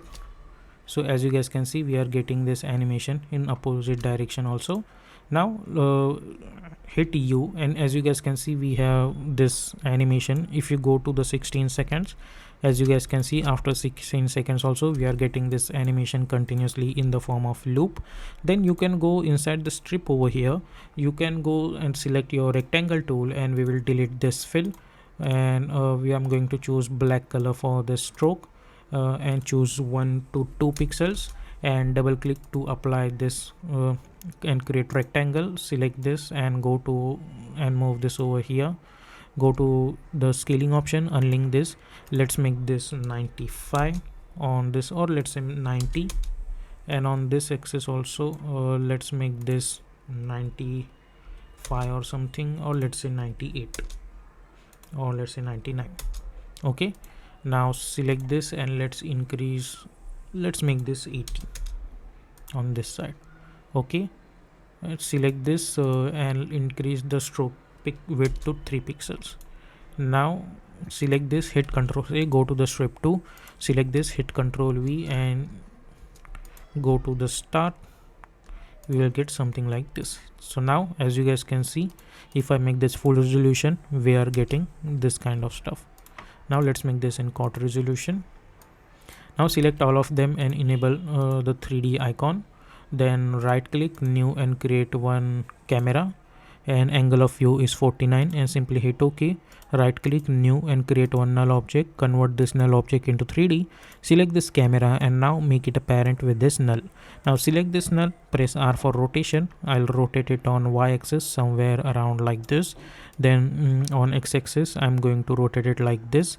Press S for scaling option and decrease the scale a little bit and disable the snapping tool, and I'll adjust it in some way that I don't want any small space at this side.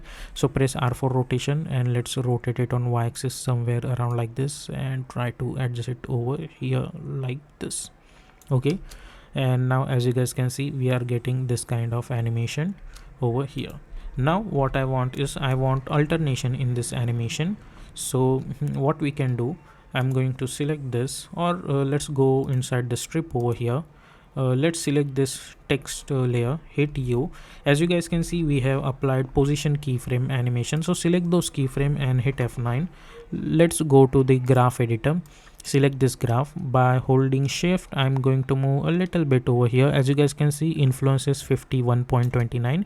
Similarly I'll select this and by holding shift I'll move this until my influence is somewhere around 51 over here like this. Okay, same thing I'll follow for this one also. I'll go to the strip, I'll select this keyframe, I'll hit F9, I'll go to the graph editor, zoom out a little bit, select this. By holding shift move this over here somewhere around 51.29. Similarly select this, by holding shift I'll move this somewhere around 51.76 or somewhere. If I go to and see this animation over here, I'll get this kind of animation like this. Now what I'm going to do, I'll take a distance of 10 frames. I'll select all of these strips, hold alt, close bracket, zoom in, and let's trim up to this. Right click, keyframe assistance, sequence layers, hit OK. Now zoom out a little bit and let's increase the duration of this comp. Let's go somewhere around over here. And okay, hold alt, open square bracket to trim up to this. Go to the start and let's bring this over here and move this over here. Now as you guys know that my animation is in the form of loop at 16 seconds, so I'll hit N over here. So what will happen after 16 seconds, I'll get this animation in the form of loop like this. Okay, so we will get this kind of animation over here. Then after that I'll select this camera, hit double A and enable the depth of field over here and make sure to choose full resolution so I can see properly. Now aperture value I'm going to choose 100 like this. So as you guys can see, we are getting this depth of field and focus distance is 200. If you want more blur level increase, you can do that also like this. So you will get this blurriness value. I'm going to choose 200 value over here, and focus distance I'm going to choose a 1800. You can adjust the focus distance according to your needs. I'm going to stick up with this one only. Okay, like that. So at 16 seconds I'm gonna get this animation continuously in the form of loop. So this is the 60-second animation in the form of loop. So and if you want, if you don't want this stuff, then I mean this ease in ease out effect, then you can simply select those keyframe and by holding control you can simply apply the initial animation that we have created. Simply apply control and click, so you will get the original animation. If I see this in quarter resolution, I'll get this continuous animation in the form of loop like that.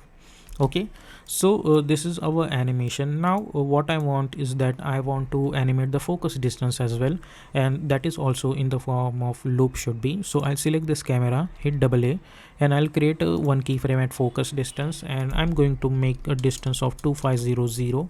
So camera will focus over here, and let's increase the blur values to 500 so we can see the focus distance animation clearly. Initially it should be, let's say, 42800, so it will focus camera over here, create one keyframe. I'll go somewhere around 8 seconds, and now I'm gonna make this focus distance 1000, or let's say 1500. So camera is focusing over here now, let's say 1400 like this. And at 16 seconds I'll copy my first keyframe, Control C, Control V, select those keyframe and hit F9. So after that, blur level value I'm going to choose 200 over here after this animation. So we will, along with this animation, we will get the focus distance animation always. Let's choose 300 value, or let's say 250 value for the focus distance over here. Okay, so what will happen, along with this text animation we will get this animation also. So this is how you can animate.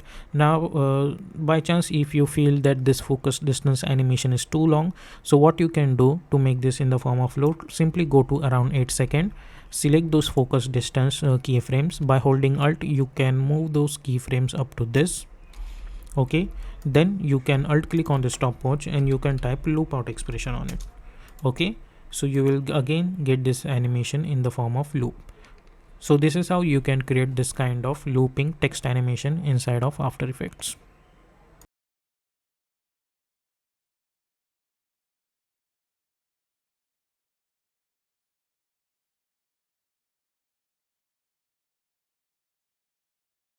So as always, here we are in Adobe After Effects. Let's create a new composition. We will call it as main animation, and width I'm going to choose 1920 by 180. Frame rate is 30. Duration is 1 minute long.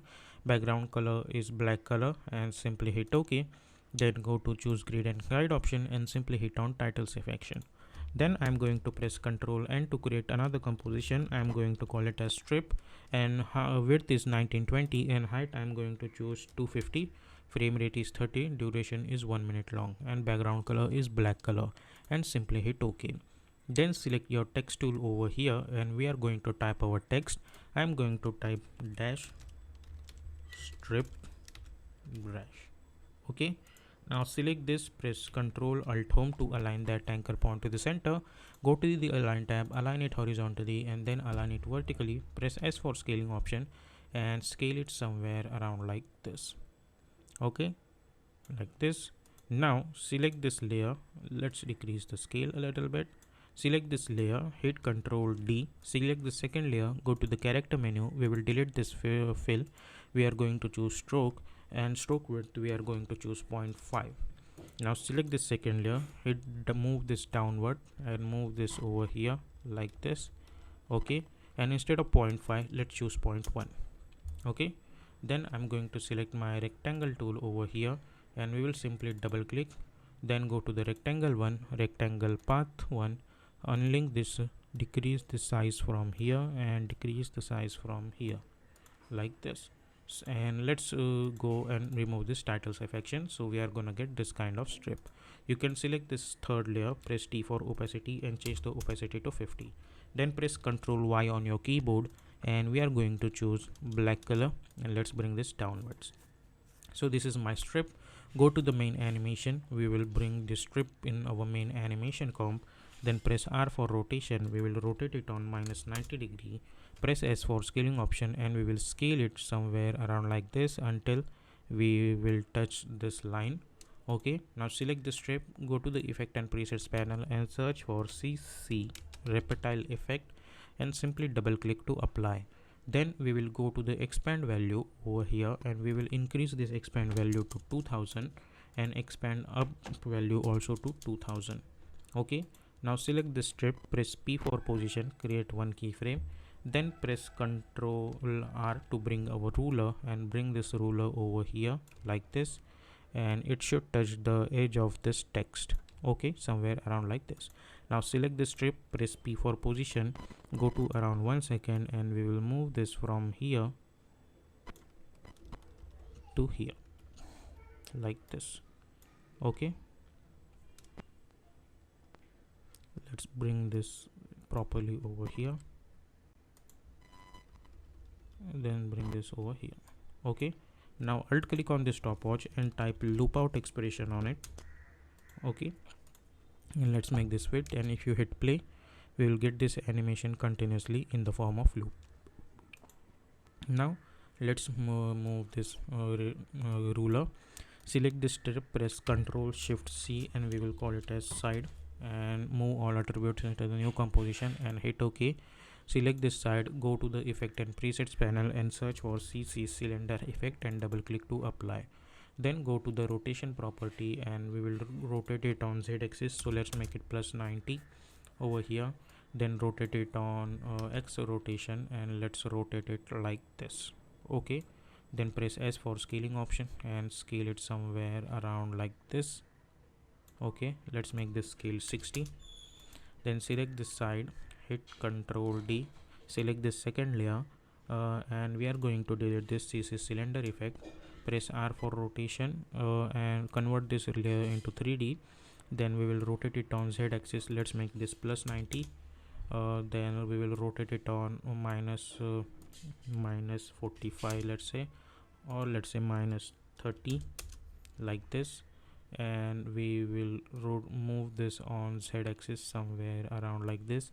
Press S for scaling option, scale a little bit and let's adjust this value somewhere around like this until this edge should touch the edge of this one. So let's move it over here. Okay, so we are getting this kind of stuff.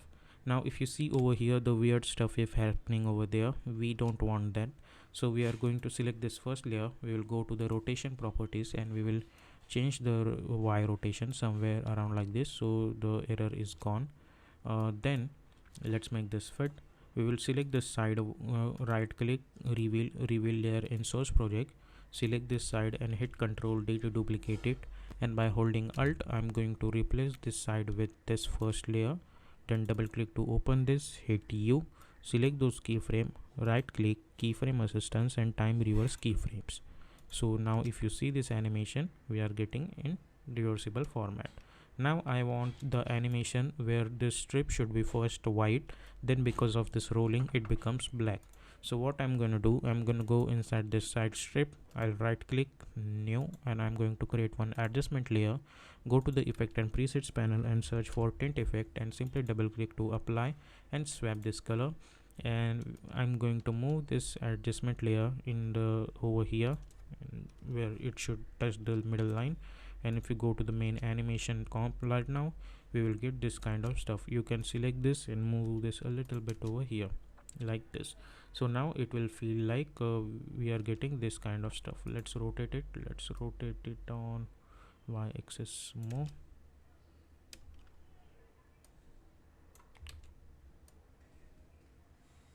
Yeah, so we are getting this kind of stuff. So the rotation property should be, let's make this plus 90 only, and this is plus 90 and this is minus 40.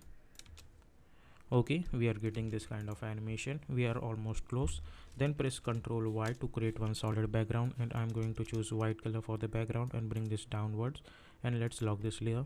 Select both of this layer, press Ctrl Shift C to pre-compose this, and we are going to call it as animation and hit OK and enable this icon. Then press S for scaling option and scale it like this. Press R for rotation and rotate it like this. And let's move this line over here. Select this, hit Ctrl D, press S, unlink this, and let's make this minus. Press R for rotation and let's rotate it like this, and let's move this over here. Press S for scaling option, check out this option again, and let's bring this downwards and select this, and let's move this over here and bring this downwards. Okay, let's adjust it like this. Select both of them and make sure that they are properly at the center. Select the second layer, go to the effect and presets panel and search for blur effect and simply apply this Gaussian blur, and we will increase the blurriness value somewhere around like this and repeat edge and pixels like this. And go inside this first. Let's select this, press Ctrl K to open the project settings and change the project setting color to white. Zoom in a little bit.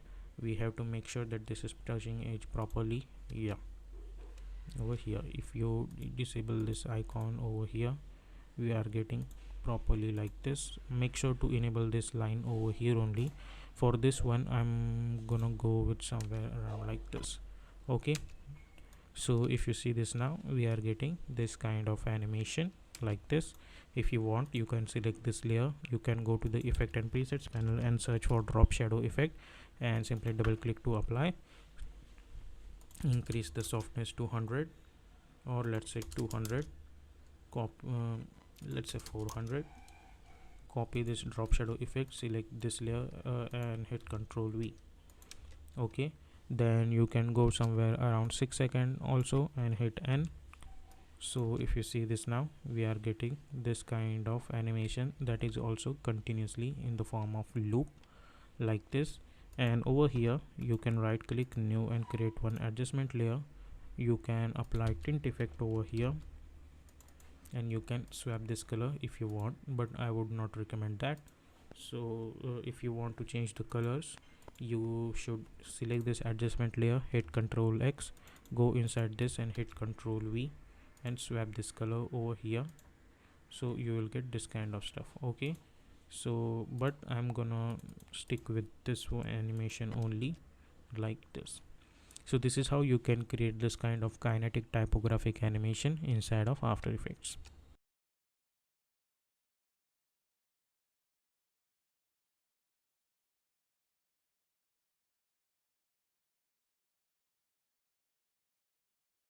Let's create a new composition. We will call it as main animation.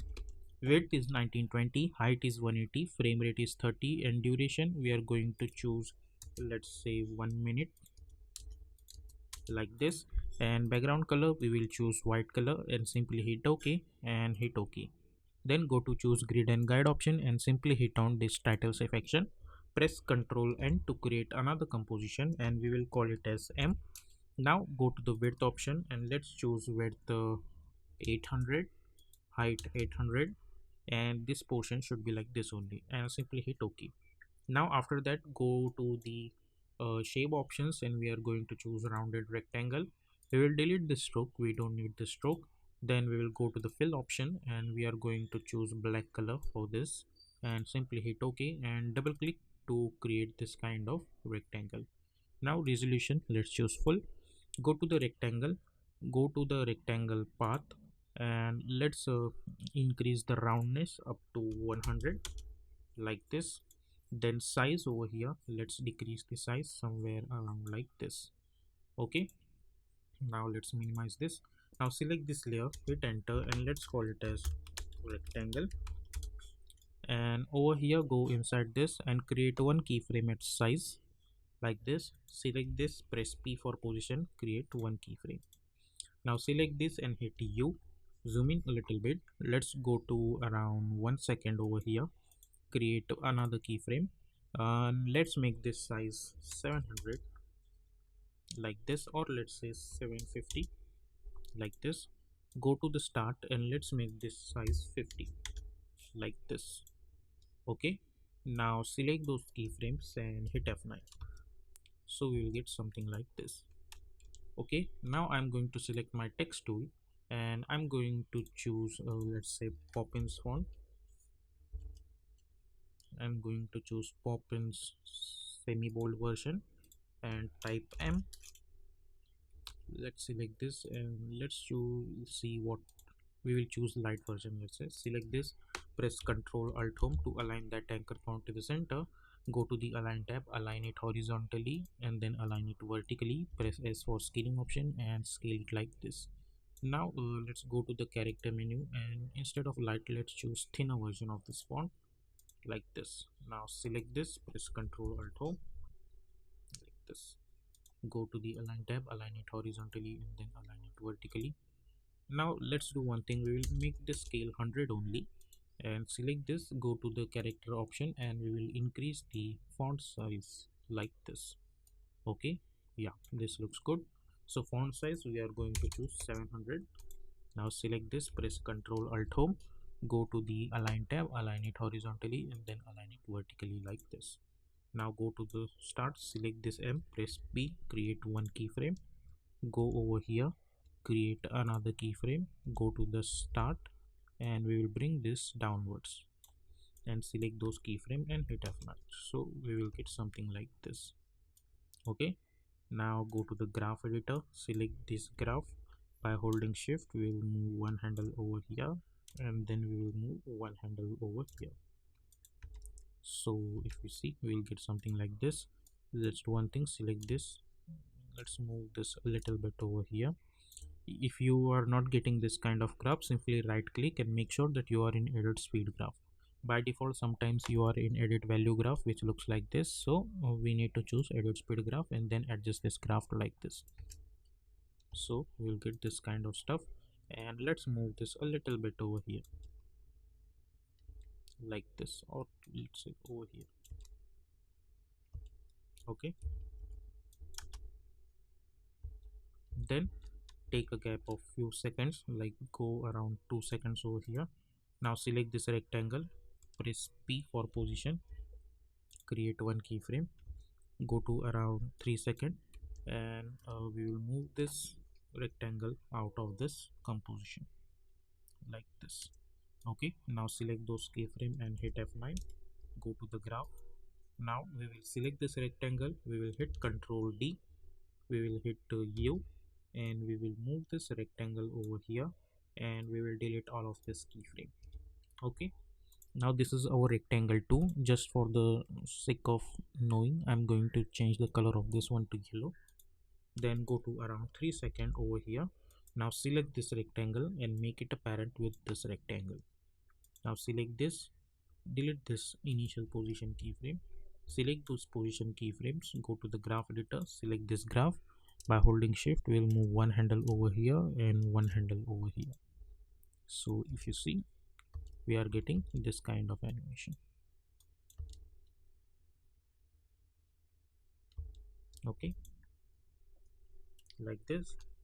Now I'm going to select this rectangle, hit Ctrl D to duplicate, change the color of this one to aqua or something.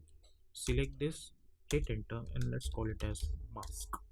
After that, select this rectangle, this mask rectangle, hit U, and make sure that you are at this point over here, and I mean around 2 seconds, and then delete those keyframes. And now select this rectangle at F4 and choose alpha mask. So we are getting this kind of stuff like this. Okay, now select this M, create one keyframe at position, go to around 3 seconds, and we will bring this up to this. Okay, not totally upwards but somewhere around over here. Select those keyframe and hit F9, and over here go to the graph editor, select this graph by holding shift, move one handle over here a little bit and move one handle over here like this. So if you see, we are getting this kind of stuff. And now select this rectangle layer, hit Ctrl D, let's bring this at the top, select this M and choose alpha mask. Okay, like this. So we are gonna get this kind of stuff. Now over here, hit U, hit N over here, right click, trim comp to work area like this. Then go to the main animation and bring our M over here. Now go inside this M, press Ctrl Y to create one solid background and bring this white background over here. Okay, at the back and lock this just for now. Lock this for now. Now go to the main animation, hit Ctrl K to open the project settings, and I'm going to change the color of this one to red one. Now select this, go somewhere around over here at the last, and over here right click, go to the time and choose time enable remapping. And before this keyframe I'm going to create another keyframe, and I'll delete this keyframe. Alt click on the stopwatch and type loop out expression on it. Okay, and then increase the duration of this comp. So if you see now, we will get this animation continuously in the form of loop. Now press S for scaling option and let's make the scale around 50, or let's say 40. Okay, and let's bring this over here and enable this snapping. Select this M, hit Ctrl D, and let's move this over here. We are creating duplicate by hitting Ctrl D, MOTION. Select all of them and let's adjust this over here at the center. Now select this M and hit Ctrl D, hit enter, and let's call it as O.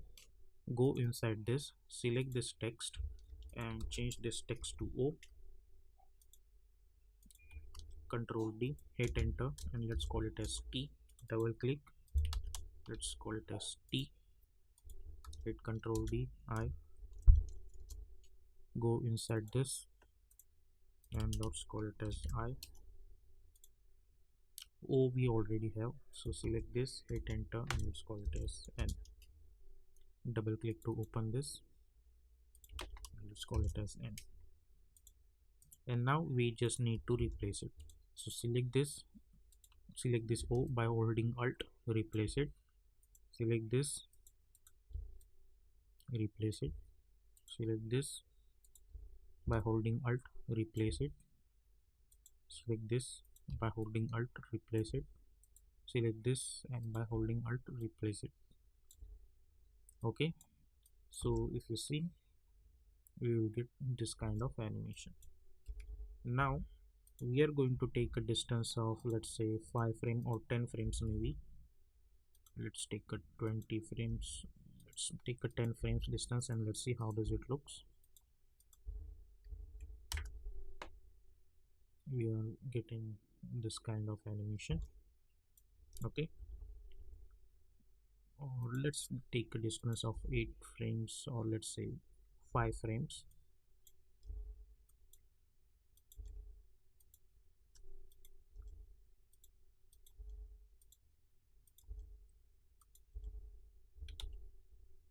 Okay, So we are getting this kind of animations. Now let's go over here, hit Ctrl A to select all of them, hold Alt, open square bracket and move this over here, go to the start and let's move this over here. So if you see, we are getting this kind of animation. Now press Ctrl Y to create one solid background and let's bring this at backward like this. Go to the M and let's delete this white background in each and every comp.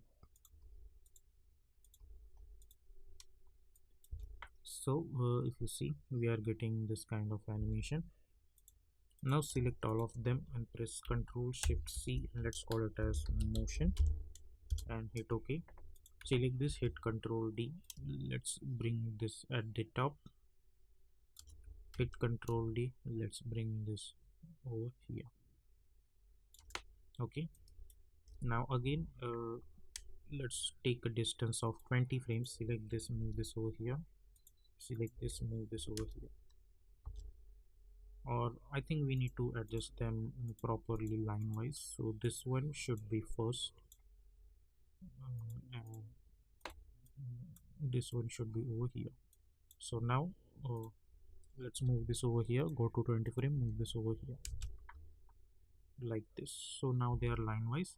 Select this, all of them, press Alt, open square bracket to trim this up to this, go to the start and move this over here. Now if you go to C and in any alphabet, the 3 is our last option point. So now this animation is going to be in the form of loop at 3 seconds. So if I hit N over here, as you guys can see, this animation is in the form of loop. Okay, so now what I'm gonna do, I'm gonna go somewhere around 3 plus 3, which is 6. So I'm gonna hit N over here like this. Now after that right click, new and create one adjustment layer, go to the effect and presets panel and I'm going to apply for tint effect, double click to apply and we will swap this color. Press S, unlink this and let's make it like this. Press R for rotation, let's rotate it like this. Press S and let's increase the scale like this. Now select this, press P for position, let's bring this over here, create one keyframe at position, go to around 6 seconds. Let's move this from here to out of this composition like this. Okay,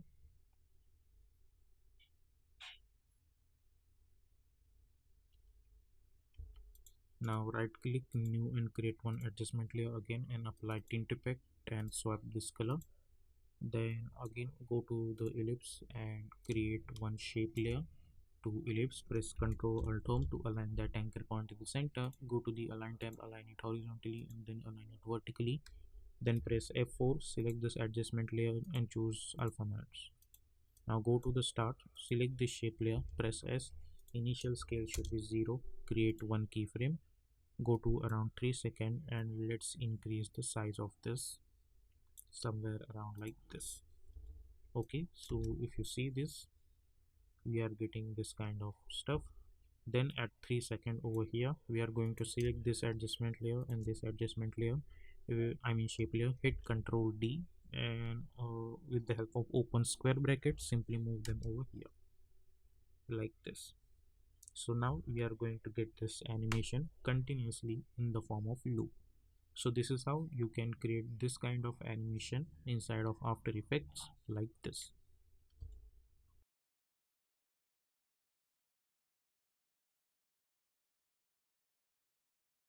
So here we are in Adobe After Effects. Let's create a new composition. We are going to call it as main animation. Width is 1920, height is 180, frame rate is 30 and duration is let's do one thing, we will make it 10-second duration. And background color, I'm going to choose white color, simply hit OK and hit OK. Then go to choose grid and guide option and simply hit on title save action. Then press Ctrl N and let's call this composition as box, and over here we are going to do divided by 3. Similarly over here slash divided by 3. So we are getting this kind of box and simply hit OK. Now over here we will start to do our animation. So press Ctrl Y to create one solid background, and we are going to choose black color and simply hit OK and hit OK like this, and let's lock this layer. Now I'm going to select my ellipse tool, and by holding shift I'm going to create one ellipse. Press Ctrl Alt Home to align that anchor point to the center. Then go to the align tab, align it horizontally and then align it vertically. Select this, press S for scaling option, and let's scale it a little bit like this. Now select this, press P for position, create one keyframe, zoom in a little bit. Let's go to around 20 frames, create one keyframe, go to the start, or let's go to 1 second and move this over here. Now go to the start. Initially let's make this over here like this. Select those keyframes and hit F9. Go over here, select this, press S, create one keyframe, go to 2 seconds, and let's increase the scale until it's going to cover the entire composition. Select this keyframe and hit F9. Okay, so we will get this animation and then this animation. Now after that I'm going to select my ellipse tool again, or instead of that simply select this and hit Ctrl D, hit U, and let's go somewhere around over here like this. Now okay, and change the color of this one to black. Okay, and simply move this up to 2 seconds. So we'll get this over here. Now this time what I'm going to do, I'm going to delete this position keyframe, and instead of from this side I want this should come from the upper end like this. Okay, so it's going to come from here and then this. Similarly select this, hit Ctrl D, let's go to around 4 seconds and move this over here, hit U and go to the start and change the color of this one to white. Okay, and now delete this initial position keyframe, and this time I want this should come from this side.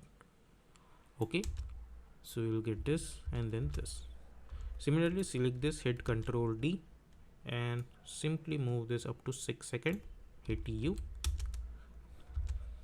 and this time again we will select this and change the color of this one to black and delete this position keyframe, and this time this one should come from the bottom like this. Okay, and now at this point if I hit N over here, because my animation is ending over here, I'll get all of this stuff in the form of loop. So if you see this, after this is going to be in the form of loop like this.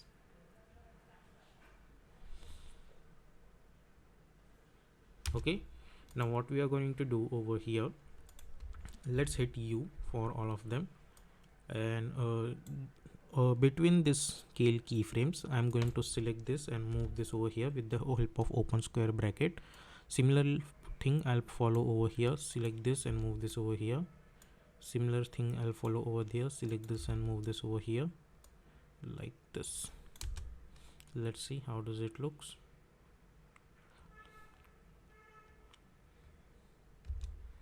Yeah, and at this point, which is around 6.15, I'm going to select this, right click and trim comp to work area. So what will happen, I'll get this animation in the form of loop. Now I'm going to select all the keyframes. Similarly this, by holding shift, make sure to hit F9, go to the graph editor, simply select this graph and move one handle of this over here and move one handle of this over here.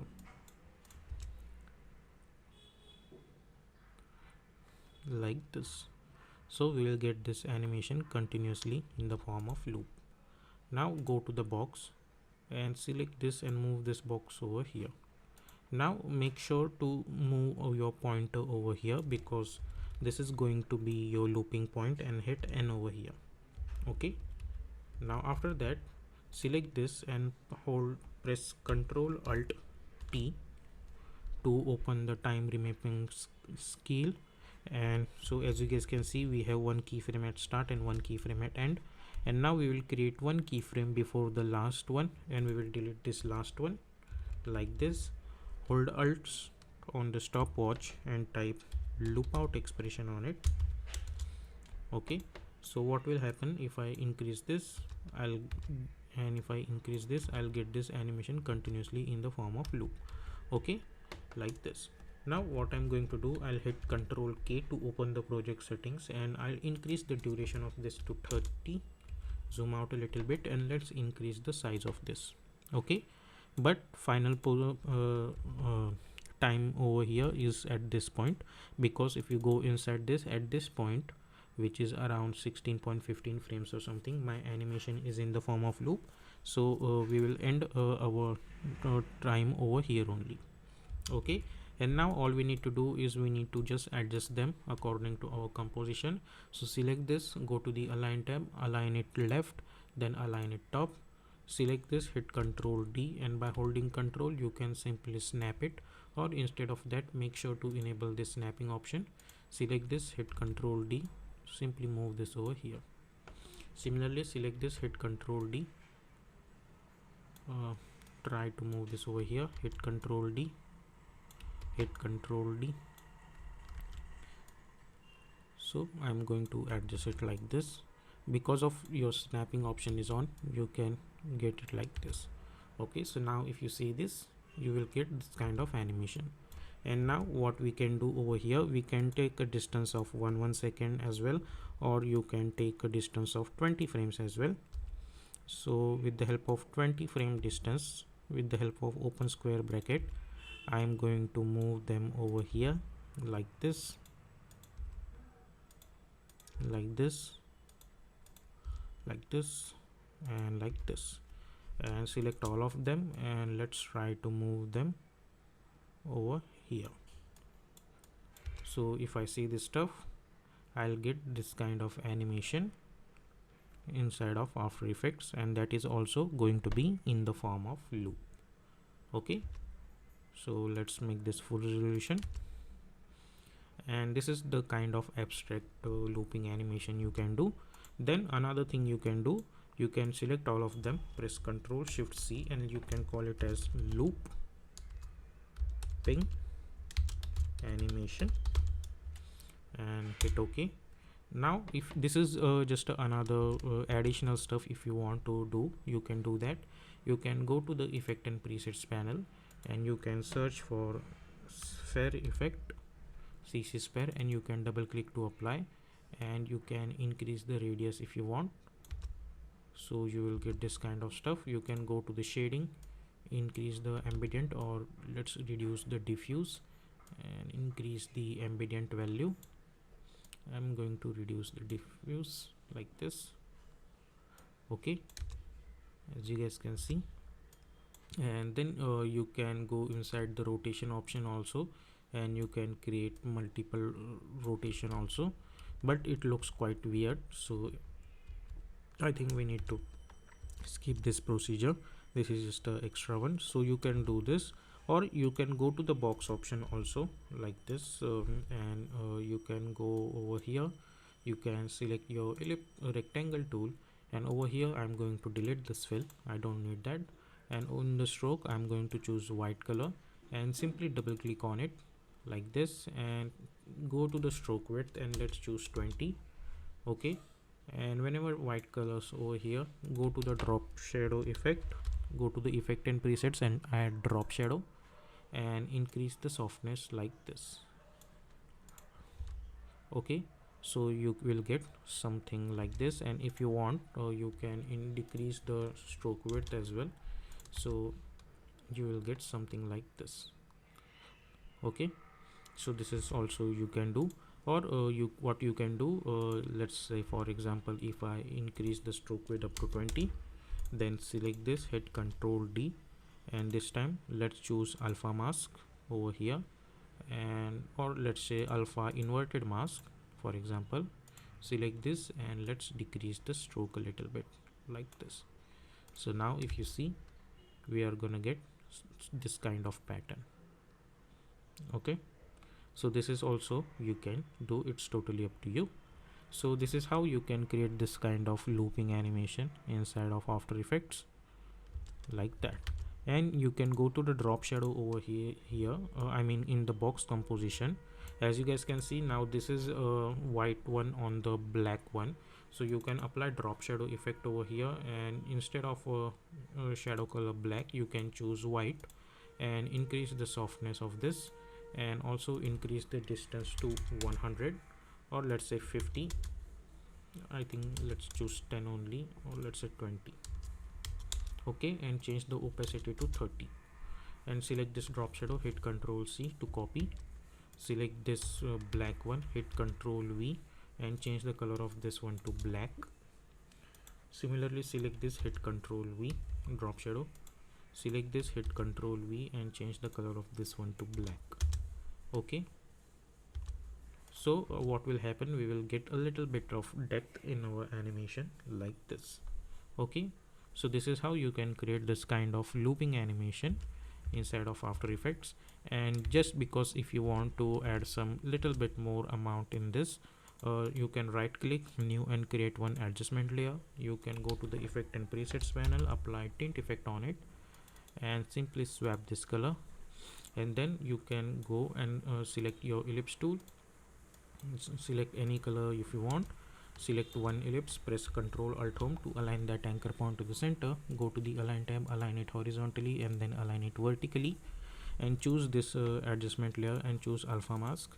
Select the scale, let's make this 0, create one keyframe, go to around somewhere over here and let's increase this size to so it will cover the entire adjustment layer like this. You will get something like this. Go over here, select these two layers, hit Ctrl D and simply move them over here.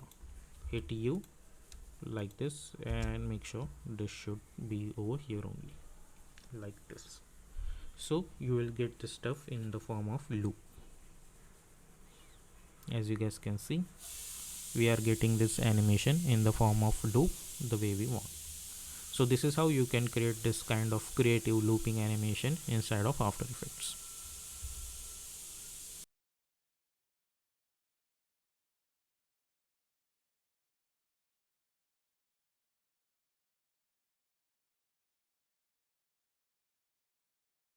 So here we are in Adobe Photoshop. Now I have this Fiverr logo over here, and you can choose any logo you want, but the procedure is gonna be same because I'm gonna follow one animation, and you can apply that animation and animation technique to any kind of logo.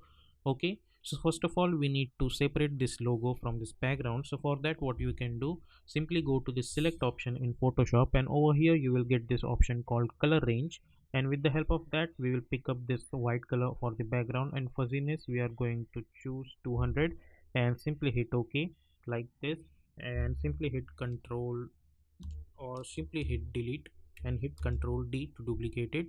But if you see over here and if you zoom in, we will get a little bit transparency, so we don't want that. So hit Control Z again. For that, hit Control D to deselect.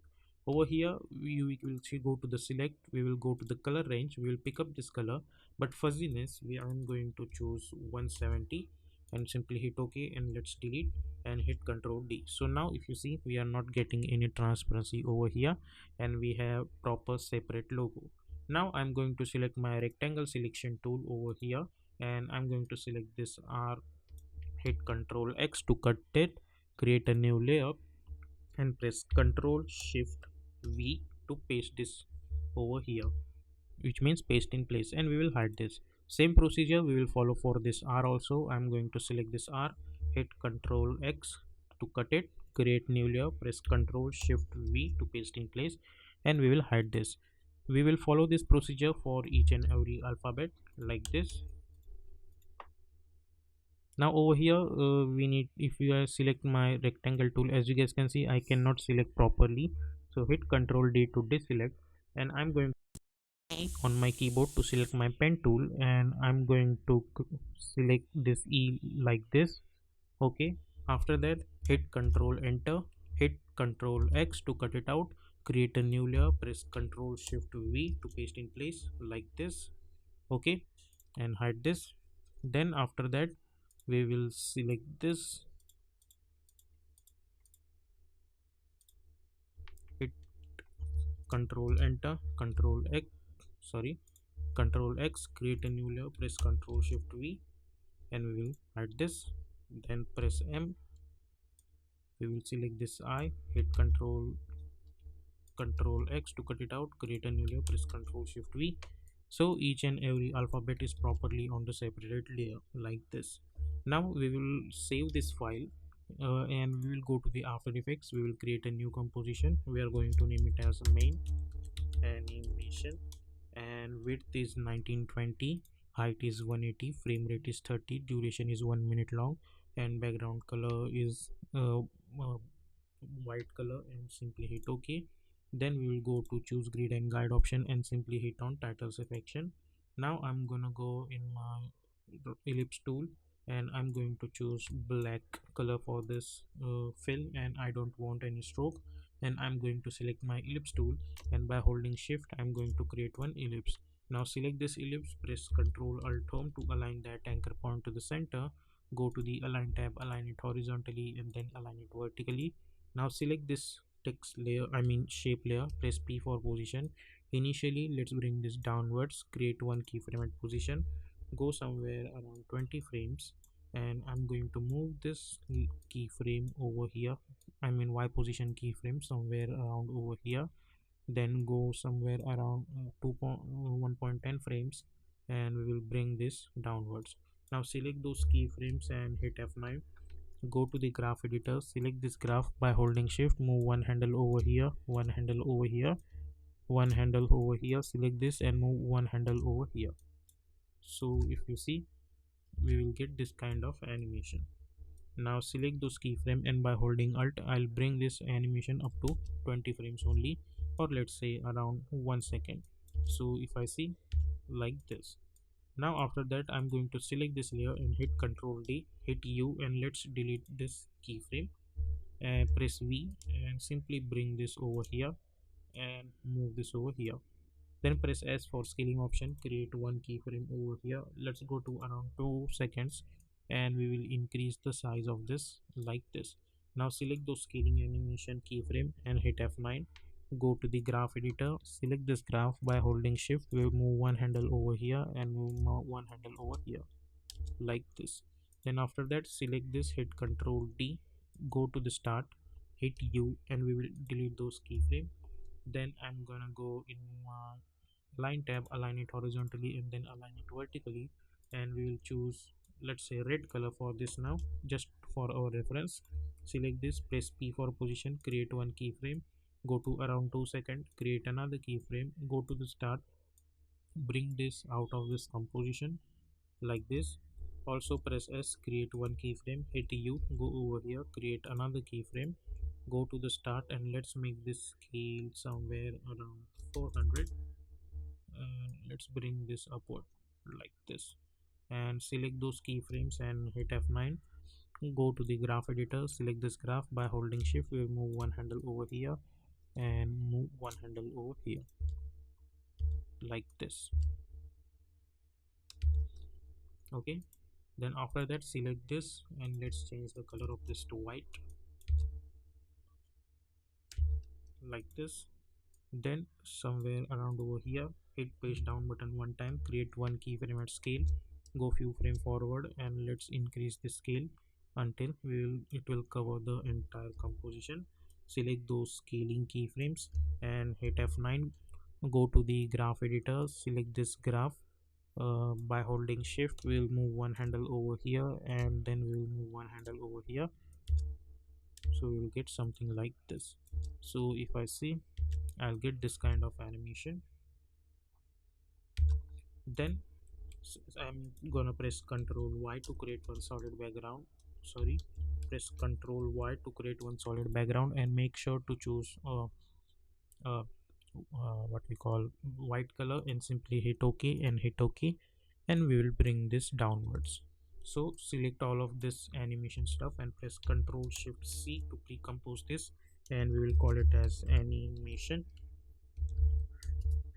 Okay, and hit OK. Then now press Ctrl I to import our PSD file, which is this one, and instead of import as footage I'm going to choose composition, return layer sizes, and simply hit import and hit OK. Then I'll bring this layer over here Then press S for scaling option and scale it like this. Now go to the start over here, select all of them, press P for position, create one keyframe, then press uh, T for opacity, create another keyframe, hit U, go somewhere around 1 second, create one keyframe position, one keyframe at opacity, go to the start. Let's bring this little bit over here and make sure the initial opacity should be 0. Then select all of these keyframes and hit F9. Go to the graph editor, select this graph by holding shift, move one handle over here, select this and move one handle over here. So we will get something like this. Now I want this animation one by one, so I'll select this one over here, go to 5 frames, select this with the help of open square bracket. I'll move this over here. So basically we need to adjust them one by one like this.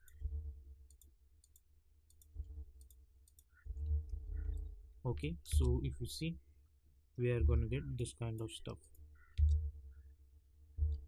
and this thing should be start from here like this. Okay, let's move this over here.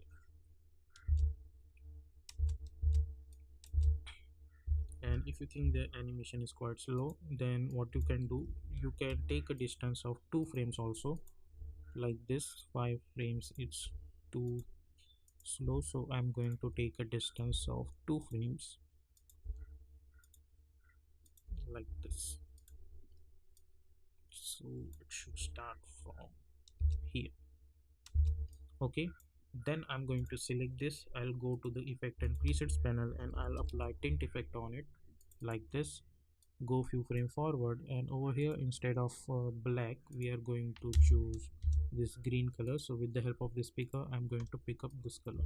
So if I see, I'll get this kind of animation. Now I'm going to select this layer, create one keyframe at scale, go somewhere around 5 seconds, and let's make this 35 or increase the up to 8 seconds like this. Then hit N. Let's increase the scale a little bit. So if I see this animation, this is going to be my final output. And if you want, go to the animation, select all of them, enable their motion blur. Similarly over here, enable their motion blur. So now what will happen, we will get a little bit of motion blur in our animation, and our animation will look a little bit smoother like this. So this is how you can create this kind of custom logo reveal animation inside of After Effects.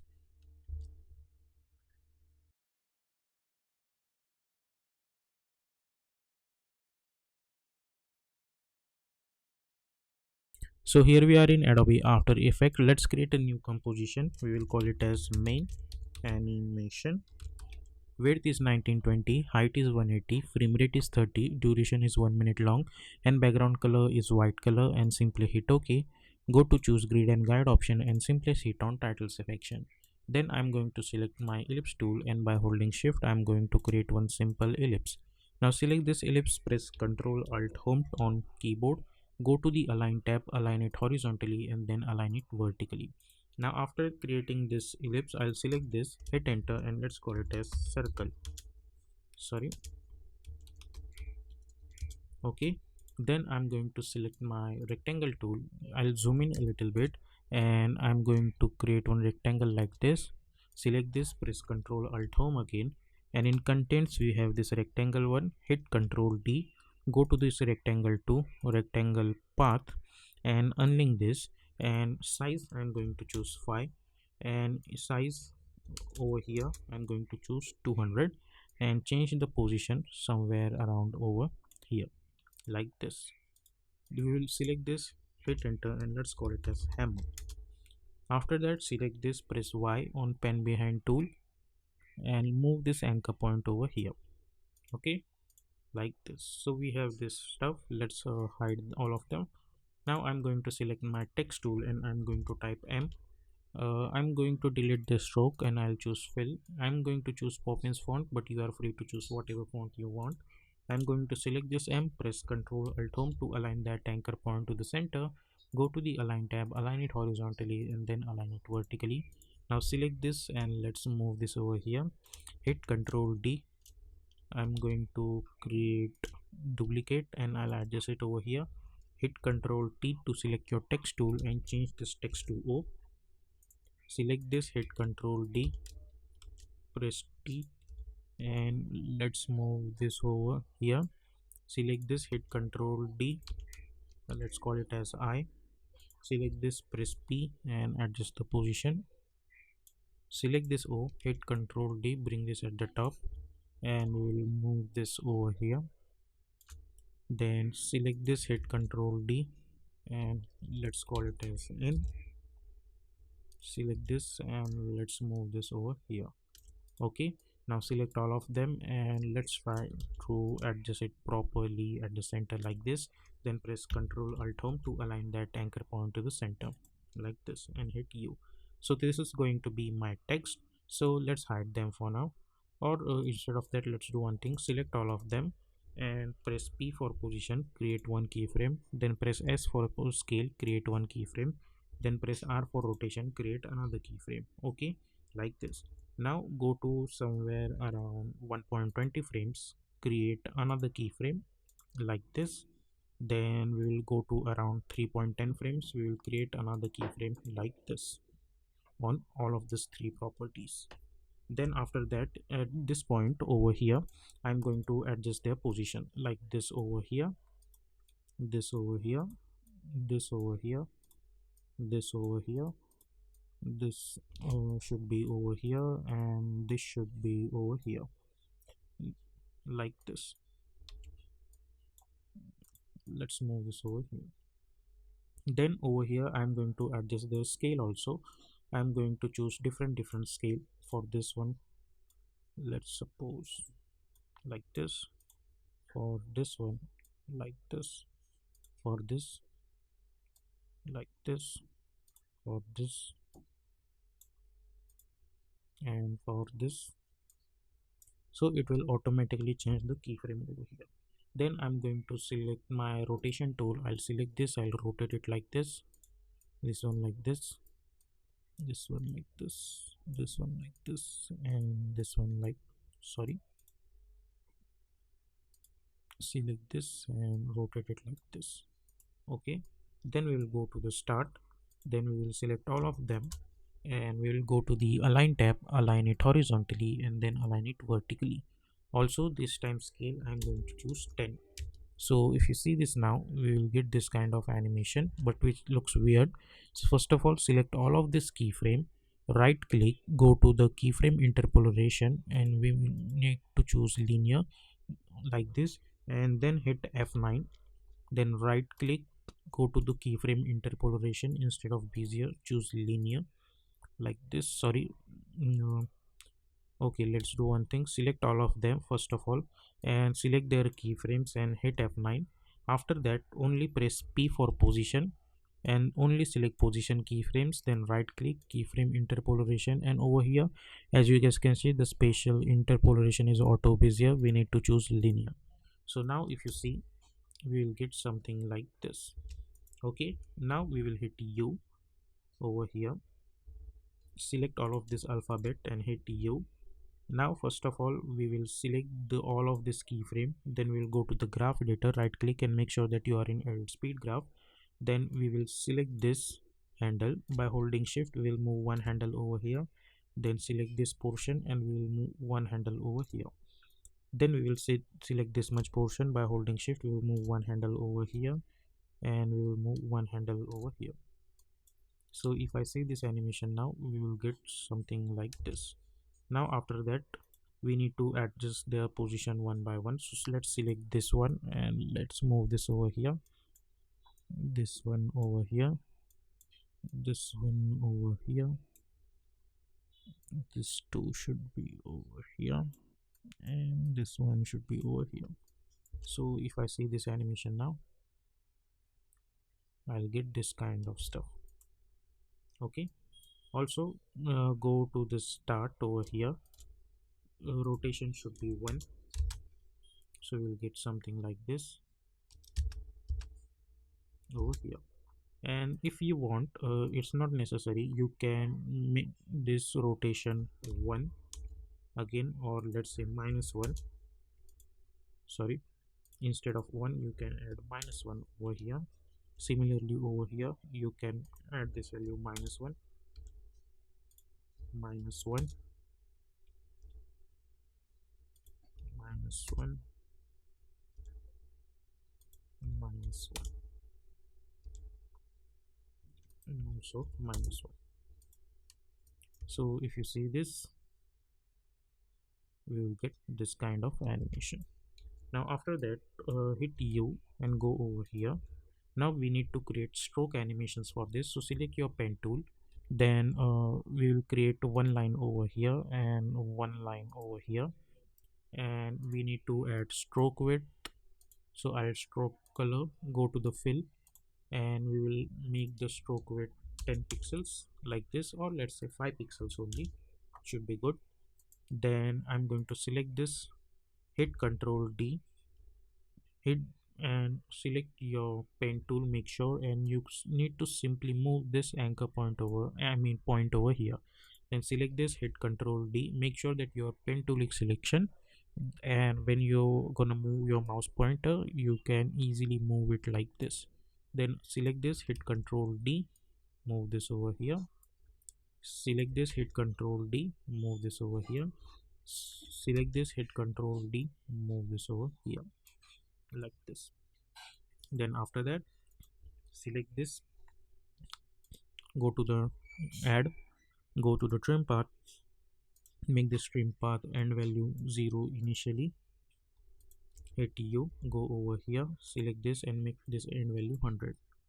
Okay, similarly, start value also 100 over here. Create one keyframe, go to the start value should be 0, and select those start value keyframes and move them a little bit upward. Then select those keyframes and hit F9, so you will get this kind of stuff. Then go to the graph editor, select this, by holding shift move this line over here and this line over here, so you will get this kind of stuff. And this thing should be a little bit over here like this, and you need to copy this trim path effect. Select all of these layers, and with the help of open square bracket simply move this over here and hit Ctrl V, so you will get this kind of stuff.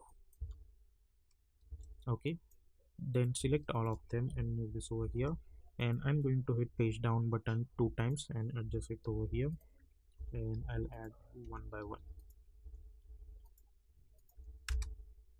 like this. Okay, so we will get this kind of stuff animation. Now after that, make sure to select all of them and enable their motion blur, and press Ctrl Shift C, and we will call it as text animation, and hit OK, and we will hide this. Now we will focus on this stuff. So select this circle, press P, create one keyframe, go to around 1 second, create another keyframe, go few frame forward, create another keyframe, and in middle of that we will simply bring this over here, go to the start and simply move this over here. Now select those keyframe, hit F9, go to the graph editor, select this graph, by holding shift move this handle over here and this handle over here. Select this, move this handle over here, this handle over here, this handle over here, and move this handle over here. So if you see, we will get this kind of stuff. Then after that, select this and go to the start, press P for position, create one keyframe, go to around 1 second, create another keyframe, and we will move this over here. Okay, and we'll select this and we'll move this out of this composition. Now select those keyframe and hit F9, go to the graph editor, select this graph, by holding shift move this handle over here and this handle over here like this.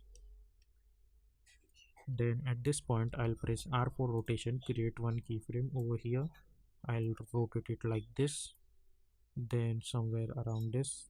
Select this first keyframe, hit Ctrl C, Ctrl V, select those rotation keyframes and hit F9, go to the graph editor, then select this graph, by holding shift move this handle over here and this handle over here, this handle over here, and this handle over here.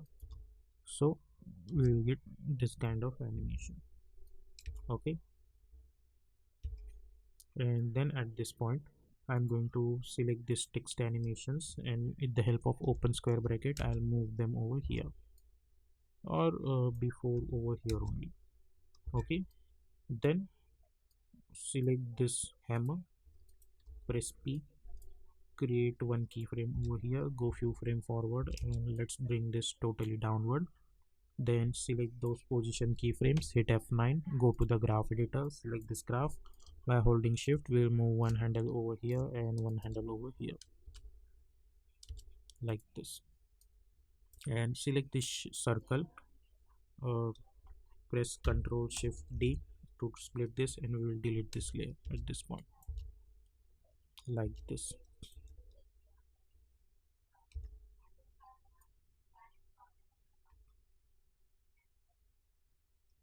And if you see this hammer animation, it looks quite weird. So what you can do, another thing over here, let's select this hammer instead and select this position keyframes like this, and hit just one page, I mean page down button to go one frame forward. Select this hammer, hit U, and press Ctrl Shift D to split this layer, and press Ctrl Alt Home to align the anchor point to the center. Then press P for position, select all these position keyframes for this hammer, right click and choose separate dimension, create one keyframe at Y, and press R for rotation. Let's delete all of this keyframe and create one keyframe, then hit U. Then we will change the X position over here, and we'll move, sorry, we will go few frame forward somewhere around 3 seconds, and we will change the X position over here and add Y keyframe over here. Then at this point in middle I'll change the Y position of this over here.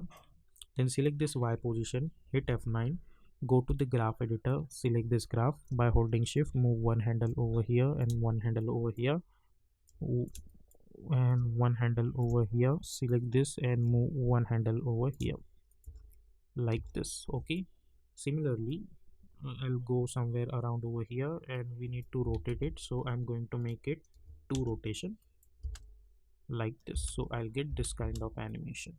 So if I see this stuff now, I'll get this kind of stuff. Also similarly, make sure that you're going to enable the motion blur animation, like this. Okay, now select all of them, press Ctrl Shift C and hit OK. Inside there, go select this hammer, hit U, go to the last frame and hold Alt or close square bracket to trim this up to this.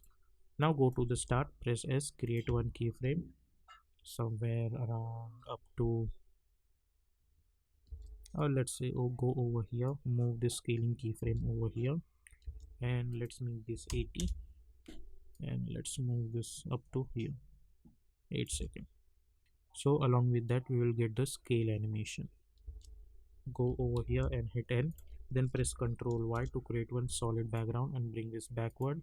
Then, or instead of complete white background, I'll press Ctrl Shift Y to open the solid settings. I'll choose a little bit amount of gray in that color. You can select this, you can go to the effect and presets panel and apply for drop shadow effect, and simply double click to apply. Increase the distance to 20, softness to 100, and opacity to 20. Okay, and the color of this, instead of black, select this bluish version of it and choose somewhere around like this. Okay, so there is not like too much of drop shadow effect. We will get this kind of simple animation. So this is how you can create this kind of creative text animation inside of After Effects.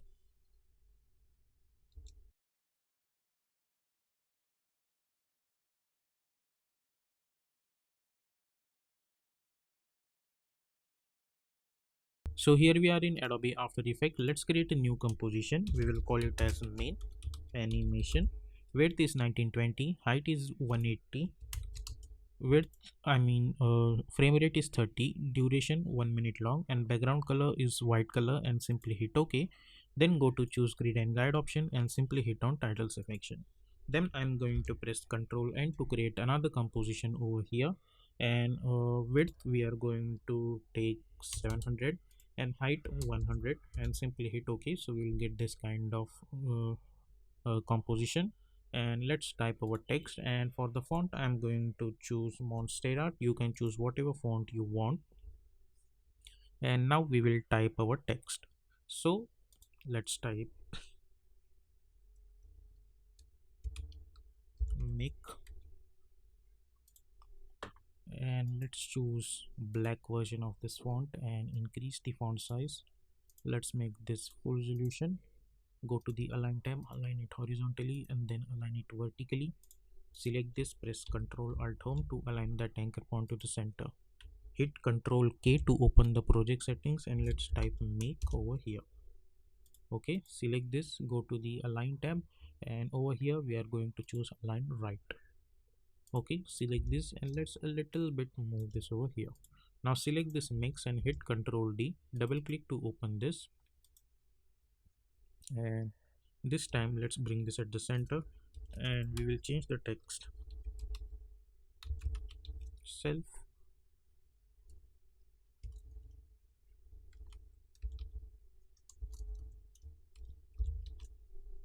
Okay, like this, and let's bring this a little bit over here like this.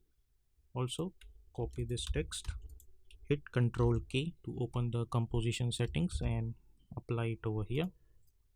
Over here also copy this text, hit Ctrl K and apply. Now select this yourself, hit Ctrl D, double click to open this and change the text better. Select this, go to the align tab, align it right, and just move this over here. Copy this text, hit Ctrl K and hit better.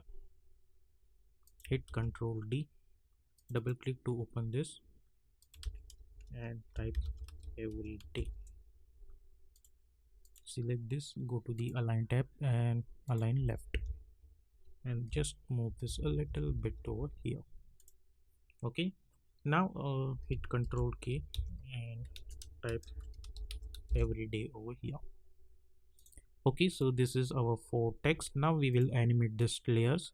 Now select this make, press P for position, create one keyframe, go to around 1.10 frames, create another keyframe, go to the start, and let's bring this over here out of this composition. Select those keyframe, hit F9, go to the graph editor, select this graph. By holding shift we will move one handle over here and we will move one handle over here. So if you see, we will get this kind of animation. And otherwise hit F9 again, go to the graph and we will select this and we will move one handle over here and move one handle over here like this. So we will get this fast animation. Okay, press F4 and enable the motion blur. Now we will copy this position, hit Ctrl C, and we will go to the better over here. We will select this and hit Ctrl V, hit U, and at the start I'm going to bring this out of this composition, and over here we will bring this at proper position like this. So we will get the same amount of speed over an animation over here. Now go to the yourself, select this, press P for position, create one keyframe, go to around 1.10 frames, create another keyframe, go to the start, and we will bring this yourself over here. Now select those keyframes, hit F9, go to the graph editor, select this graph by holding shift, move one handle over here and move one handle over here. So you will get this kind of animation. Now copy this keyframe, hit Ctrl C, go to the everyday text, select this and hit Ctrl V, hit U, select this, let's bring this over here, go over here and let's bring this properly over here. So we will get something like this. Now what we are gonna do, we will go to the main animation over here and we will bring one by one. Let's bring our make over here and let's go few frame forward like this. Okay, but before that what we will go to this make, press Ctrl Y, and we will add one solid layer with red color and bring this downward. Select this, copy, paste it over here, paste it over here and paste it over here like this. Okay, Now let's go over here, press S a little bit and increase the size, press Y, or don't press Y, just simply move this over here.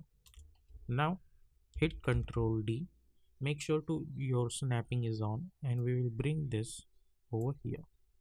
Now select this, hit Ctrl D, let's bring this at the top. Let's move this over here, select this, hit Ctrl D, let's bring this at the top, and we'll bring down over here. Now all we need to do is we need to replace this composition. So select this, we will replace it with yourself. So find yourself comp, and by holding Alt we will drag and drop this on this one. Then select this make, we will select this better and drag and drop. We will select this, we will drag and drop and replace with everyday. So if you see, we will get this kind of animation. Now press F4, select all of them and convert them into 3D, and let's make this fit like that. But before that we need to do certain changes. We will select this, we will press Y, and we will bring our anchor point over here. We will select this, we will bring our anchor point over here, this over here, and this over here, and then we will convert this layer into 3D and press R for rotation like this. Now we need to change it on y-axis, so select this make and we will make it 45 degree. Select this, let's make it minus 45. Select this y, let's make this 45. Let's make this minus 45. Okay, let's make this fit. Right click, new, and create one null object just for now. Select all of them and make it a parent with this null. Select this null, press P. Let's bring this null downward. Press S for scaling option and scale it. And let's bring this over here. And let's delete this null object. Now right click, new, and create one camera over here. And angle of view, let's make it 120. Okay, and press C for zoom in a little bit. Let's double click and let's write 100. Let's zoom out a little bit like this. If you see, we will get something like this. Now after this, right click, new, and create one null object. Convert this null object into 3D, and we will go to the top view and we will select this null object and we will bring this somewhere around over here, in between this triangle over here, like this. And let's make this active camera. Okay, now select this camera and make it a parent with this null. Select this null, press R for rotation. As you guys can see, we can rotate it like this. Okay,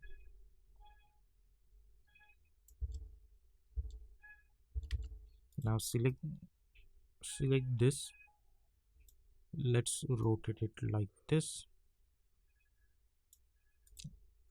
Let's make this 25. Create one keyframe, press S, create one keyframe, and press P, create one keyframe. Okay, and now decrease the scale a little bit, and let's disable the snapping. We will make sure this make is at the center. Okay, then go, first of all, let's go when all animation is done. So I'm going to select this and move this over here, then go few frame forward. Let's make this minus 25, and let's bring down this position over here. So if you see, we will get something like this. Let's move this over here, and now we need for 1 second gap, so I'll go to around 2 seconds. I'll go to around 3 seconds and I'll move this over here like this. Then we'll go to around 4 seconds, create another keyframes over here. We will delete this scaling keyframes, we don't need that anymore. Then go to around 5 seconds, we will again make this 25, and we will bring down the position downwards towards this better. Then go to around 6 seconds, create another keyframe, go to the 7 second over here, Let's make this -25. Let's bring this down to everyday, and let's move this position a little bit over here so it will be properly at the center, like this. Also at this point our position should be over here a little bit. Copy this keyframe, go over here, paste it. Sorry, we don't need to do that. I think this looks good. This, this, this. Now let's try to adjust it again. This make text is should be properly at the center, so I'll adjust the position accordingly. At this point again, this yourself should be properly at the center, so copy this keyframe, hit Ctrl C, go over here, hit Ctrl V. Similarly at this point, this better text should be properly at the center. Copy this keyframe, go over here, hit Ctrl V, and this everyday text also properly at the center. Then go to around 8 seconds, create another keyframe, go to the start over here, also create one keyframe at scale, go to the 9 second, and let's make this 100, and let's make this 0 rotation, and let's bring this over here, and let's bring this over here. Okay, now select those keyframes, all of them, and hit F9. Go to the graph editor, select this graph. By holding shift, we will move one handle over here and we will move one handle over here, so you will get this kind of animation. Now all we need to do is we need to do one by one adjustments. So first, this make should start to animate around 1 second. I'm going to select those keyframe and I will move this over here. Then at this point I want this yourself should animate, so I'll move this yourself over here, so this will animate. Then at somewhere around at this point I want this better text should animate, so with the help of open square bracket I'll move that better text over here. Let's adjust a little bit over here like this. Then somewhere around at this point I want this everyday text should animate, so I'll move this everyday text over here like this. Now we will go to the make and we will delete this, I mean we will hide this red layer. So if I see this animation now, I'll get this kind of stuff.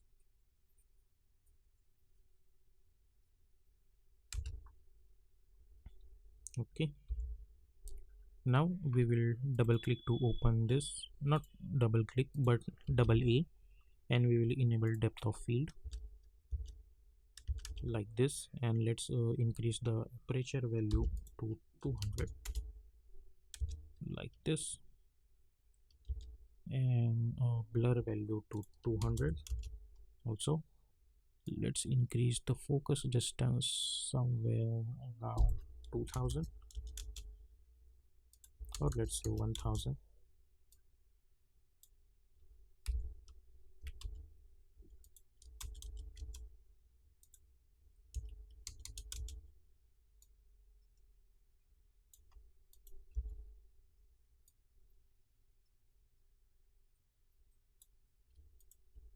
$800, let's see.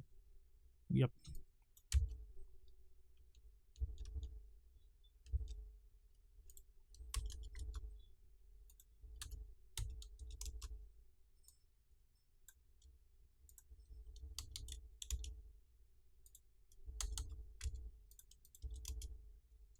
I think 700 looks good.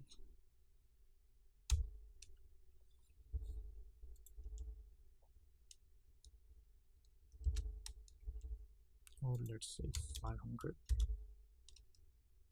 Okay, so first make yourself, let's make this blur value 100 only,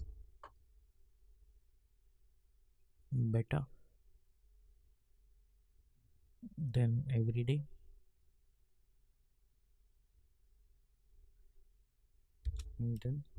And then at this point we will create the focus distance keyframe, aperture keyframe, and uh, yeah, 2 is enough.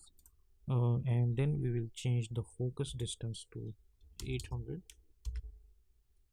or something, and select those keyframe and hit F9, and aperture value to 400 maybe, like this, or let's say 300. Select those keyframe and hit F9, like this. Okay, then right click new and create one null object. Make sure to enable this 3D icon. Select this null 2 and make it apparent with this 3. Select this, press P, alt click on this position keyframe and apply wiggle, hit enter, and inside that type 2 comma 2 comma 2 3 times. So now along with this animation you will get a little bit of wiggle effect also, and if you want then you can make it 3 comma also,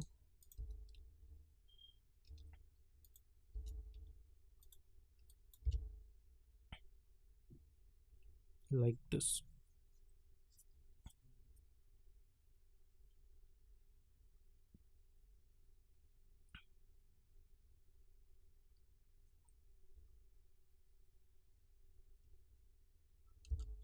But 3 comma 3 looks quite weird, so let's stick with 2 comma 2 only.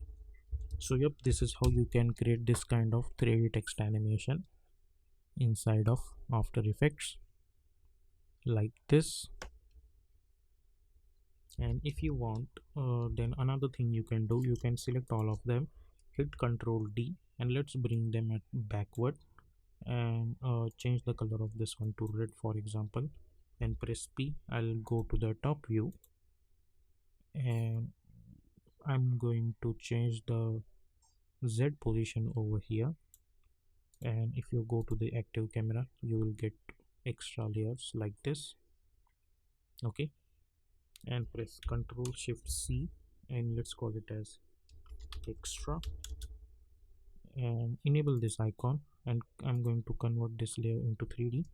Press P for position, and let's go to the top view again, and as you guys can see I can adjust the layers like this. Now over here press T for opacity, and let's change the opacity to 80 and go to the active camera view, and if I see this over here I'll get this kind of stuff. Let's make this opacity 30. I'll get this kind of stuff. Okay, and I'm going to select this. Let's make this opacity 10 only, and go to the effect and presets and apply blur effect. I'm going to apply Gaussian blur and increase the value to 20, like this.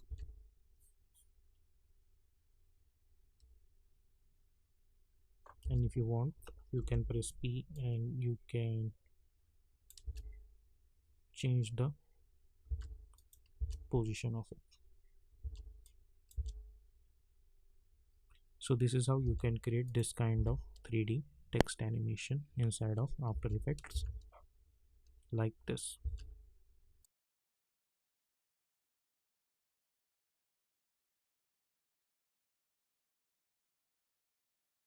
So here we are in Adobe After Effects. Let's create a new composition and we are going to call it as main animation.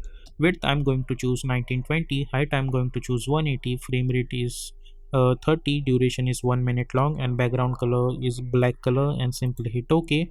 Then go to choose grid and guide option and simply hit on title selection. Then I'm going to select my text tool, and for the font I'm going to choose Oswald, but you can choose any font you want, and I'm going to apply the red color for this font and simply hit OK. Then we will type our text. I'm going to type typography, but you can type whatever text you want.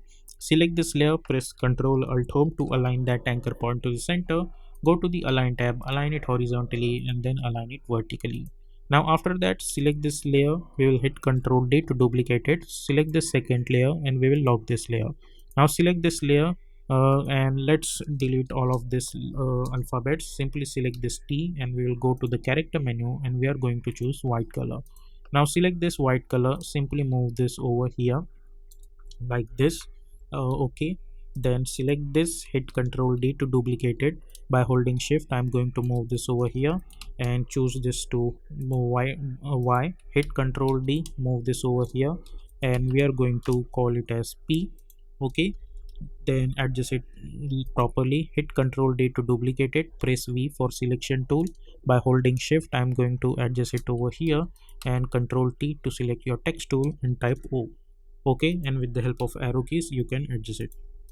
Same procedure we will follow for all of these alphabets, and we will change their text, and we will adjust the positions properly like that. Okay, hit Ctrl D, hit Ctrl D, type P,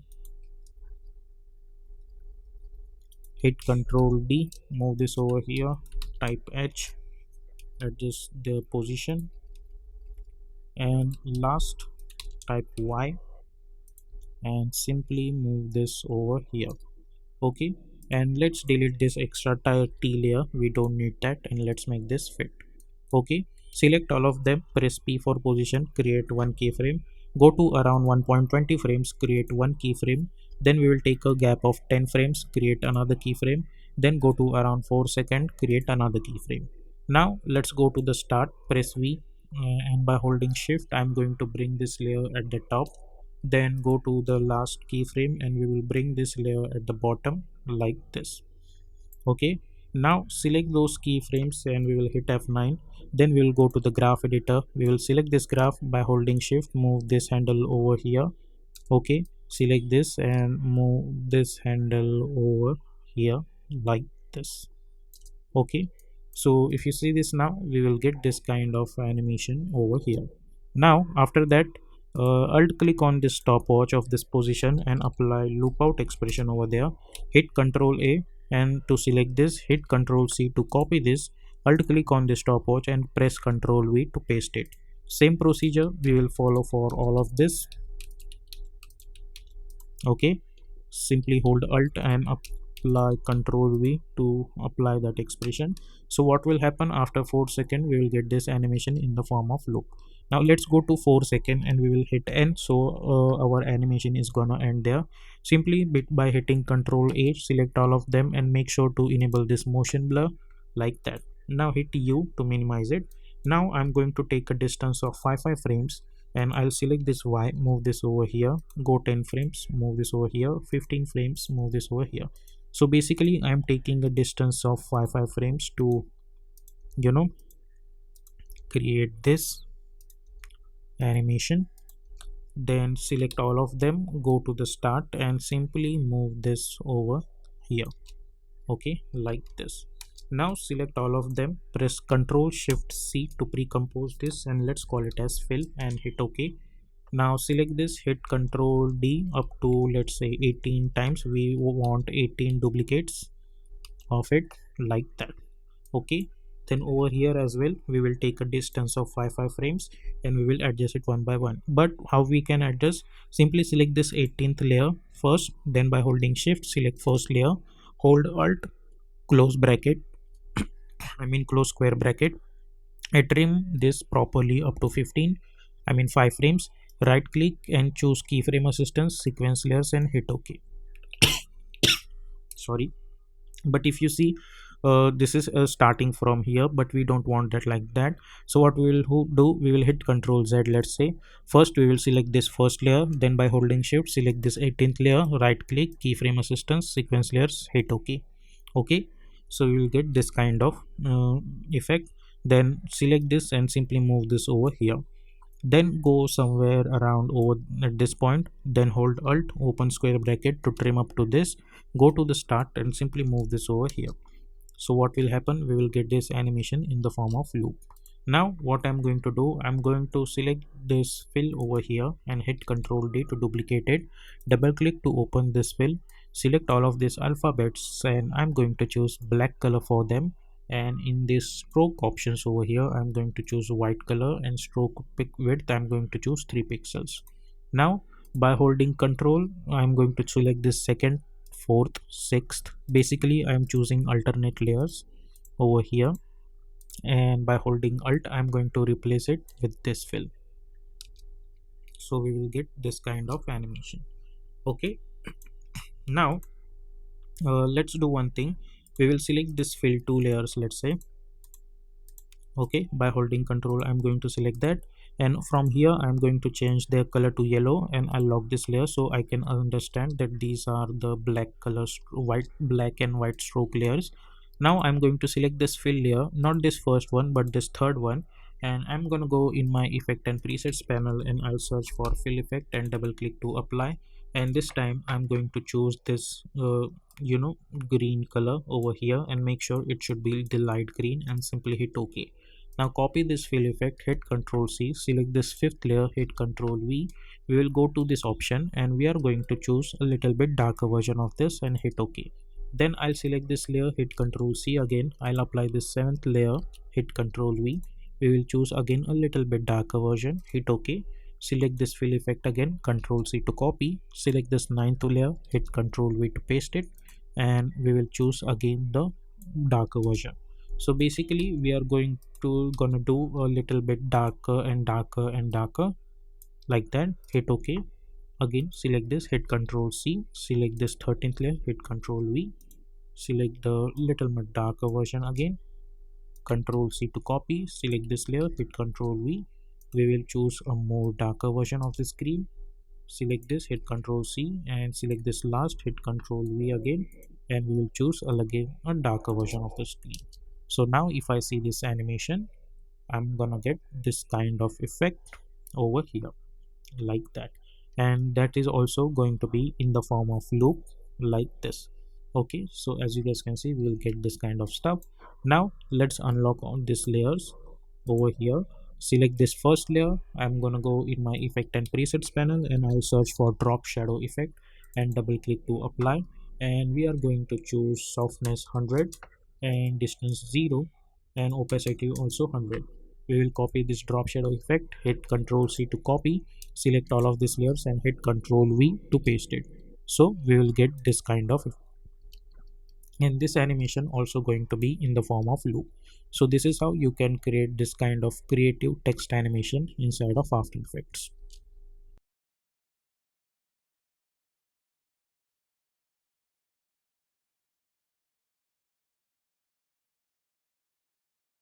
Be After Effect, let's create a new composition. We will call it as main animation. Width I'm going to choose 1920, height 180, frame rate is 30, duration is 1 minute, and background color is black color, and simply hit OK. Then let's make this fit. Then go to choose grid and guide option and simply hit on title selection. Then again press Ctrl N to create another composition, and we will call it as strip. And width I'm going to choose 800, height 200, frame rate 30, duration 1 minute long, and background color is black color, and simply hit OK. Then press Ctrl Y to create one solid background, and we will lock this layer. Then I'm going to select my rectangle tool, and stroke width I'm going to choose 10 pixels and simply double click. Then go to the rectangle path, and size over here let's choose 750, or and size over here we will again, let's type -15 over here, so it will come like this. But if you see, we are getting some weird stuff. Why?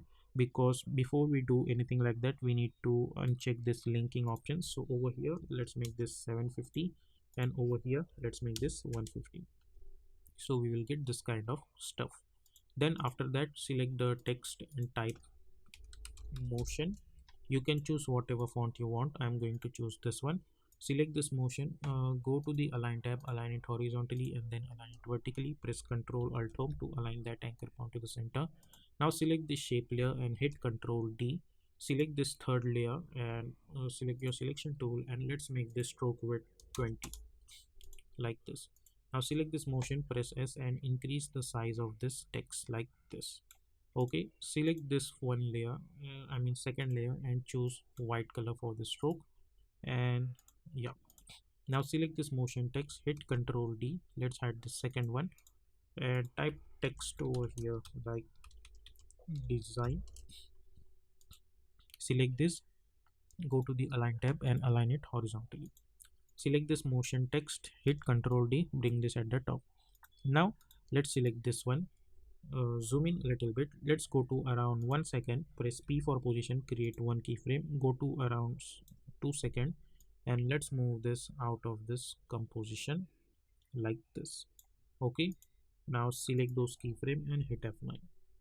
Okay, now enable this design text and we will make it apparent with this motion, and make sure while parenting you are at 2 seconds. So if you see, we will get this kind of animation. Then go to around 3 seconds, create another keyframe at position, go to around 4 seconds and zoom out a little bit, and we will move this until this design text is out of this composition like this. Okay, and at this time I'm going to enable my this motion text. I'll select this motion and I'll make it apparent with this third layer. So if you see this now, we'll get this kind of animation, but there is one mistake over here. If you see, we will get this stuff, but we will fix that. Now after that, what we are going to do, I'm going to the start and I'll create one keyframe over here. Okay, and I'll alt click on the stopwatch and I'll loop out expression. So if you see, we are getting this kind of stuff. So we will get this animation continuously in the form of loop. Now select those keyframes, go to the graph editor, select this graph. By holding shift, move one handle over here and move one handle over here like this. Okay, select all of them and press Ctrl Shift C to pre-compose this, and let's call it as text and hit OK. Then select this shape layer, or let's say this third layer, hit Ctrl D, bring this at the top, and select your selection tool and apply fill effect over here. Select this text, press F4 and choose alpha mask. So we will get that they are coming out of this, and we will select this text layers and we will bring this downwards, and this stroke should be at upward. So if I see this now, I'll get this kind of animation. Now let's go inside this, press F4 and select all of them, not 3D but enable their motion blur option. So we will get this motion blur animation over here.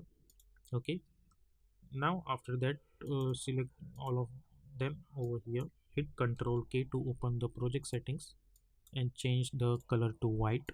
Now select all of them and hit Ctrl D, and let's bring this at the top like this. Then right click new and create one null object, and we will select this layer over here and we will make it apparent with this null. Select this null. With the help of up arrow keys, we will move this a little bit upward, then little bit over here.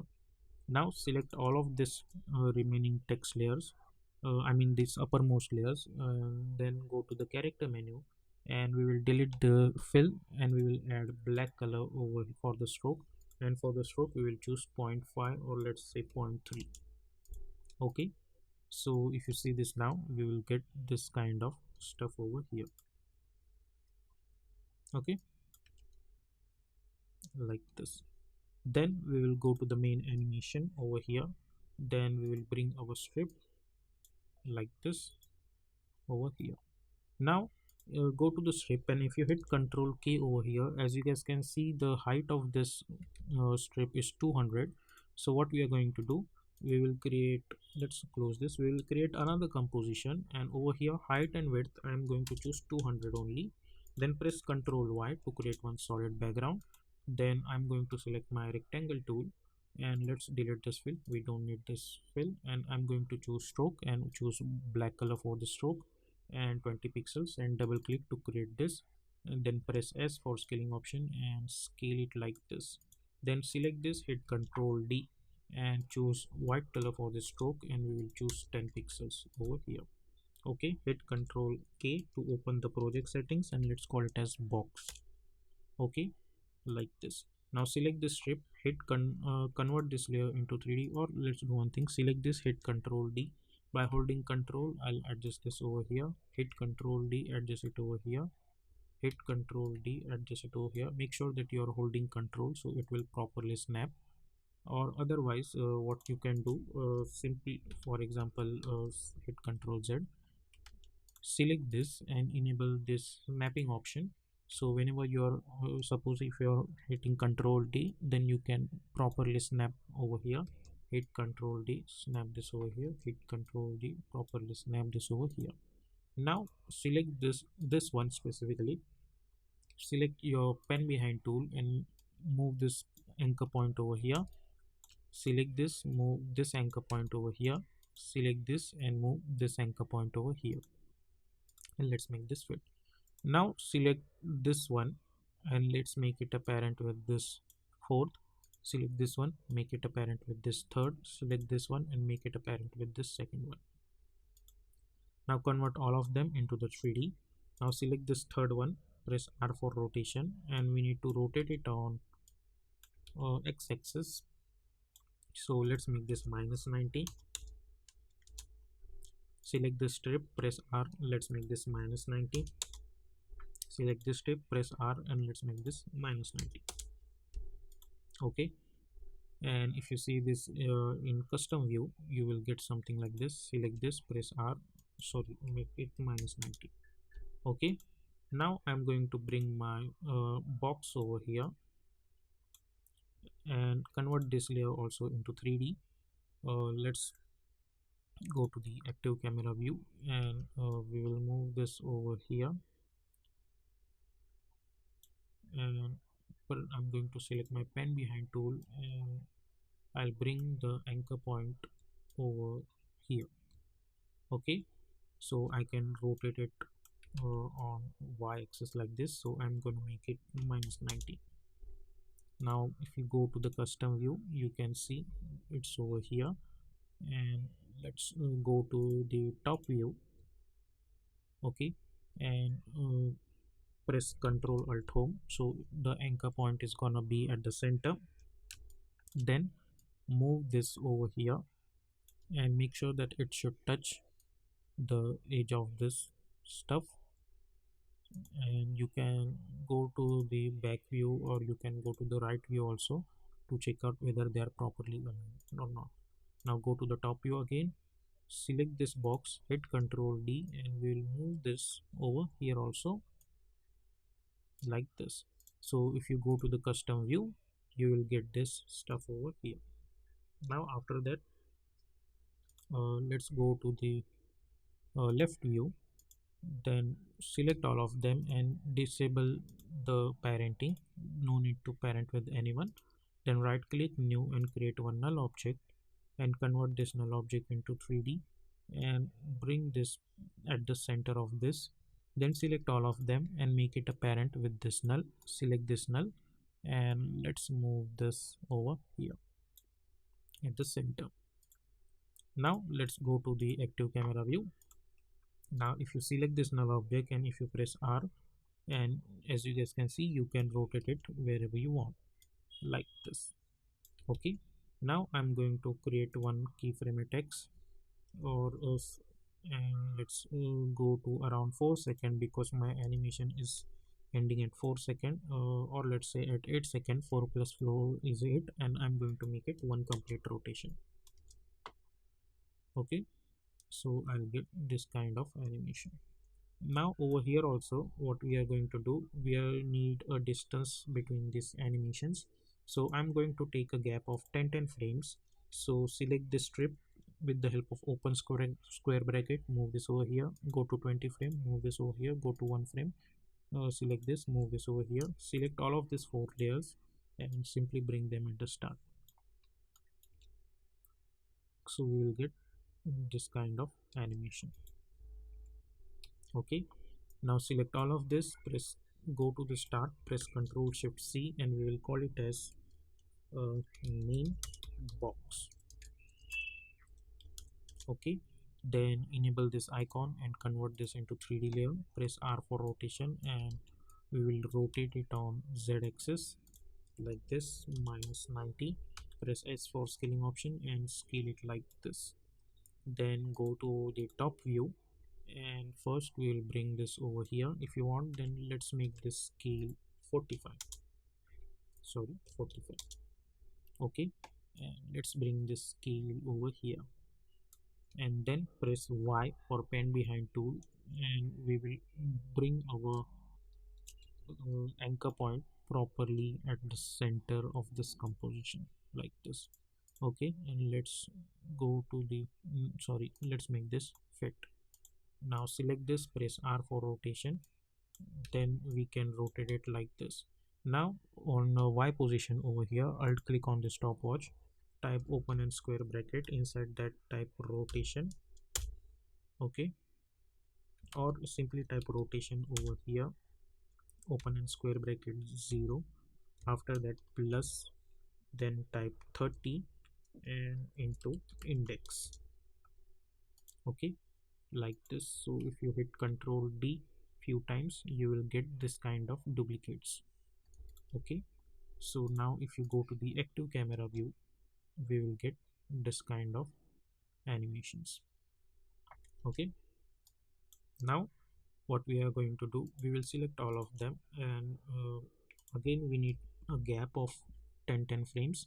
So what we are going to do, I'll go to around 10 seconds, move this over here, this one over here, but it will take too much time, so I'm going to take a distance of 5 frames, select all of them, hold Alt, open square bracket, close bracket to trim this up to this, and bring this over here, right click, keyframe assistant, sequence layers, hit OK, and increase the duration, and go over here and Alt, open square bracket to trim this up to this, go to the start and press V and simply bring them over here.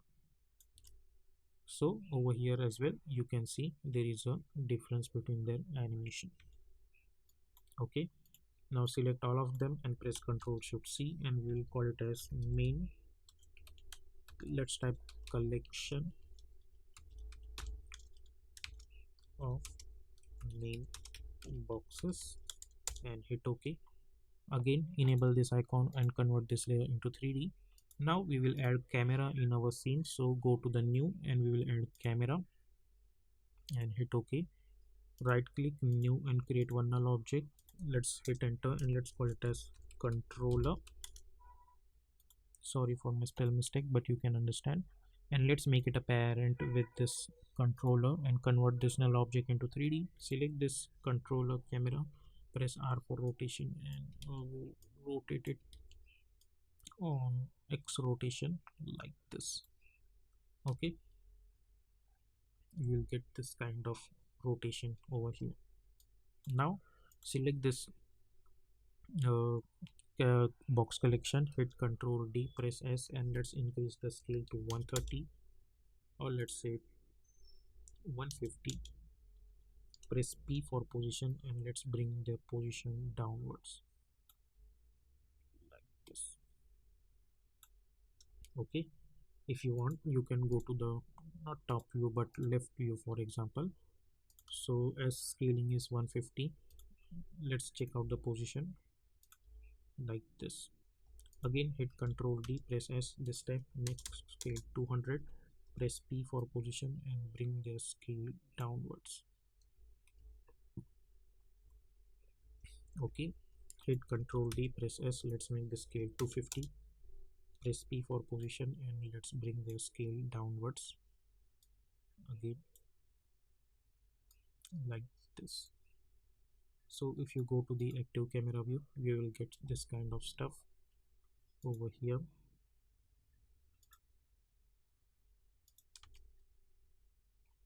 Like this. It's okay if there is something like this, we want that. Then I'm going to select this one, hit Ctrl D, press select this one, press S, and let's make the scale 50.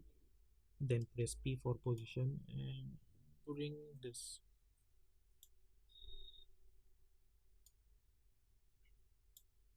over here like this. Then you can press C to increase the view of this camera like this. Now you can select the second layer, for example, go to the effect and presets panel and you can apply tint effect on it, and you can swap this color like this, or instead of that, let's delete this. You can select this, right click, go to the reveal layer in source project, over here, but it will take a lot of time. So instead of that, let's keep it like this only, because it will waste time. Okay, now you can go inside this main box over here. You will get this kind of stuff. Then yeah, all the checks are good. Then you can uh, right click new and create one null object and convert this null object into 3D, and we will bring this downward and select all of this collection and make it apparent with this null. Select this null, go to the start, press R for rotation, and you can rotate it on y-axis. So create one keyframe over here. Then you can go to around 8 seconds and you can create another one keyframe over here and hit N. So you will get continuous rotation.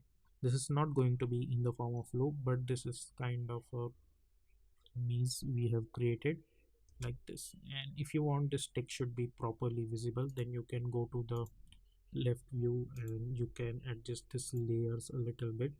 For example, you can select those layers, press P for position. Let's bring them a little bit downward. So what will happen, this text are going to be visible. So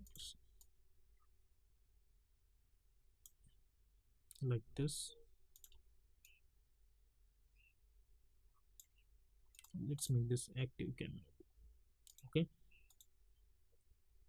you can select this cam controller, press R for rotation. Let's make it something like this. Press S and scale it like this.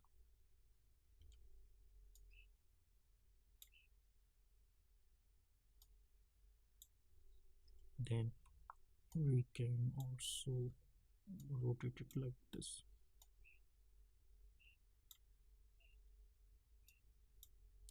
It's totally up to you how you want to adjust your camera.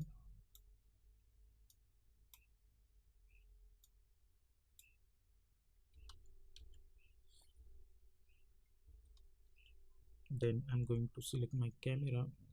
C, you can press C, so you can adjust the position of your cameras. You have to play around with this values. I'm gonna stick with this. Then press P for position. Let's adjust the position like this. Okay, then press S or press C. Let's zoom in a little bit. Then you can select this camera, hit double A and enable the depth of field over here, and you can increase the aperture to, let's say, 200, and let's make this 2000, or let's say 1000, or let's say 1500, let's say 3000. It's totally up to you. You need to adjust this value. So let's go to the start and let's see what we can make. Let's make it full resolution and let's make this 4000 and let's see.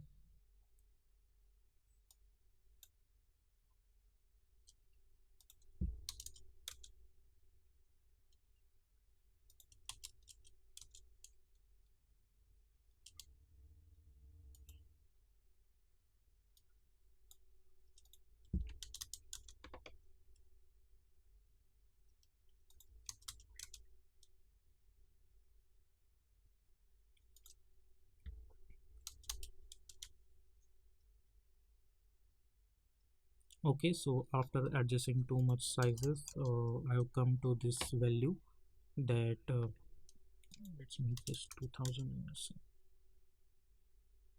Yeah, so after changing a lot of values, I have come to this figure that focus distance should be 2100, or let's say 1900 over here, and aperture value is 400 and blur level is 200. Okay, and then it will take a little bit time to load, but I can go to the quad resolution. Then you will get this kind of stuff over here. So this is how you can create this kind of text animation inside of After Effects.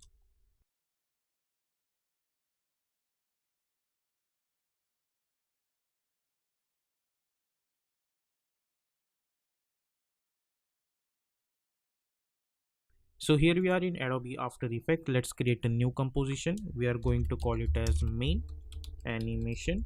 Width is 1920, height is 180, frame rate is 30, and duration I'm going to choose 1 minute long. And background color, let's choose white color and simply hit OK and hit OK. Then go to choose grid and guide option and we will hit title save action.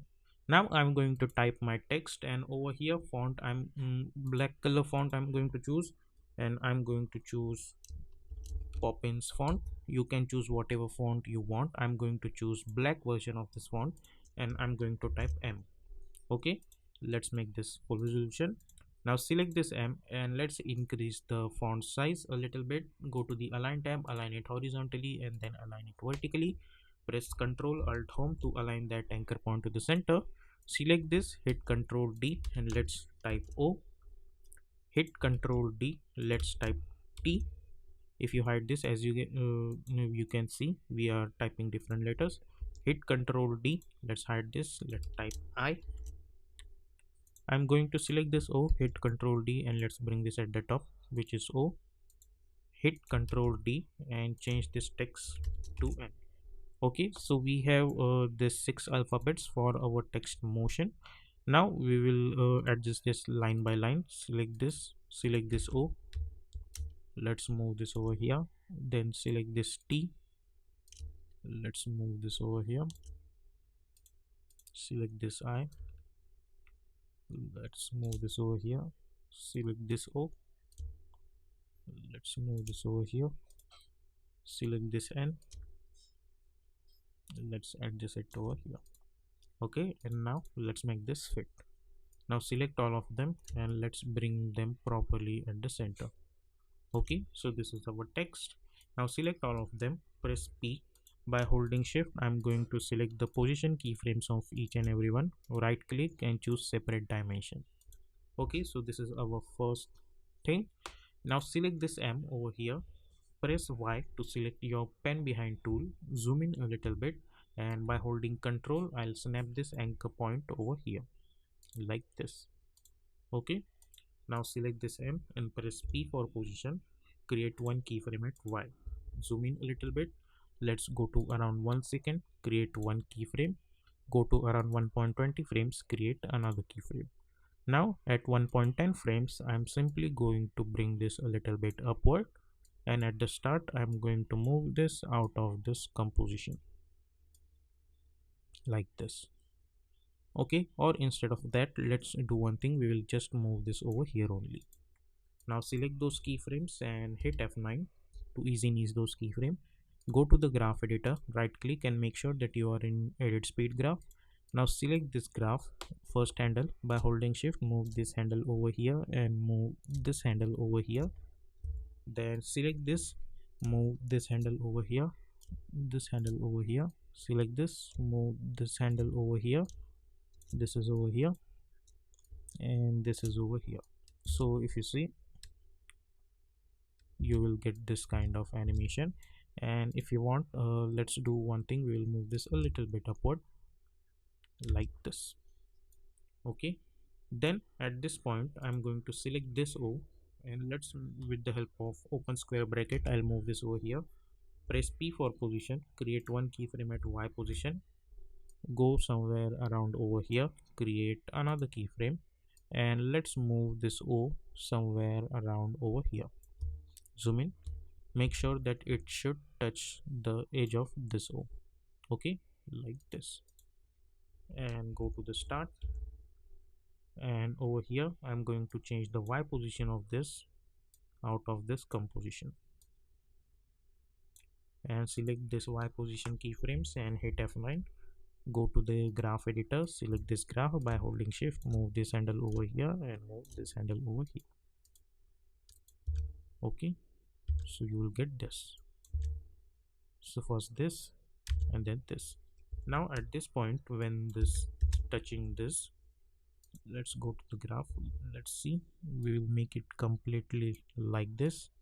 At this point select this O and press Ctrl Shift D to split this layer, and I'm going to change this one to yellow so we can easily understand. And this time hit U and we will delete all the keyframes. And now press Y for pen behind tool, and we'll move this anchor point over here. Now select this O and bring this downwards, and let's make it apparent with this M. Now select this M, press R for rotation, create one keyframe. Select this O, press R for rotation, create another keyframe. Okay, let's make this fit. Let's zoom out. Select this M, go few frame forwards, and let's rotate it like this. Go somewhere around over here, and let's rotate it like this, or let's make this 0. Then select those keyframes and hit F9. Then go to the graph editor, select this. Also yeah, we will select this, go one point over here and one side over here. Select this again, move this one over here and this one over here. So we will get this kind of rotation.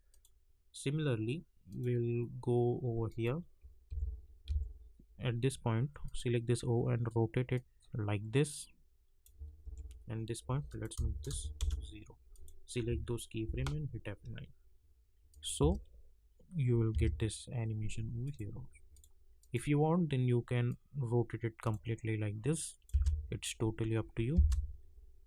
And at this point again, I'm going to select this and I'll press Ctrl Shift D to split this layer and change the color of this one to aqua. And let's bring this at the top over here. Hit U, delete every keyframe. Also change the parenting, we don't need that.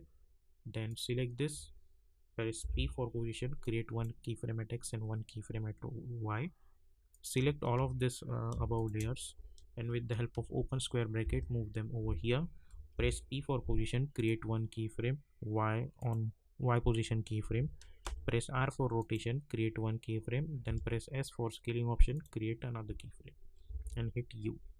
Similar thing I'll follow for this, but not for anything else. Let's press Ctrl Alt Home to align the anchor point of this layer at the center. Then we will go somewhere around 5 seconds maybe. We will create another keyframe. Similarly, select all of these layers, create one keyframe at position, one keyframe at scale, and one keyframe at rotation, and let's change the rotation to 1 degree. So we'll get this rotation also. And at this point, what we are going to do, I'm going to select this alphabets. I'll go to the align tab, I'll choose align it horizontally and then align it vertically. Press V and we will bring this at the center of this O, and we will change the scale of this one to 10 like this. Okay, and in middle of that over here, the Y position keyframes, I'm going to bring this somewhere around over here. Similar situation I'll follow for this O also. I'll copy this Y position keyframe, hit Ctrl Z, select this, hit Ctrl V. Okay, so we'll get something like this. Also go few frame forwards, create another keyframe on the Y position of each and every one, and in middle of that we will bring this Y position a little bit upwards.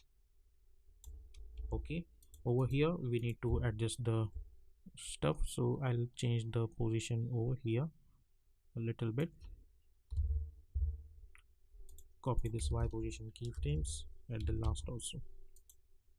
Okay, so hit U now, select all of this alphabet, and in search option I'll type Y only, so it will show us only Y position keyframe, and select those Y position keyframes and hit F9.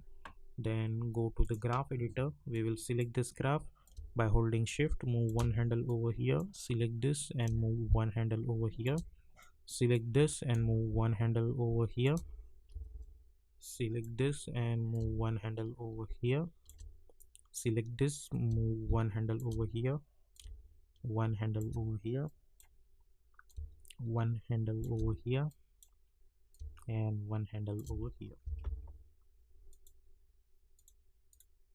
So if you see, you will get this kind of stuff. And if you think that this is quite slow, then by holding Alt you can increase the duration process as well. But For that, make sure to hit U and you need to select all of this keyframe, and then by holding Alt you can do this stuff like this. But what I want over here, the animation should be one by one. So first I want this N should start animate, so I'll hit page down button 2 times, then I'll select this and O and move this over here again 2 times, select this, move this over here again 2 times, then select this and move this over here. Okay, like this. And but if you see this animation over here, all of them are coming from here. I want all of them should start their journey from this origin of this O. So what we can do to fix that, you can select this and let's check out this is coming from the center, then hit page down button 2 times. As you guys can see, the O is coming from here, so we will change the position of this O over here. Then hit page down button 2 times, select this I. Again we will change the position of this eye over here at the center, hit page down button, select this, and as you guys can see, we will change the position of this one over here like this. So if you see, we will get this kind of animation. And press F4, select all of them and enable this motion blur like this. Okay, now another thing you need to do, as you guys can see, this M looks quite weird, so I'm gonna go to the start, I'm going to select one rectangle over here, bring this layer over here, hit enter, and let's call it as mask. Press F4 and choose alpha inverted mask like this. Okay, now hit U. Now press Ctrl Y to create one solid background, and I'm going to choose white color for this background. Okay, then right click new and create one adjustment layer, and now over here I am going to apply tint effect on it and apply this effect. Go few frame forwards like this. Let's do one thing, we will select, go to the start, and we will bring our layer somewhere around over here like this.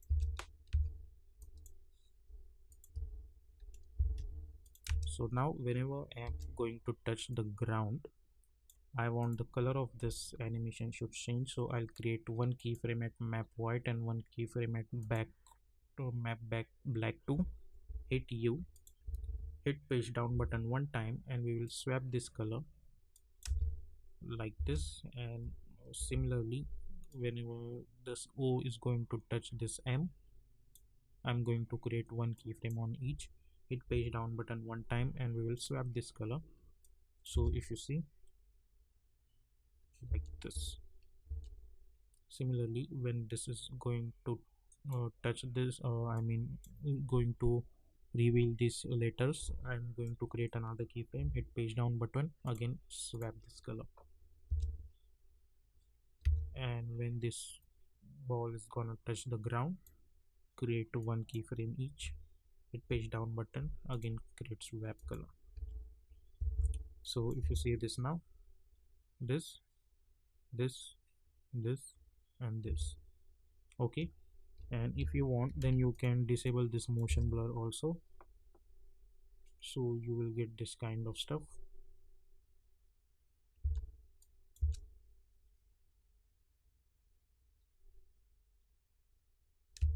So it's totally up to you. If you want motion blur, then it's okay. If you don't want, then it's also okay,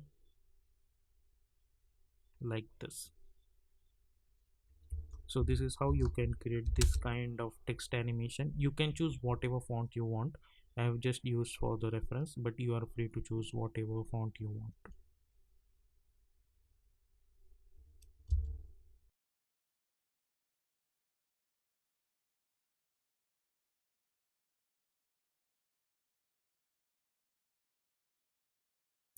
So first of all, here we are in Adobe Illustrator. Now I'm going to create this document, which is 1920 by 180. over here an RGB color format, and I have already created this document. Now after that we will go to the Google and type for Behance logo. We will get this logo file over here. Simply right click and choose copy image, then go to the Illustrator, and in this file simply press Ctrl V to paste it. Zoom out a little bit, press E on your keyboard, and by holding shift I'm going to adjust the size, and I'll try to adjust this image properly at the center. Okay, and hit Ctrl 0. Now select this image, hit Ctrl C, create a new layer and press Ctrl Shift V to paste in place. And I'm going to hide this extra layer and I'll lock this layer. Okay, this is just for our reference. Now I'm going to select this layer and I'm going to choose option over here called image trace. So we will get this kind of stuff. Then it will give you this option called expand, so simply click on it. Okay, so we will get this kind of stuff.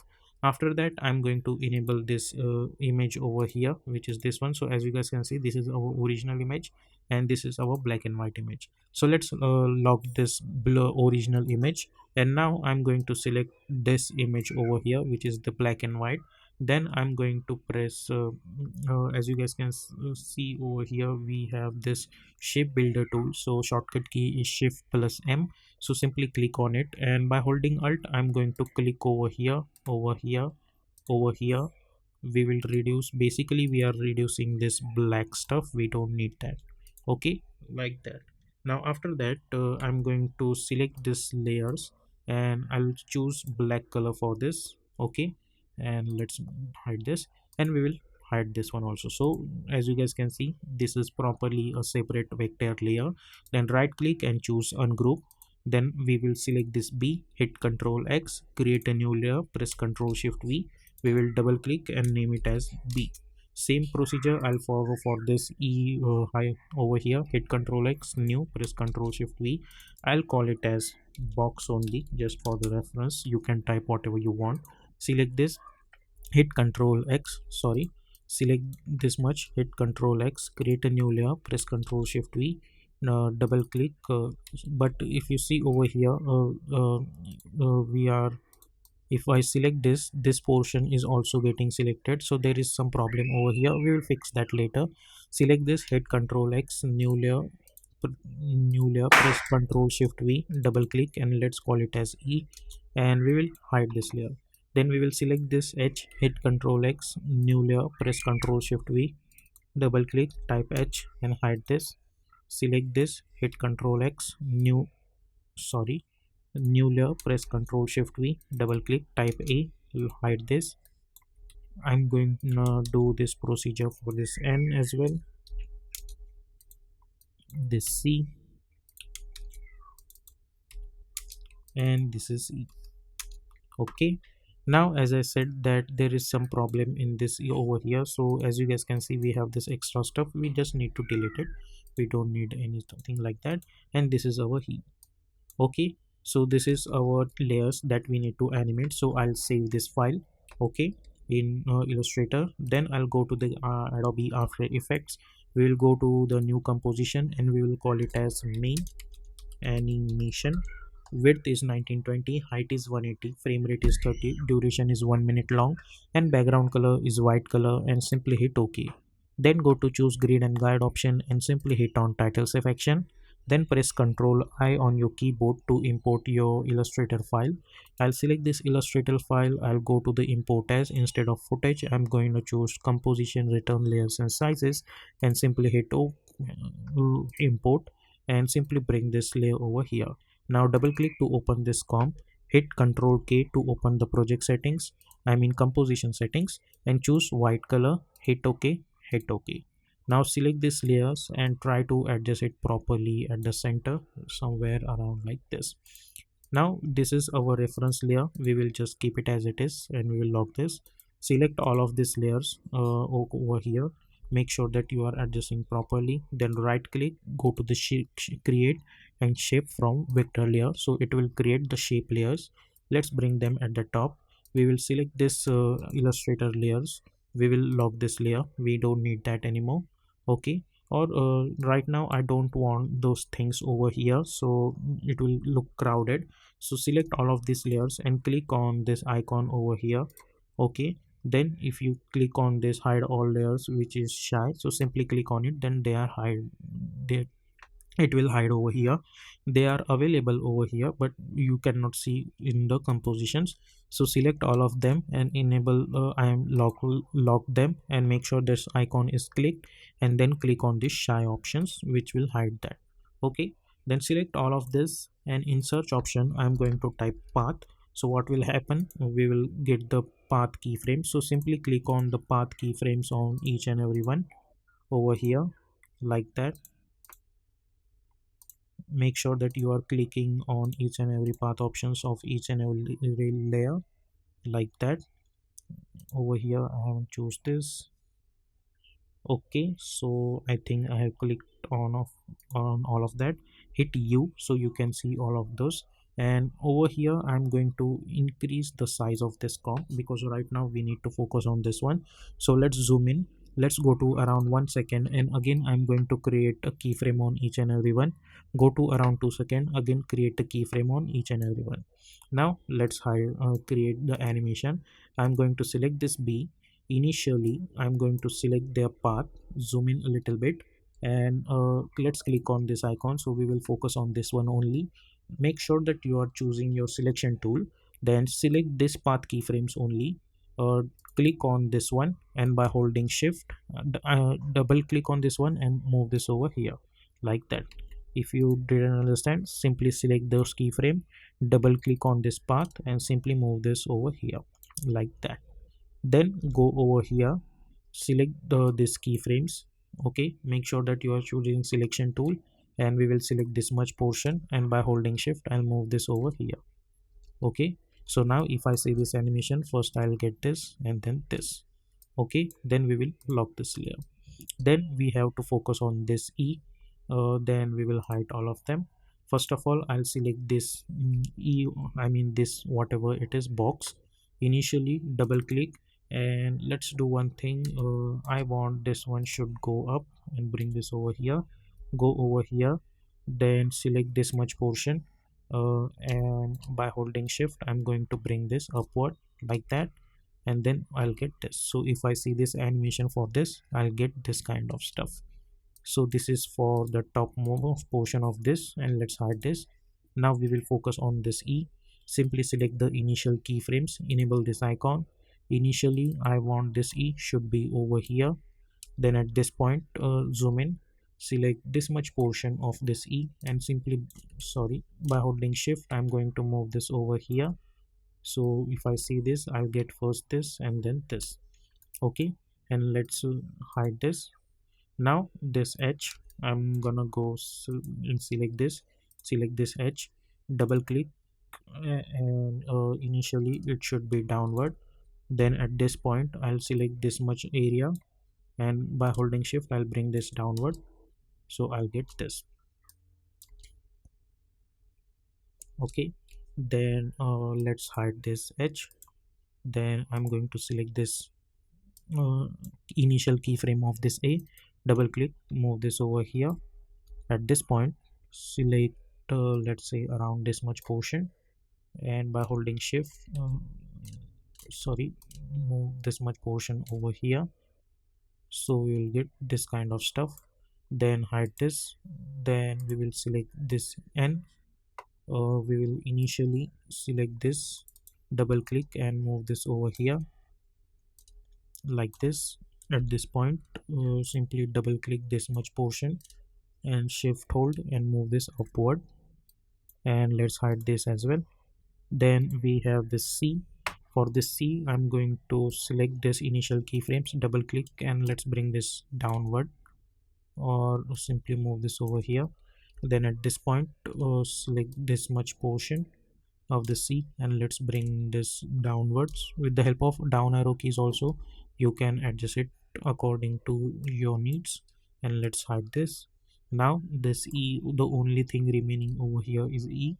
You can simply select initial keyframes by double clicking, move this over here, go over here, select this much portion, move this over here, go over here, like that. Now enable all of these layers, and if I see this animation, if I make this fit, I'll get this kind of stuff.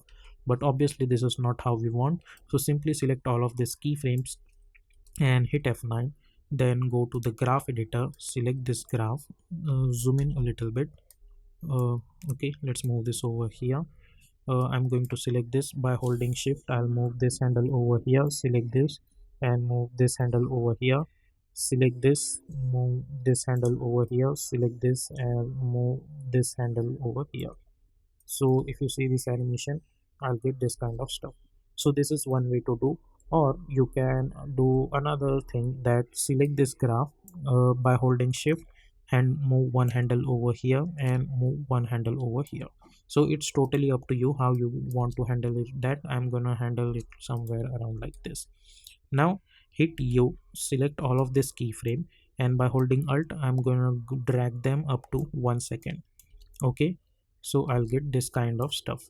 Now at this point, somewhere around 5 seconds, I'm going to select this box and I'll move this over here. I'll take a distance of 5 frames. I'll select this E and I'll move this over here. And when this E is going to get completely animated, I want this H should start to animate somewhere around at this point, like this. And then at this point I want this A should start to animate. So if you see, we can see this kind of animation. Basically our need is that no one should get interconnected with each other, like that. Then at this point I want this N should start to animate somewhere around like this. Then at this point this C, and then select this E and let's move this over here. So if I see this animation, I'll get this kind of animation. Now select all of them and enable the motion blur, and let's make this fit and let's bring this downwards. Okay,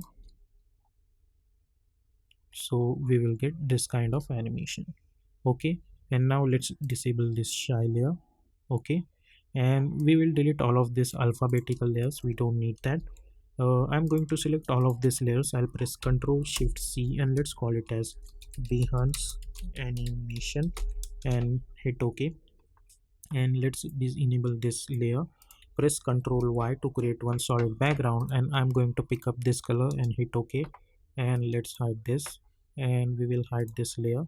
Select this layer, go to the effect and presets panel and search for fill effect and double click to apply and choose white color.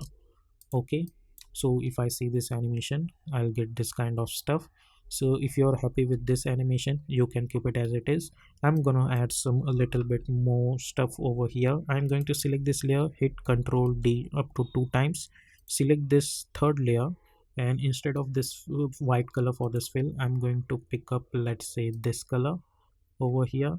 Select this layer again, I'm going to pick up this color, select this, hit Ctrl D, and this time I'm going to choose this white color, and I'm going to take a distance of 2 frames initially just for the check. So let's see how does it looks, and I'll adjust it like this. So as you guys can see, we will get this kind of effect over here. So it's totally up to you how you want to animate. If you are happy with this initial, that is also okay. If you are happy with this, that is also okay. Let's reduce this extra stuff. I'm gonna stick with this one only. Okay, then right click new and create one null, not camera but null object. Select all of these layers, and I mean only these three layers, and make it apparent with this null. Select this null, go to the start, and let's make this 115. Create one keyframe, go few frame forward, and let's make this 100. Okay, like that over here. Go to around 5 seconds and simply select this and move this over here. Go over here and hit N. So if you see, we will get this zoom out effect over here, like that. Okay, so this is how you can create this kind of Behance logo reveal animation inside of After Effects. So as always, here we are in Adobe After Effects. Let's create a new composition, and we are going to call it as main animation. Width I'm going to choose 1920 and height I'm going to choose 180. Frame rate is 30, duration is 1 minute long, and background color is white color, and simply hit OK. Then go to choose grid and guide option and simply hit on title selection. Now I'm going to select my text tool and I'm going to type my text. For the font I'm going to choose Oswald, but you can choose whatever text you want. I'm going to type, let's say, typography, like that. This text is just for the reference. Select this, press Ctrl Alt Home to align that anchor point to the center. Go to the Align tab, align it horizontally and then align it vertically. Now if you see over here in typography word, we have almost 6 plus 6 9 10. Okay, 1 2 3 4 5 6 7 8 9 10. Three alphabets we have in typography word, and we need to create that animation. And if you hit Ctrl K over here, as you guys can see, the project settings are width is 1920 and height is 180. So what we are going to do, we need to create another composition for each and every word. So now we have 10 letters in typography, so hit Ctrl N to create another composition, and we will start with T. And height over here, because we have 10, I'm going to divide it by 10. Okay, and if you deselect it, we will get this 108. And on this width section, I want almost, let's say, again 10 alphabets I want, I mean 10 boxes I want. So I'll select this. So I got this ratio 1920108. Frame rate 30, duration 1 minute long, and background color is white color, and simply hit OK. So I'll get this kind of comp, which is T. Now we need to animate this, or we need to create this properly. So press Ctrl Y on your keyboard to select one black color background, or you can choose grayish background over here and hit OK. Then hit OK. Go to the fit options. Now select this grayish background, go to the effect and presets panel and search for CC vintage effect, and simply double click to apply and increase the amount a little bit and lock this layer. Now I'm going to select my rectangle tool, and for the stroke I'm going to choose 4 pixels and simply double click to create this kind of rectangle over here. Now select this rectangle, hit Ctrl D, press S, let's decrease the size, and over here, and unlink this and decrease the size from here as well, like that. Over here, and stroke width I'm going to choose 1 pixels. Okay, like that, and let's lock this layer. Now I'm going to select my text tool and I'm going to type T over here and make it white color. Select this, press R for rotation, let's rotate it on minus 90 degree. Then press Ctrl Alt Home to align that anchor point to the center, and go to the paragraph menu and make sure that you are choosing center text. Sorry. Then go to the Align tab, align it horizontally, align it vertically, press S for scaling option and scale it somewhere around like this. Okay, so this is for T. Now let's go to the main animation comp, and we will delete this typography word, we don't need that. Hit Ctrl 0 to open the project settings, and we will bring our T over here. As you guys can see, we will get something like this. Now make sure that you're selecting this I mean composition, and select your selection tool and make sure to snapping option is on, and we will go to the Align tab and we are going to choose this Align bottom and hit Ctrl D and bring this over here. Hit Ctrl D, bring this over here. Because our snapping option is on, that's why they are properly snapped at the edge of the other one, like that. Okay,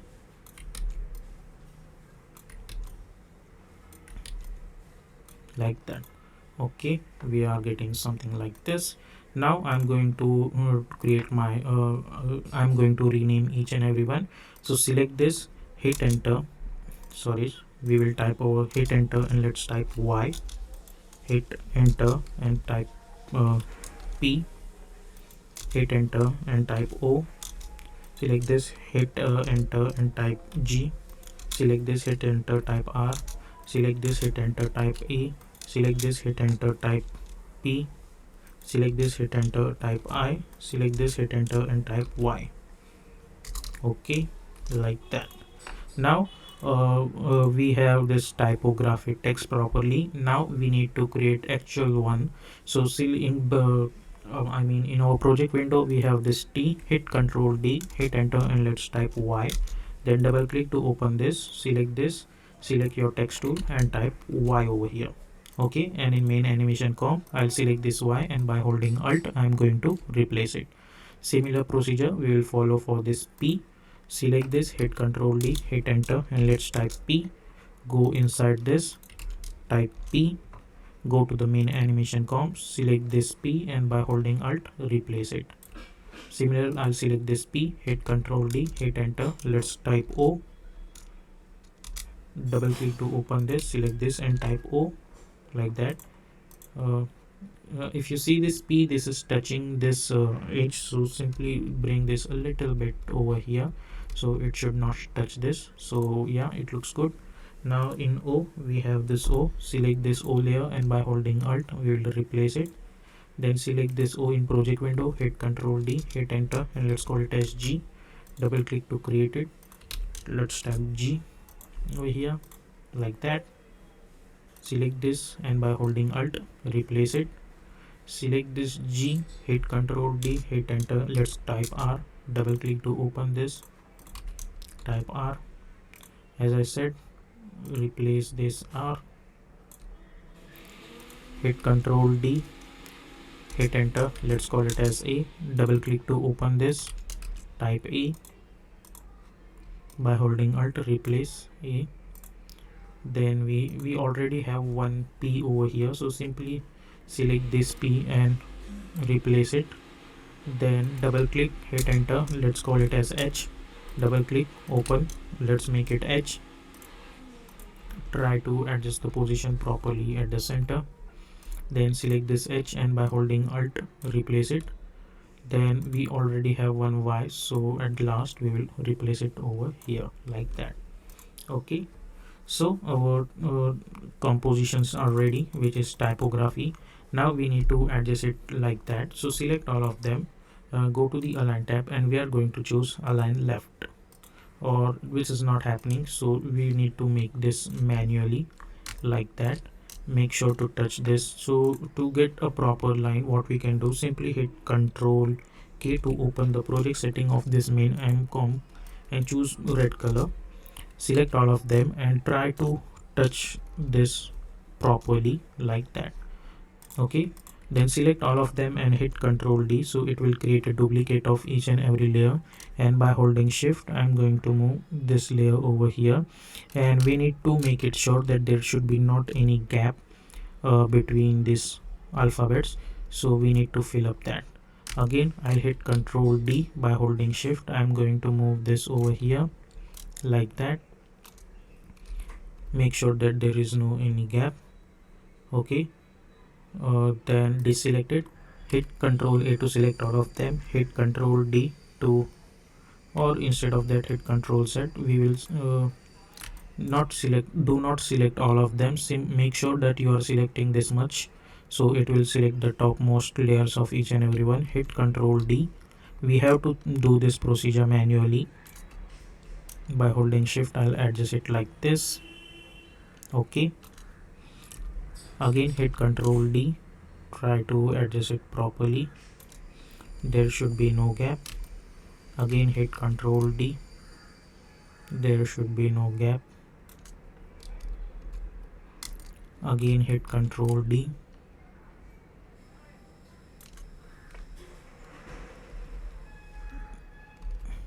Again hit Control D.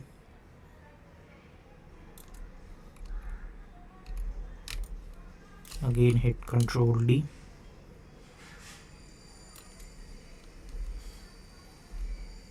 Again hit Control D.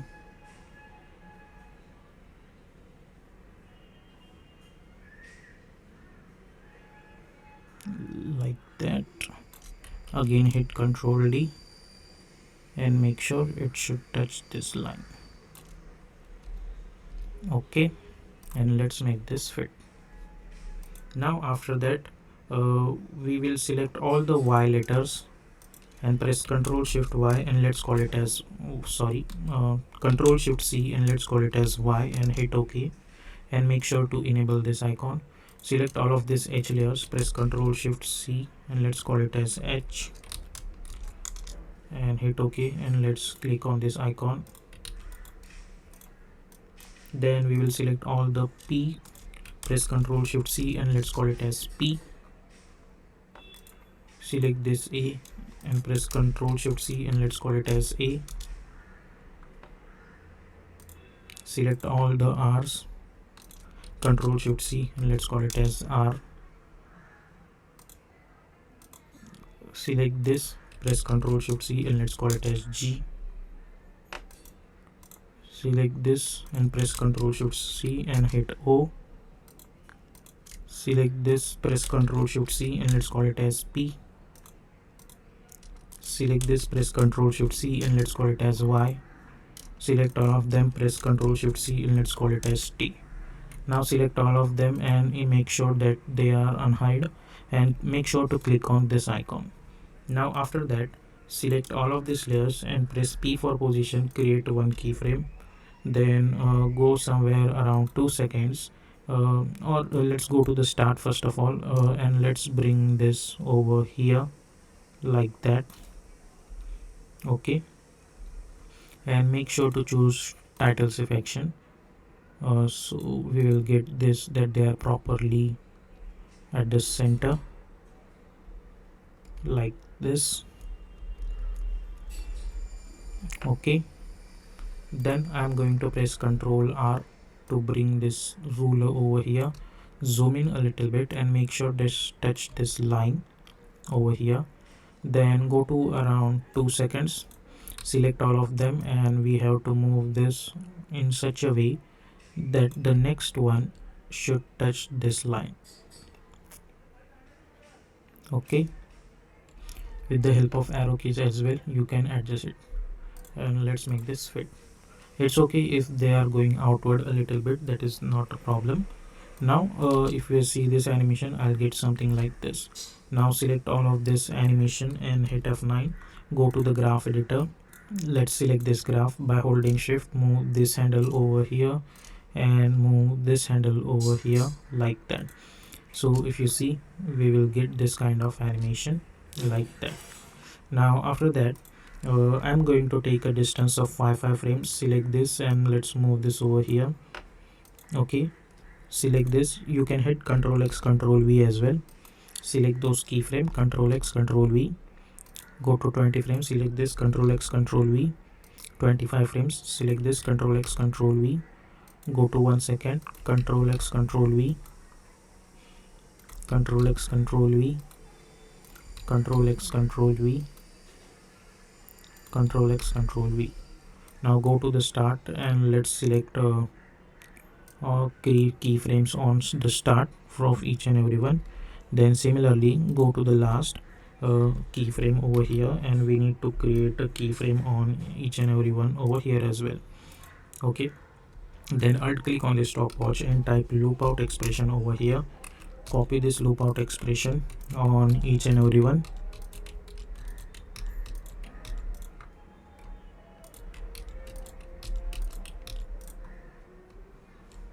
Like that, so we will get this animation in the form of loop everywhere. Okay, so as I know that at this point my animation is going to be in the form of loop, so I'll hit N over here. I'll select all of these layers and I'll press Ctrl Shift C and I'll call it as animation and hit OK like that. Then I'll double click to open this. Select all of them, press Ctrl Shift C and let's call it as main text animation and hit OK. Then go inside this again and right click, trim comb to work area, so it will trim up to this. And over here at this point I'll right click, go to the time and choose time enable remapping, and before the last keyframe create one keyframe and delete this last keyframe, and alt click on the stopwatch and type loop out expression on it. So what will happen, even if I increase this, after this point I'll get this animation in the form of loop. Okay, but I'll hit N over here. Now in main animation comp, even if you see after that because we have applied this time enable remapping, we will get this animation in the form of loop. Now I'll select this and I'll hit Ctrl D. I'll select the second layer, I'll press R for rotation and I'll click this plus 90 degree. Let's hide this first.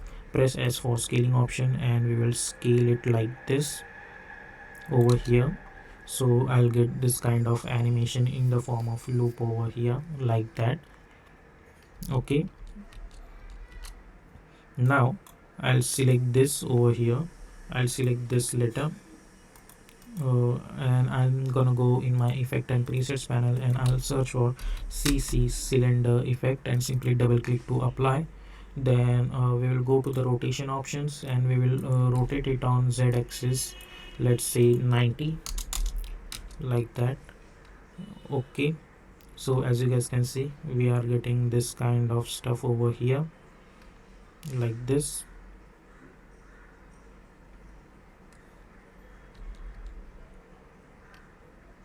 Over here, if you want, then you can, even if you increase the duration, you will get this kind of rotating animation over here. And now I want alternation in animation, so I'll select this and I'll try to move this a little bit forward, so there is going to be a difference between these two animations over here like that. Okay, so this is how we will get this animation in the form of loop. Now let's go inside this animation over here. I'll select this T. I'll go to the effect and presets panel and I'll search for tint effect to apply and I'll swap this color. I'll select this tint effect, hit Ctrl C. I'll select this P, G, A, H and hit Ctrl V. So if I see this animation, I'll get this kind of stuff. It's totally up to you. If you are happy with the original one, then I don't think we need to change it. But instead of that, you can select this, you can apply tint effect and you can swap this color, so the background layer is going to be the white one. And I'll select this made over here, and then I'm gonna change this rotation, let's say on Z axis somewhere around like this. Okay, so we'll get a little bit like that. Then go to the shading options and I'm going to increase the ambient value to 75% like that. Okay, then after that I'm going to select this first layer. I'll go to the effect and presets panel and I'll search for drop shadow effect and double click to apply. And softness I'm going to make it 500 over here, and opacity I'm going to make it 100 like this. Then right click new and create one adjustment layer and I'll move this layer over here in between these two. I'll go to the effect and presets panel and I'll search for CC lens effect and double click to apply, and let's increase the size in such a way that we will get a little bit of depth over here or like that. Okay, so this is how you can create this kind of kinetic typographic effect inside of After Effects without using any third-party plugin, and this is also going to be in the form of loop. So yep, with this kind of technique you can create this kind of looping animation.